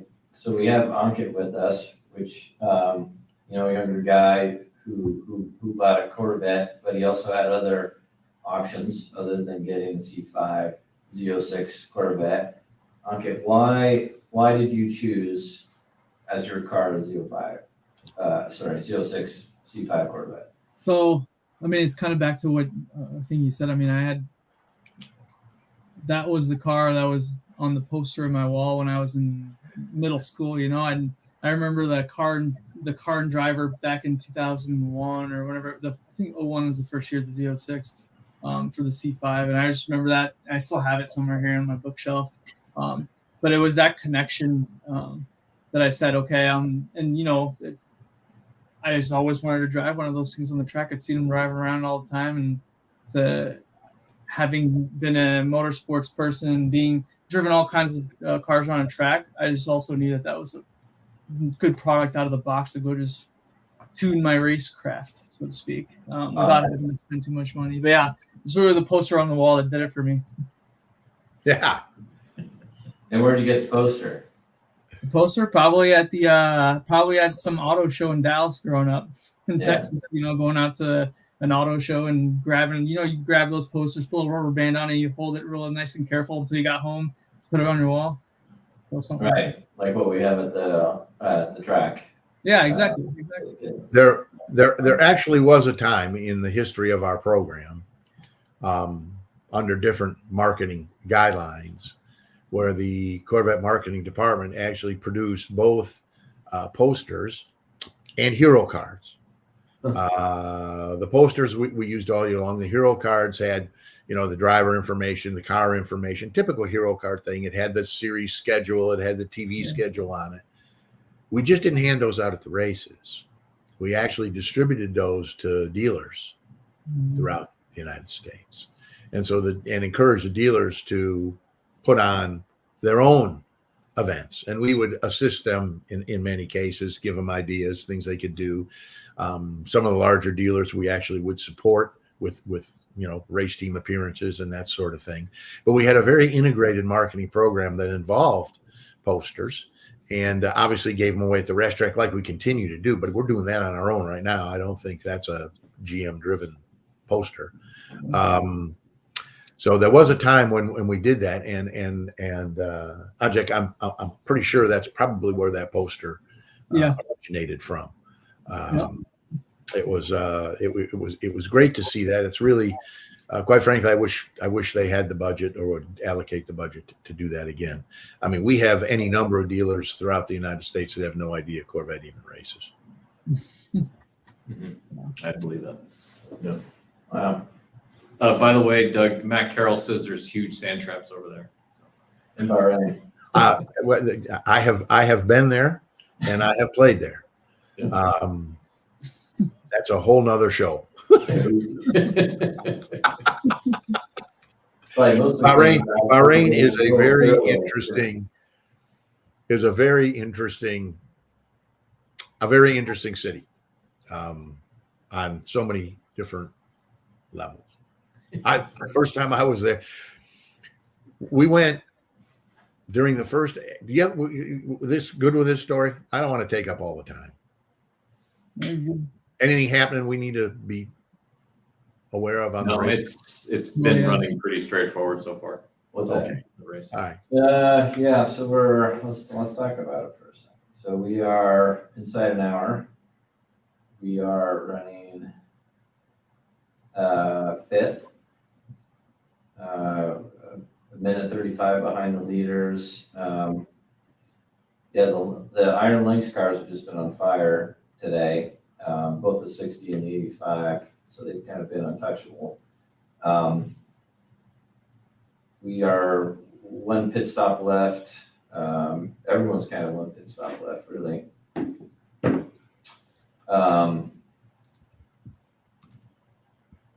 We are actually in the pits right now. So let's see here. So the 77 has already pit. Actually pit quite there you go. 197, yeah. So they just pit a couple laps ago, just at the opening of the window. We're pitting now. And then look at this, everyone's kind of in the pits. And then the 777 still has to pit. So after we get through this pit cycle, it'll be interesting to see how we all came out. Because basically all our competitors are in the pits. So if you're watching on the in-car, you can see us in the pits right now. No driver change. Nikki's going to take us home.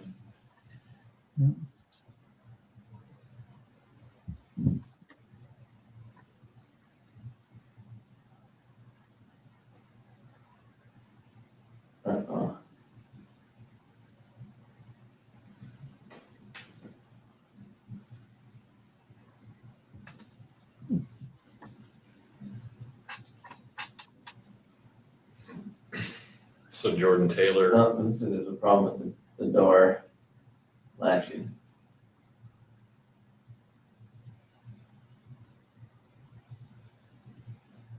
So if you're watching on the in-car, it looks like they're trying to get the door.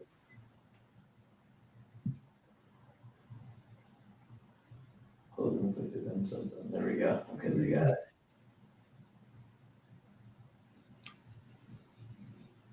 And there we go. So that's a good slow stop. 138 stop. So we lost 14 seconds on that stop. And Doug, we're also keeping an eye on Jordan Taylor's. He's doing the Ironman in Florida today. Yeah. So he has 10 miles left in the bike. He's actually gotten a little bit faster over each segment, almost over each segment. So he's still averaging north of 21 miles an hour. 24.7. His last click was 22.3. So his bike is extremely consistent. Sorry, you said 24.7? Yeah, for one of the stages or one of the Maybe they turned and they got the tailwind. probably. So I think it's kind of like a out the back. Hey, no one needs to know that. Okay. Yeah. Oh, do you know where in Florida they're running it? Panama City. Yeah, Panama City. So yeah, you bike north, you go head up north for 50 miles, about 55 miles, and you turn around and you come back the same direction, I think. So this is a full Ironman. full Ironman. Yep. Yeah. Have you guys done any of that stuff? We both have. Yeah. I did what they call it Yes. adventure triathlons, which were rather than the swimming, they did open water kayaking. Mm. But it was obviously not. I mean, I did this in my 50s and 60s, so it wasn't full Ironman stuff. But I can tell you that it is, as you know, I mean, it is absolutely brutal. I remember watching the first Ironman on Wide World of Sports, Yeah, and that's right. they said what they were going to do. You know, they were going to swim 2.5 miles, they were going to bike 110 miles, and then they were going to run a 26-mile marathon. I said, man, they're going to do that back to back to back over 3 days. I said, those guys will be dead. Well, then I'm watching this thing and they're making it sound like it's going on in the same day. I'm thinking, there's no way possible anybody could do that in a day. I mean, I was just jaw dropped, glued to the TV thinking there's going to be dead people. Well, it's just, well, as you know, I mean, people who have never done it or attempted it have no idea how brutal it is in the, the different muscle groups. I mean, we started out with a kayak thing, and it was a 2.5 mile. We did in Lake St. Clair. I mean, open water kayak thing. Got out of that, and I was fine. Got on my bike. The bike was only 20 miles or something. Yeah. Got off that bike, and then to move from the bike. I mean, you could walk around fine, but to try and run after biking with the muscle groups, it was like your legs were rubber bands. Yeah. And it just, I mean, it was, so doing that is just an extraordinary accomplishment. Yeah. I love that. He is in amazing shape. I Yep. mean, there's not an ounce of fat on him. No. And I know one of the bigger drivers to start doing triathlons was Senna. I know he was pretty open with that and showed people how he was training. I remember seeing a picture of him in the late 80s wearing a heart monitor. Mm-hmm. So it's you can only squeeze so much juice out of the car, and at one point you got to turn to the driver and do the same thing. Yep. So that's another really great way to train. Ollie ran a few years and he was into the marathon running, just the 26 mile deal, which by the way is Also, incredible. So he had gotten into that, and they all use biking as training. I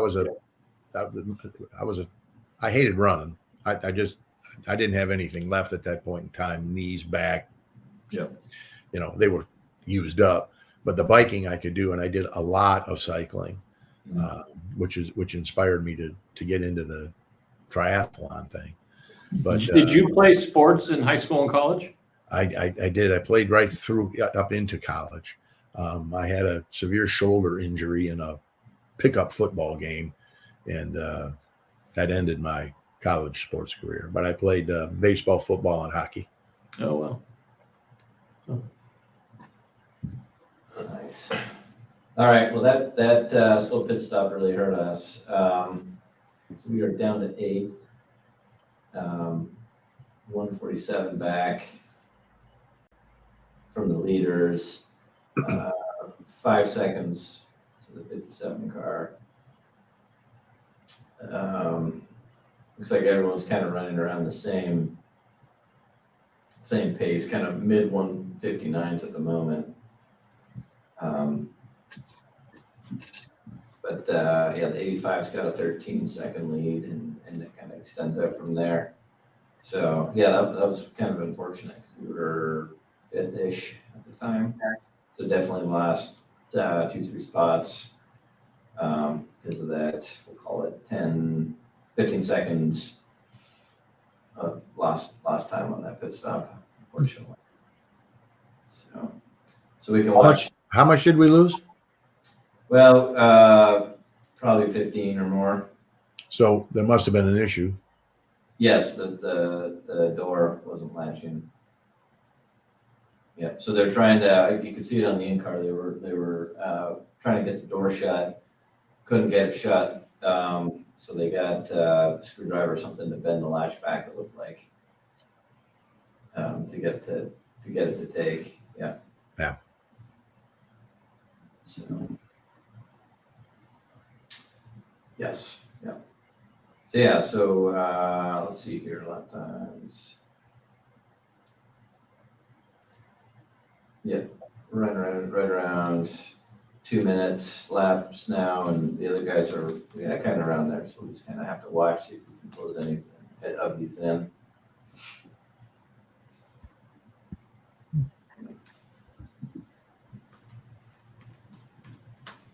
So have you been to all the WEC tracks, Doug?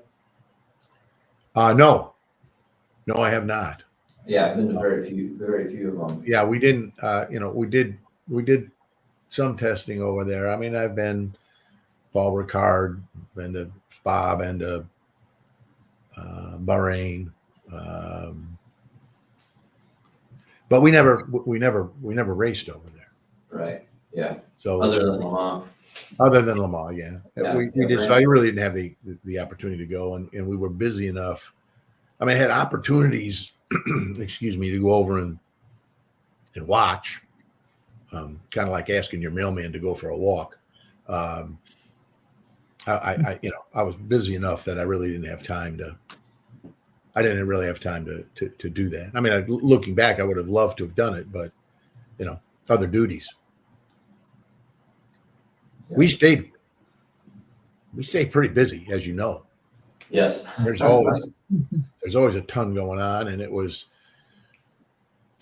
in those days I had to spend a significant amount of time downtown trying to keep everything afloat. Right. Yeah. Yep. Yeah. So okay. So we just ran a 159.9. Guys in front of us are about 2 flats. So gaps look like they're all kind of holding steady at the moment. So we've got 50 minutes left here. So, but I mean, we shouldn't be too disappointed. Remember, we are the WEC champions. We won that 2 races ago. So all is good, and there's going to be a big party at the end to celebrate it tomorrow. Is there a WEC banquet? Yeah. And Yeah, supposedly it's pretty big to do. So do we know when it is? Matt and Brandon are over there for that. Is it so? It's immediately following this event. Tomorrow. Yeah, it's tomorrow. It's tomorrow Yeah. in Bahrain. Yeah. I guess all the teams are at the same hotel, or most of the teams are at the same hotel. Matt said it was west of the track on the coast. And Brandon said his room is like 200 feet from the main stage, and they were doing a rehearsal last night. Oh, good. So they were very loud. So, but yeah, it's definitely tomorrow. Yeah. It's an interesting place. Yeah, I've never been. I would really like to go just to see and take in all that and the different culture. Well, it's you when you go, you don't get to see too much because you're restricted on where you're advised to travel. Yeah. But it's still, I the first time I was there, it was during the first Afghan war, and working with Navy USO, took the drivers over there after Le Mans, And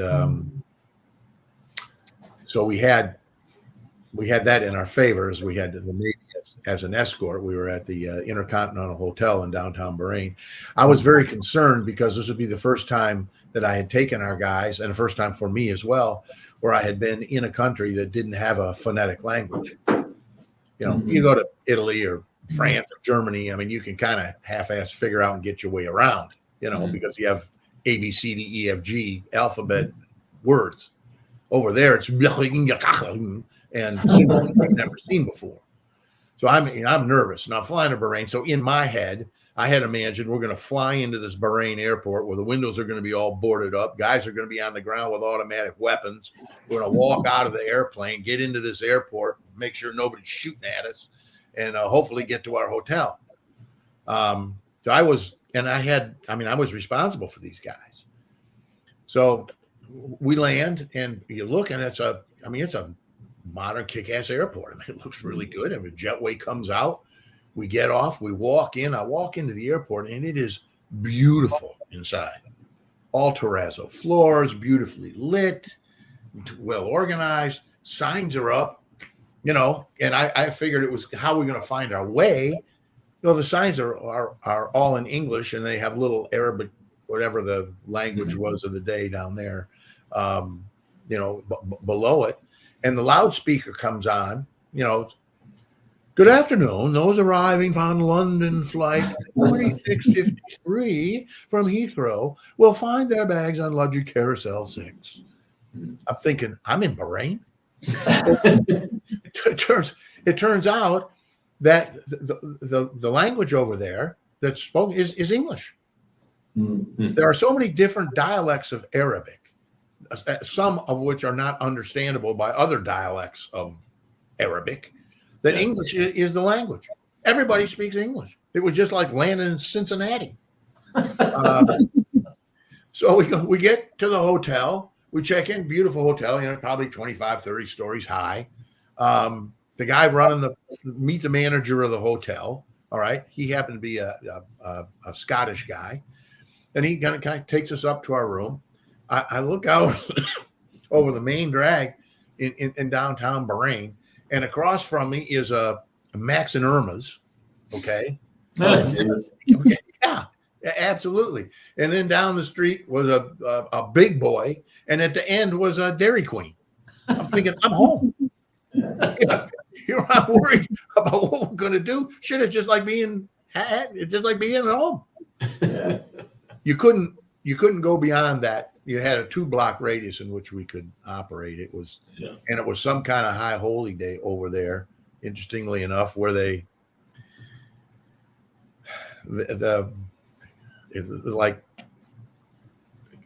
guys, for whatever reason, get flagged with these whips, and that cuts their back open. They're all bleeding, and then they walk around like this. That's 2 blocks over, and they don't like us seeing that. So it was a time that, I mean, they were very insistent. Our travel was closely monitored, because if you wandered out of those 2-block areas to where these guys were slapping each other around, you were going to jail. So it was a great learning experience. We had a ball. We had a great time while we were there. Yeah. Yeah, and I hope to get there at some point. Yeah. So yeah. Sounds like an experience. Well, we'll go into that another time. We flew out to the aircraft carrier JFK while they were during the war. I mean, they were running 24-hour sorties off this carrier, but that's a whole nother story. Yeah.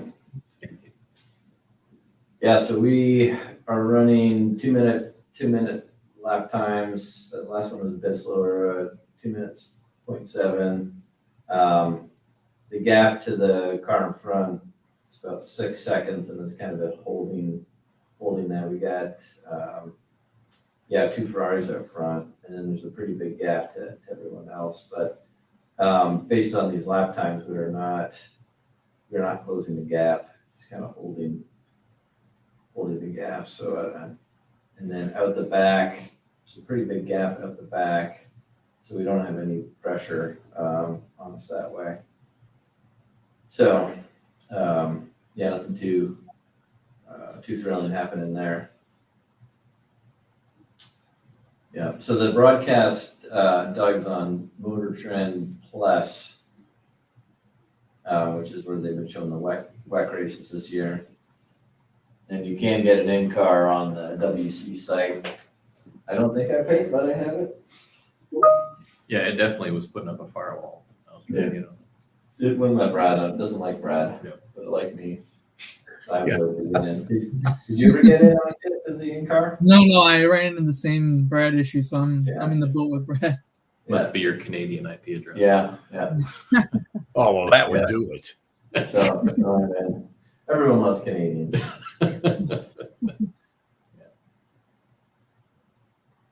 Yes. So they're just talking to Nikki and telling him what the gap was, which is about 6 seconds. Holding steady. So yeah, there's been there was one full court or a couple full course yellows today, Doug, and that was it. Very little on track excitement. There's definitely a little bit of excitement at the start of the race. The Cadillac locked up its brakes, and he was on the inside and kind of pushed through and took a couple friends with him off track. But that was kind of it. Other than that, it's been pretty low drama. A couple spins, but that's kind of it. You know, it was. I remember watching the Bahrain track had just opened and they were running their first race, and it was broadcast on TV, and I happened to be flipping through the channels. I wasn't specifically looking for it. I saw it. I actually thought it was a video game when you saw it on TV because it was nighttime. Yeah. But it was so well lit and so colorful. You know, they painted different areas of track, different colors for the runoff areas and stuff. Yeah. It on TV, it looked like a video game. I had to watch it for about a minute before I could figure out it was actually a real race going on. Yeah. An amazing facility. Yeah, when we had Brandon came on earlier, it was right when it got dark there. He's like, you can hardly tell it's nighttime here. Yeah. Everything is so well lit, and you can see it watching on TV. Unless they kind of zoom really far out where you can see darkness, it's insanely well lit. It's crazy. Yeah. Are you guys actually watching the race on video? Yeah. So he's saying it's the paddock and everything. It's just crazily lit. Yeah.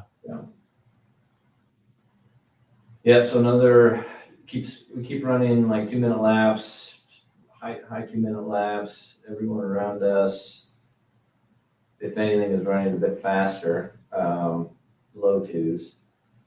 So I doesn't look. Now there's 7-second gap to the Ferrari in front. So not sure we're gonna. Oh, there's a yellow flag now, but it's only the local yellow. And what turn is that? I think that's 13. It's only a slow zone, whatever they call them. It looks like yellow. Local yellow. Yeah, 38 minutes to go now. Yeah, the Toyotas have been super fast today. They're the lead Toyota has a 45-second lead. And the second place Toyota's got 1:45 over the Ferrari. So they're schooling everyone pretty well right now.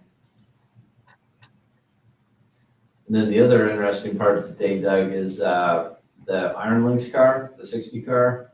Yeah. They were absolutely on fire.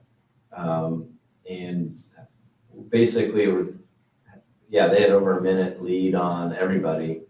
Well, come to find out, their bronze driver wasn't feeling well enough to drive.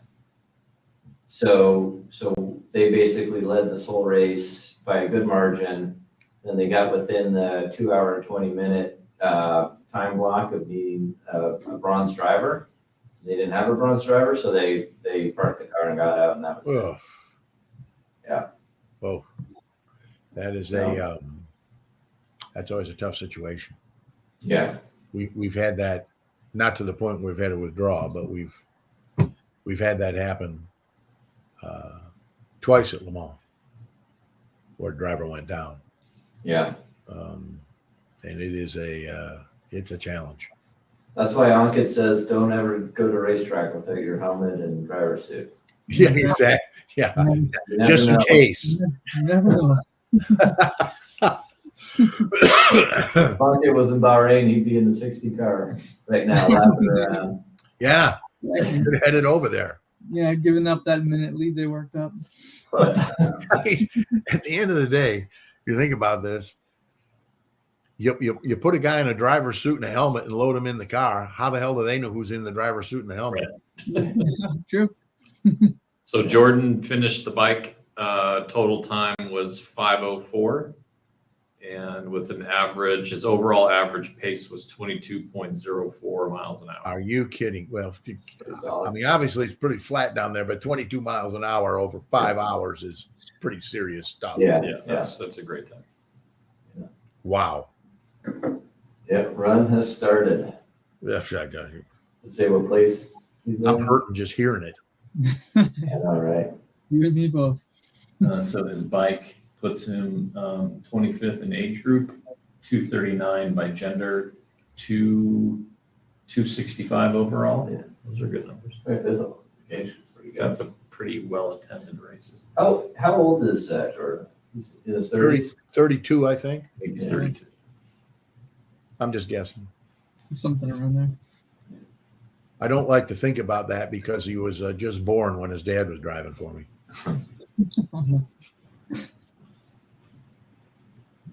Yeah, all right. Now we're dipping into the 201s. That must have had some traffic because he was definitely off the pace. Yeah, 8 second gap to the car in front. So we're definitely not catching.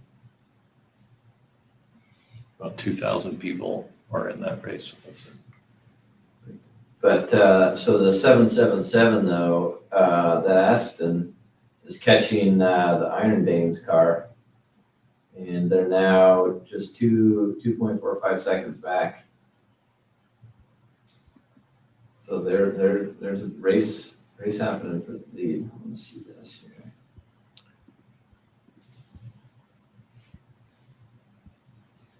Yeah, so this dark green at the bottom, that is the 777.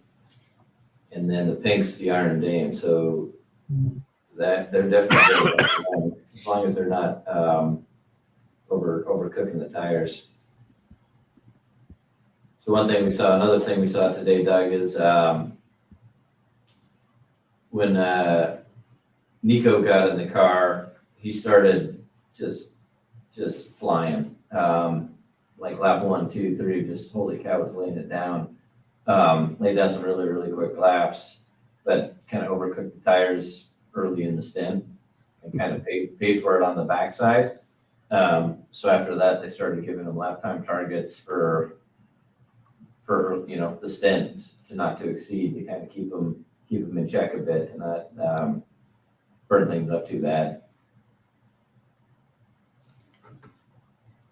So we'll have to see. Yeah, so that gap's now down to 1.8 for the lead.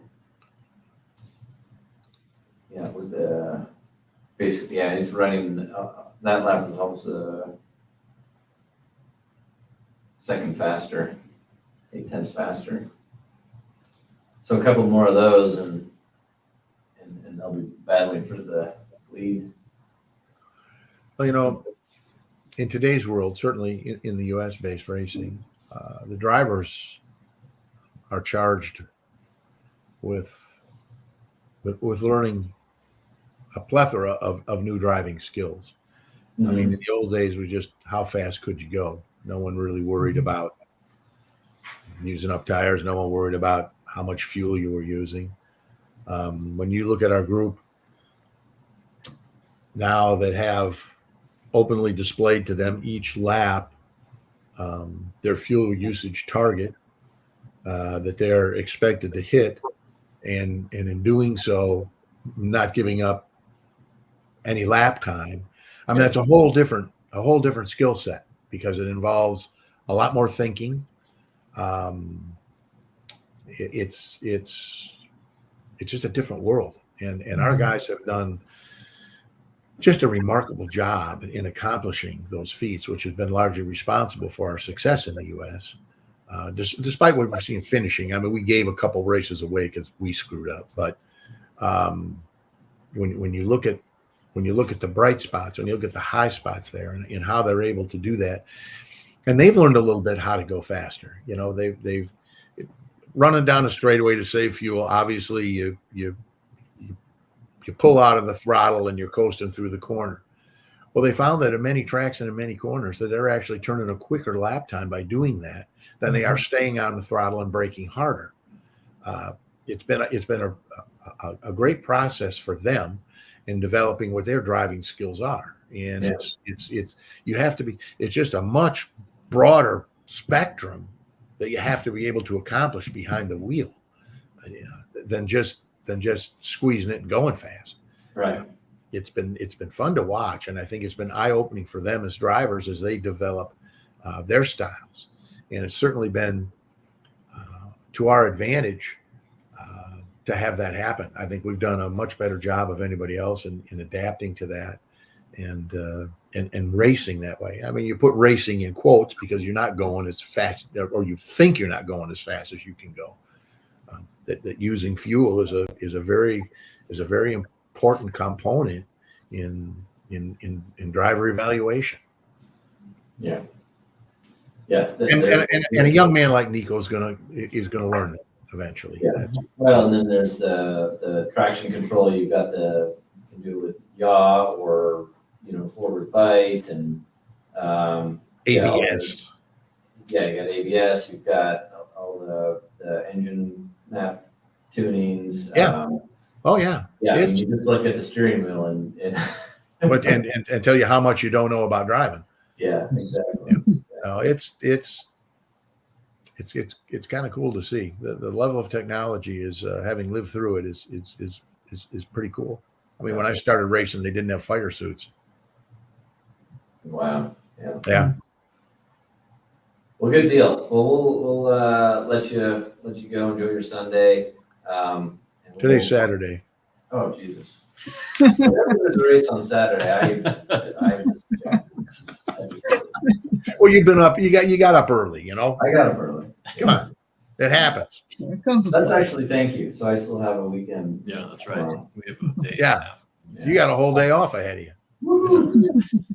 Awesome. All right, Thanks, guys. Doug. Listen, thanks, Doug. Thanks for joining I in. appreciate you having me, and I appreciate the fans that we have watching. Yep. To those that are still on board, it's great having them, and I'm really looking forward to next year. See if we can put something together. I'd love to be back and participating. So, and I want to thank you guys for what you're doing. This is all groundbreaking stuff. This is something we've never had before, and I think as time goes on, the fans are going to come to really appreciate it. We announced down in Hershey last week the new initiative that you guys are putting forward for fan engagement, and I think that's a great step forward as well. So good luck to you on all of that, and enjoy your weekend, guys. I've had a ball being here. Right on. Thanks, Doug. Thank you. All right, buddy. Have a great weekend. Bye-bye. Yeah. Look at that. 27 minutes to go. All right. That gap to Iron Dames is, what is it now? 2 seconds, it looks like. That's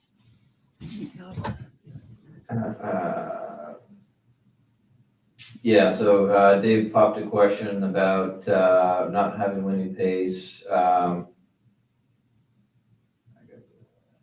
No. So Luke is 20 horsepower and 100 pounds, but close. So yeah, that certainly impacted us today. We had a couple slow pit stops too, which we gotta own up to. But yeah, certainly the pace hurts for sure. But yeah, now we are, let's see here. Running 201 threes. Gap is up to 10 in front.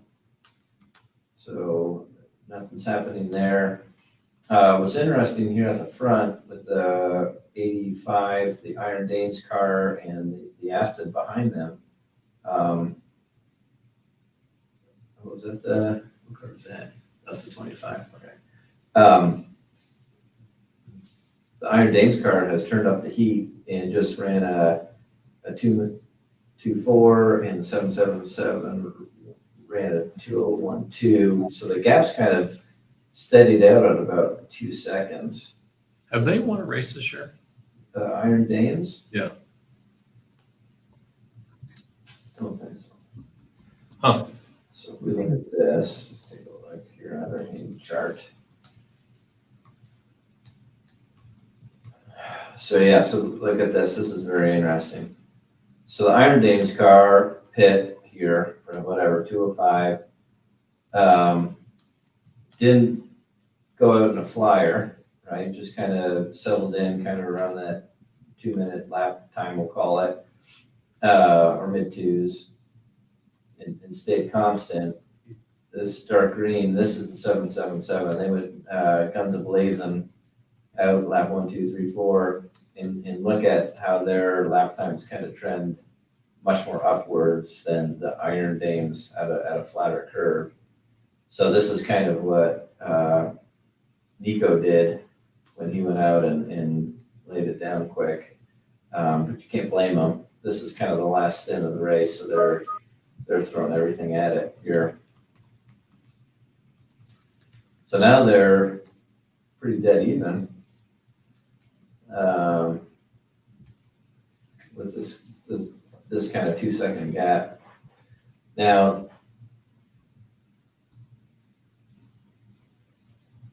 this 777 also lap time may be slowing down because he is getting up to the 85, but it's still 2 seconds. He's not right on him.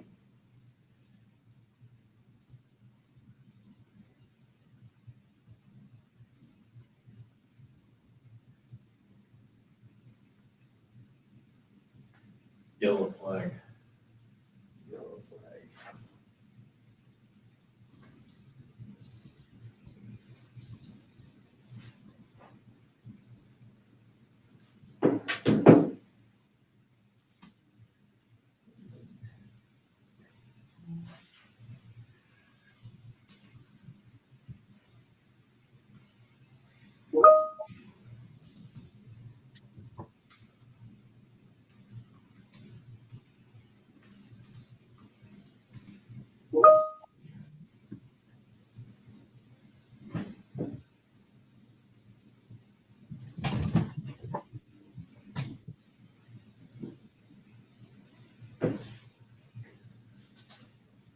All right.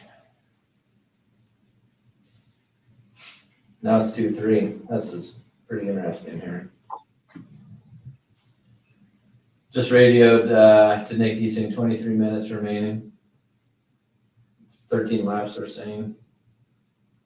So that car that passed us there, that is not for a position. That's the 83. That car is a lap down. So no concerns on that. So that lap of 2:03.1, that was pretty slow. We kind of got pushed out by a Porsche. And gap is up to 12 seconds. And we're still pretty safe out the back. Very safe out the back. Another game. My daughter just knocked on my door and let me know that I'm missing the end of the race. I don't think she knows. I don't think she knows what I'm doing. That's awesome. Yeah, this 85.777, the gap was down under 2, but then it just jumped back up.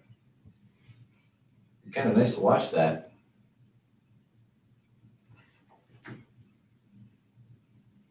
She's got it. I mean, she can run under 2 minutes, like almost whenever she wants.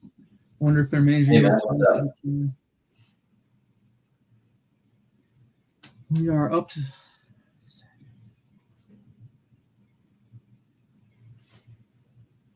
I'm here. How are you?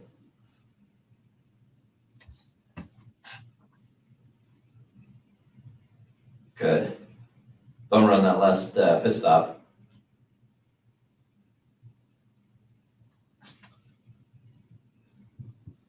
Yep, copy that.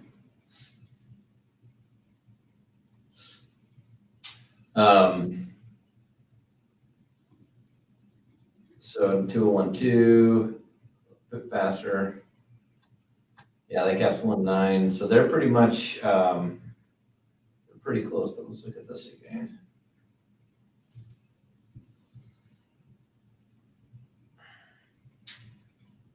So that here, let me close some of these other ones.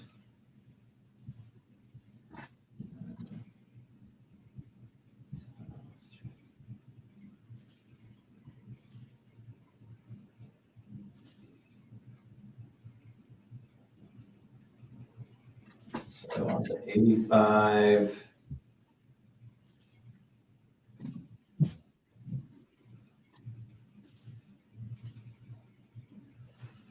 So there you go.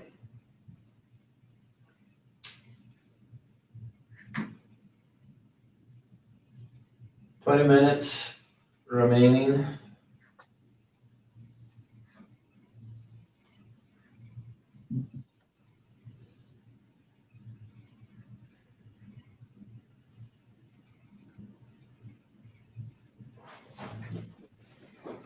The gap's just hovering right around 2.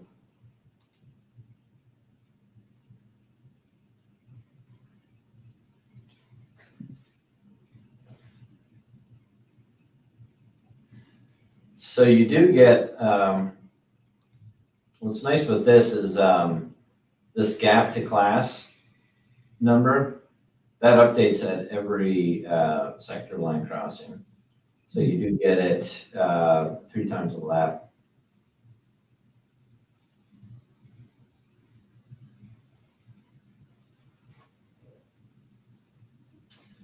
So Nikki just got his 4th track limit. So one more and we get penalized. But we're down to the end. Oh, now on TV they are showing the 777 Aspen and the Iron Dames folks. So if you look at that, they do have a bit of a gap. It's actually growing. It's now 2.6.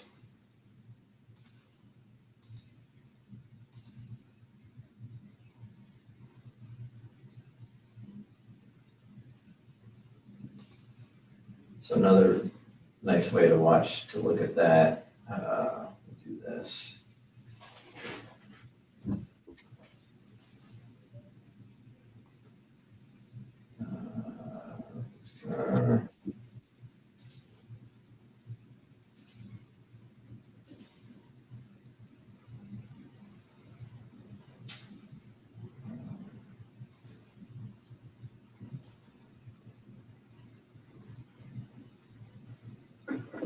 I can go do this.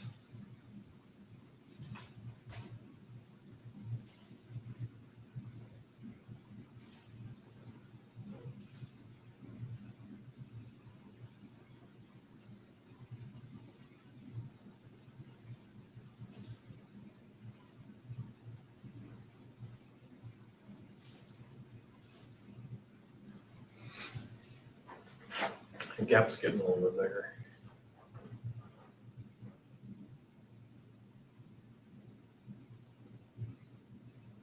See if this works.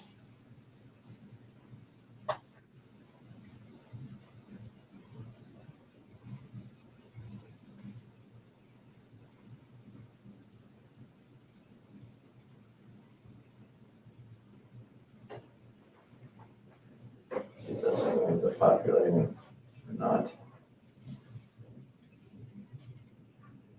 Sometimes things take a while to get data. What kind of sorcery are you doing over there? I'm trying to get a gap plot. Doesn't look like it wants to cooperate though.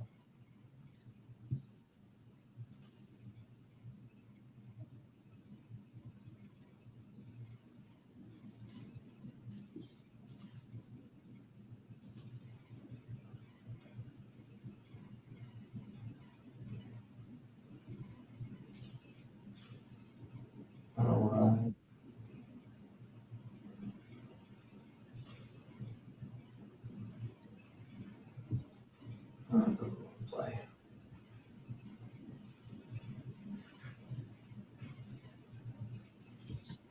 Still watch it this way. It's 1.8 now. They closed it in a little bit, but let's see what happens.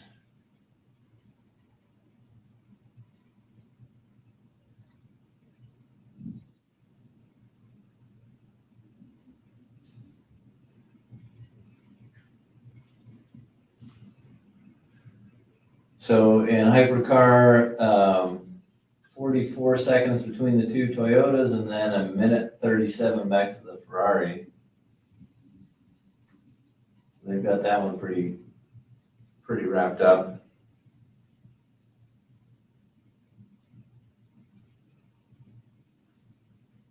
Two miles in to the run, average pace 7:57.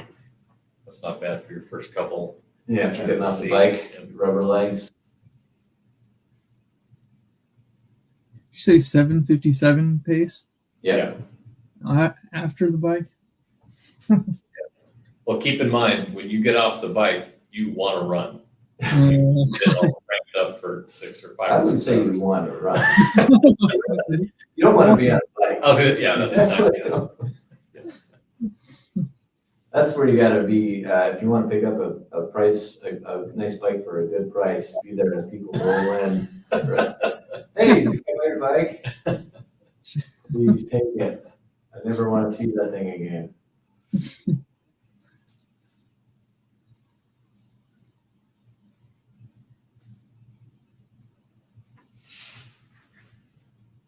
$1.6.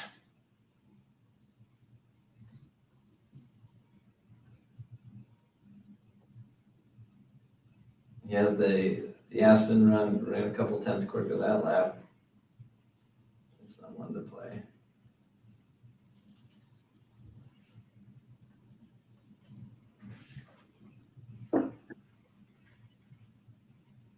this is the 2 liters and us. Yeah, Yeah, there you go. Yeah. yeah. So this really highlights that the Aston went out hard and burned down his tires early in the stint there.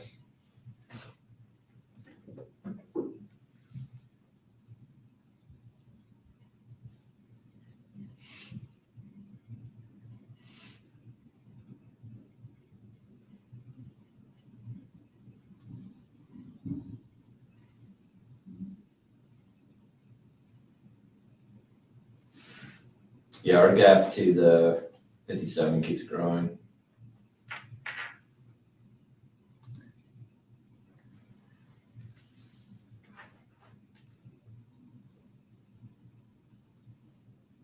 Yeah, yeah, they're talking that the race leaders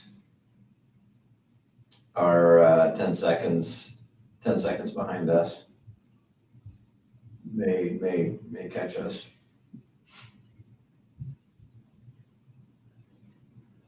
But I don't know if there's enough time or not.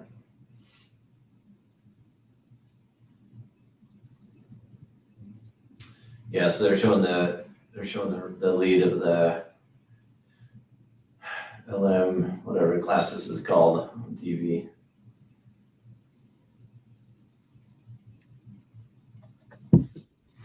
LMGTE AM. Yes, that one. Rolls right off the tongue. I know. We'll just call it GT class. Yeah.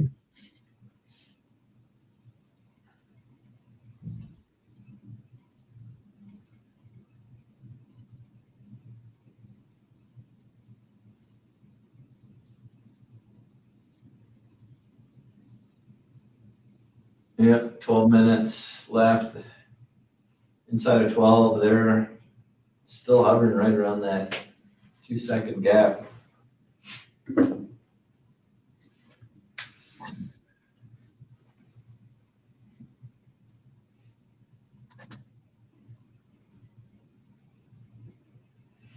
it opened up there, 2.5 now.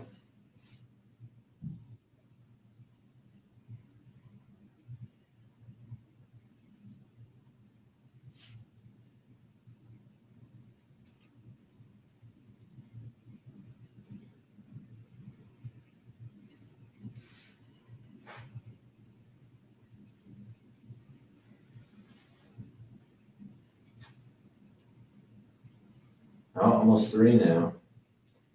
So the 85 there laid down a good lap relative to the 777.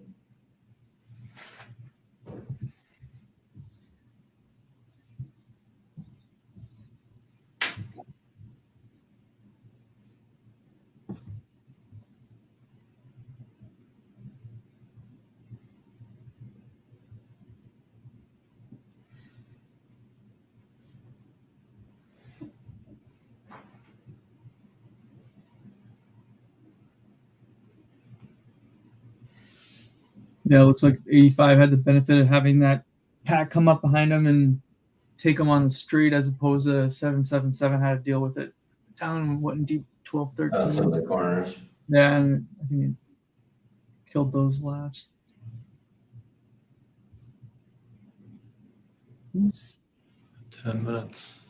They're catching up to the back of the GT pack now. Yeah, they're about 10 seconds to getting us. Yeah.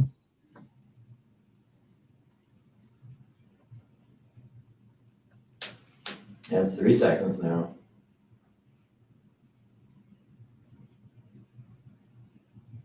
You know, after a long endurance race, if I go drive, it takes me a couple hours to stop flashing people as I pass them. Forget that that's not where I'm at.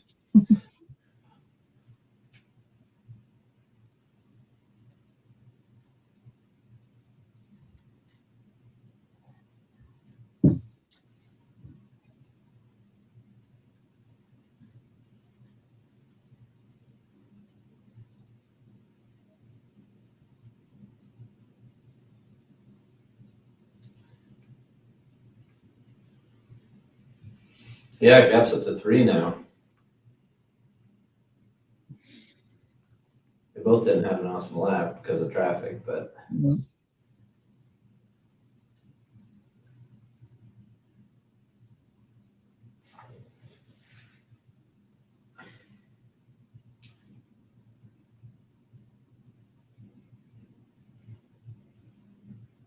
so the Team Jota there's 1.7 back from the 50 Ferrari. So that's pretty close. If they wouldn't have had that drive through, they would have for sure been in third.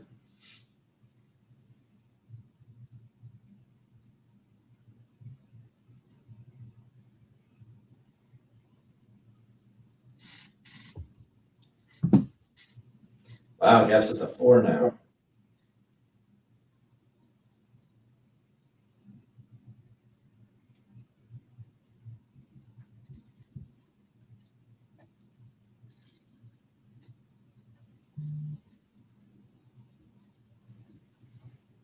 Current gap, yeah, they're showing the gap growing.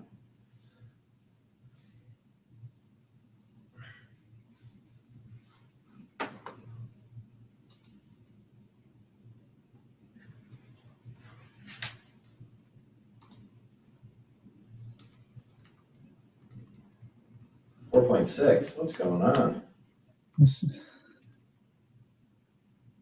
They're hitting their GT traffic, and that's tougher to get around.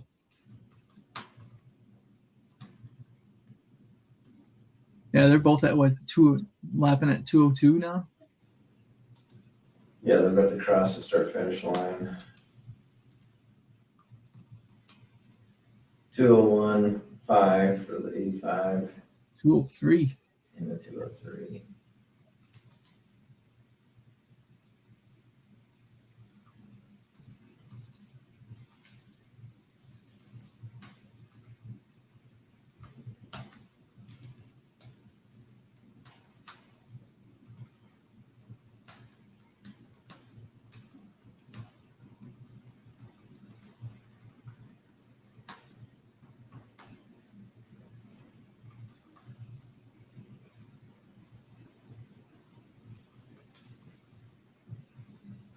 we're about 18 back now.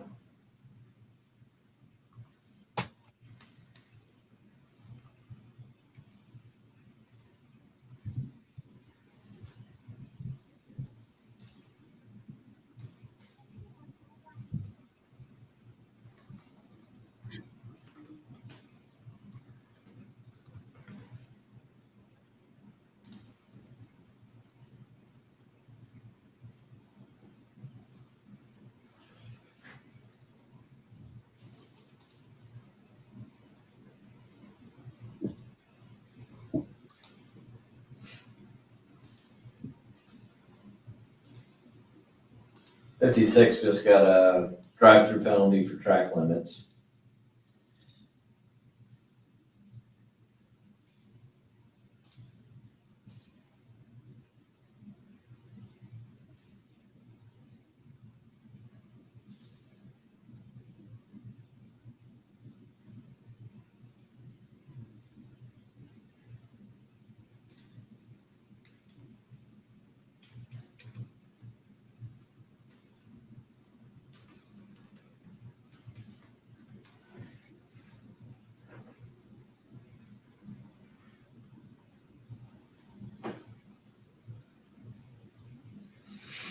Yeah, thanks. Thanks, Matt. Thanks for joining on.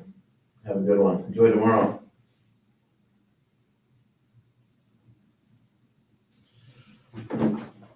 All right, some questions here. Before I said close.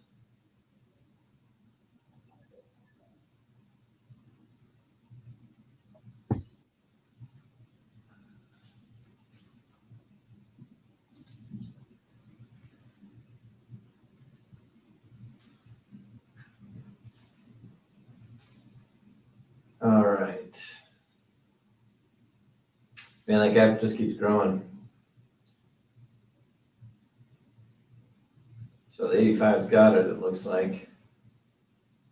Oh, Ferrari's fun. Again. Yeah, that's the 77. That car's for position. You're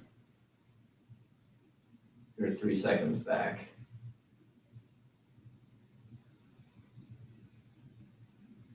I can see it on the map. So yeah, you can see the 77 on the map in front of us. It'd be a nice bonus to get another spot. Doubtful that in 3 minutes we'll get it though. Yeah.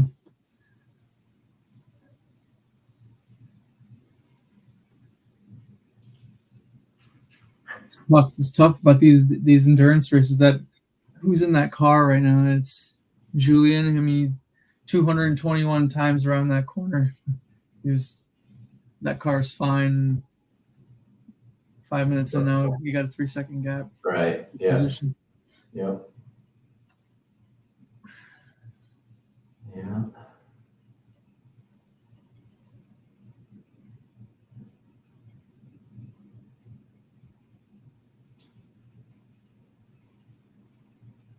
Let's see what lap time they run here.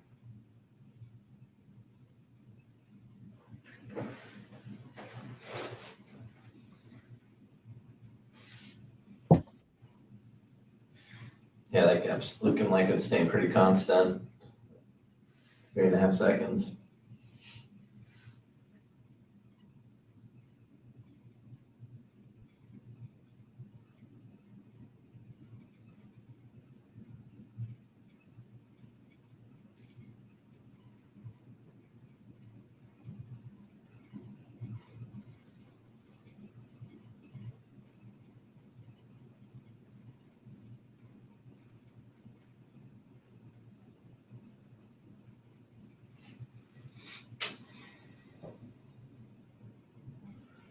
See what it is at this one. Gap is, yeah, no, 4. Well, I don't know, 3.5-ish still.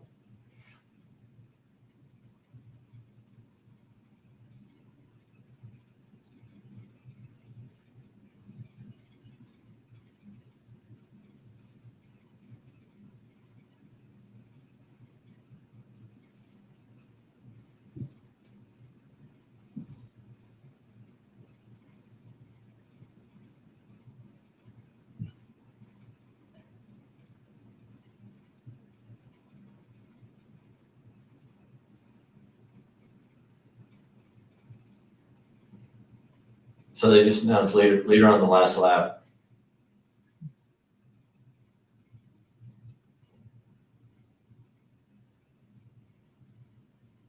So if we get past, which we will, this will be our last lap.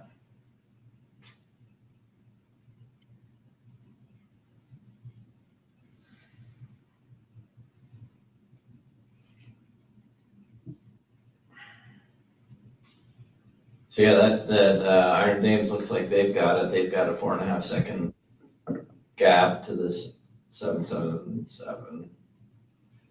We are getting passed by the race leader right now.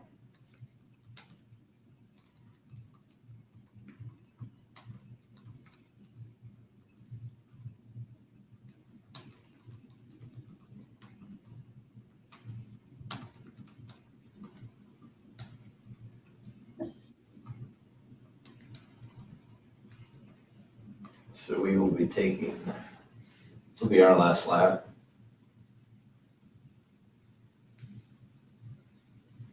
They just radioed over race control that all teams can go to the pit wall. That's like the tradition where everyone goes and lines up.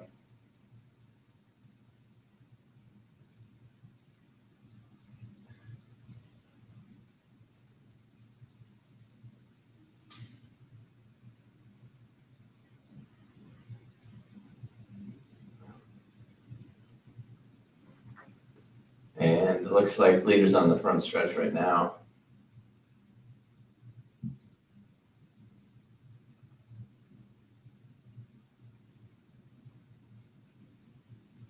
There it is.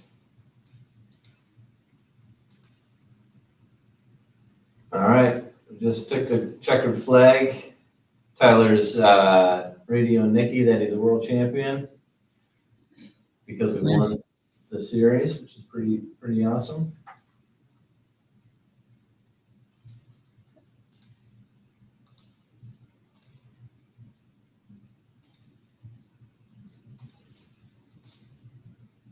Yeah, Nikki's saying some nice words to the team, thanking them for the year. Yeah, and saying see you all next year because he's going to be driving for us next year in IMSA, which will be awesome. So Iron Dames take GT blah blah blah class. So that's good for them. That's a big win. That's a big win. They've been fast all year. Yeah, They deserve this for sure. They earned it.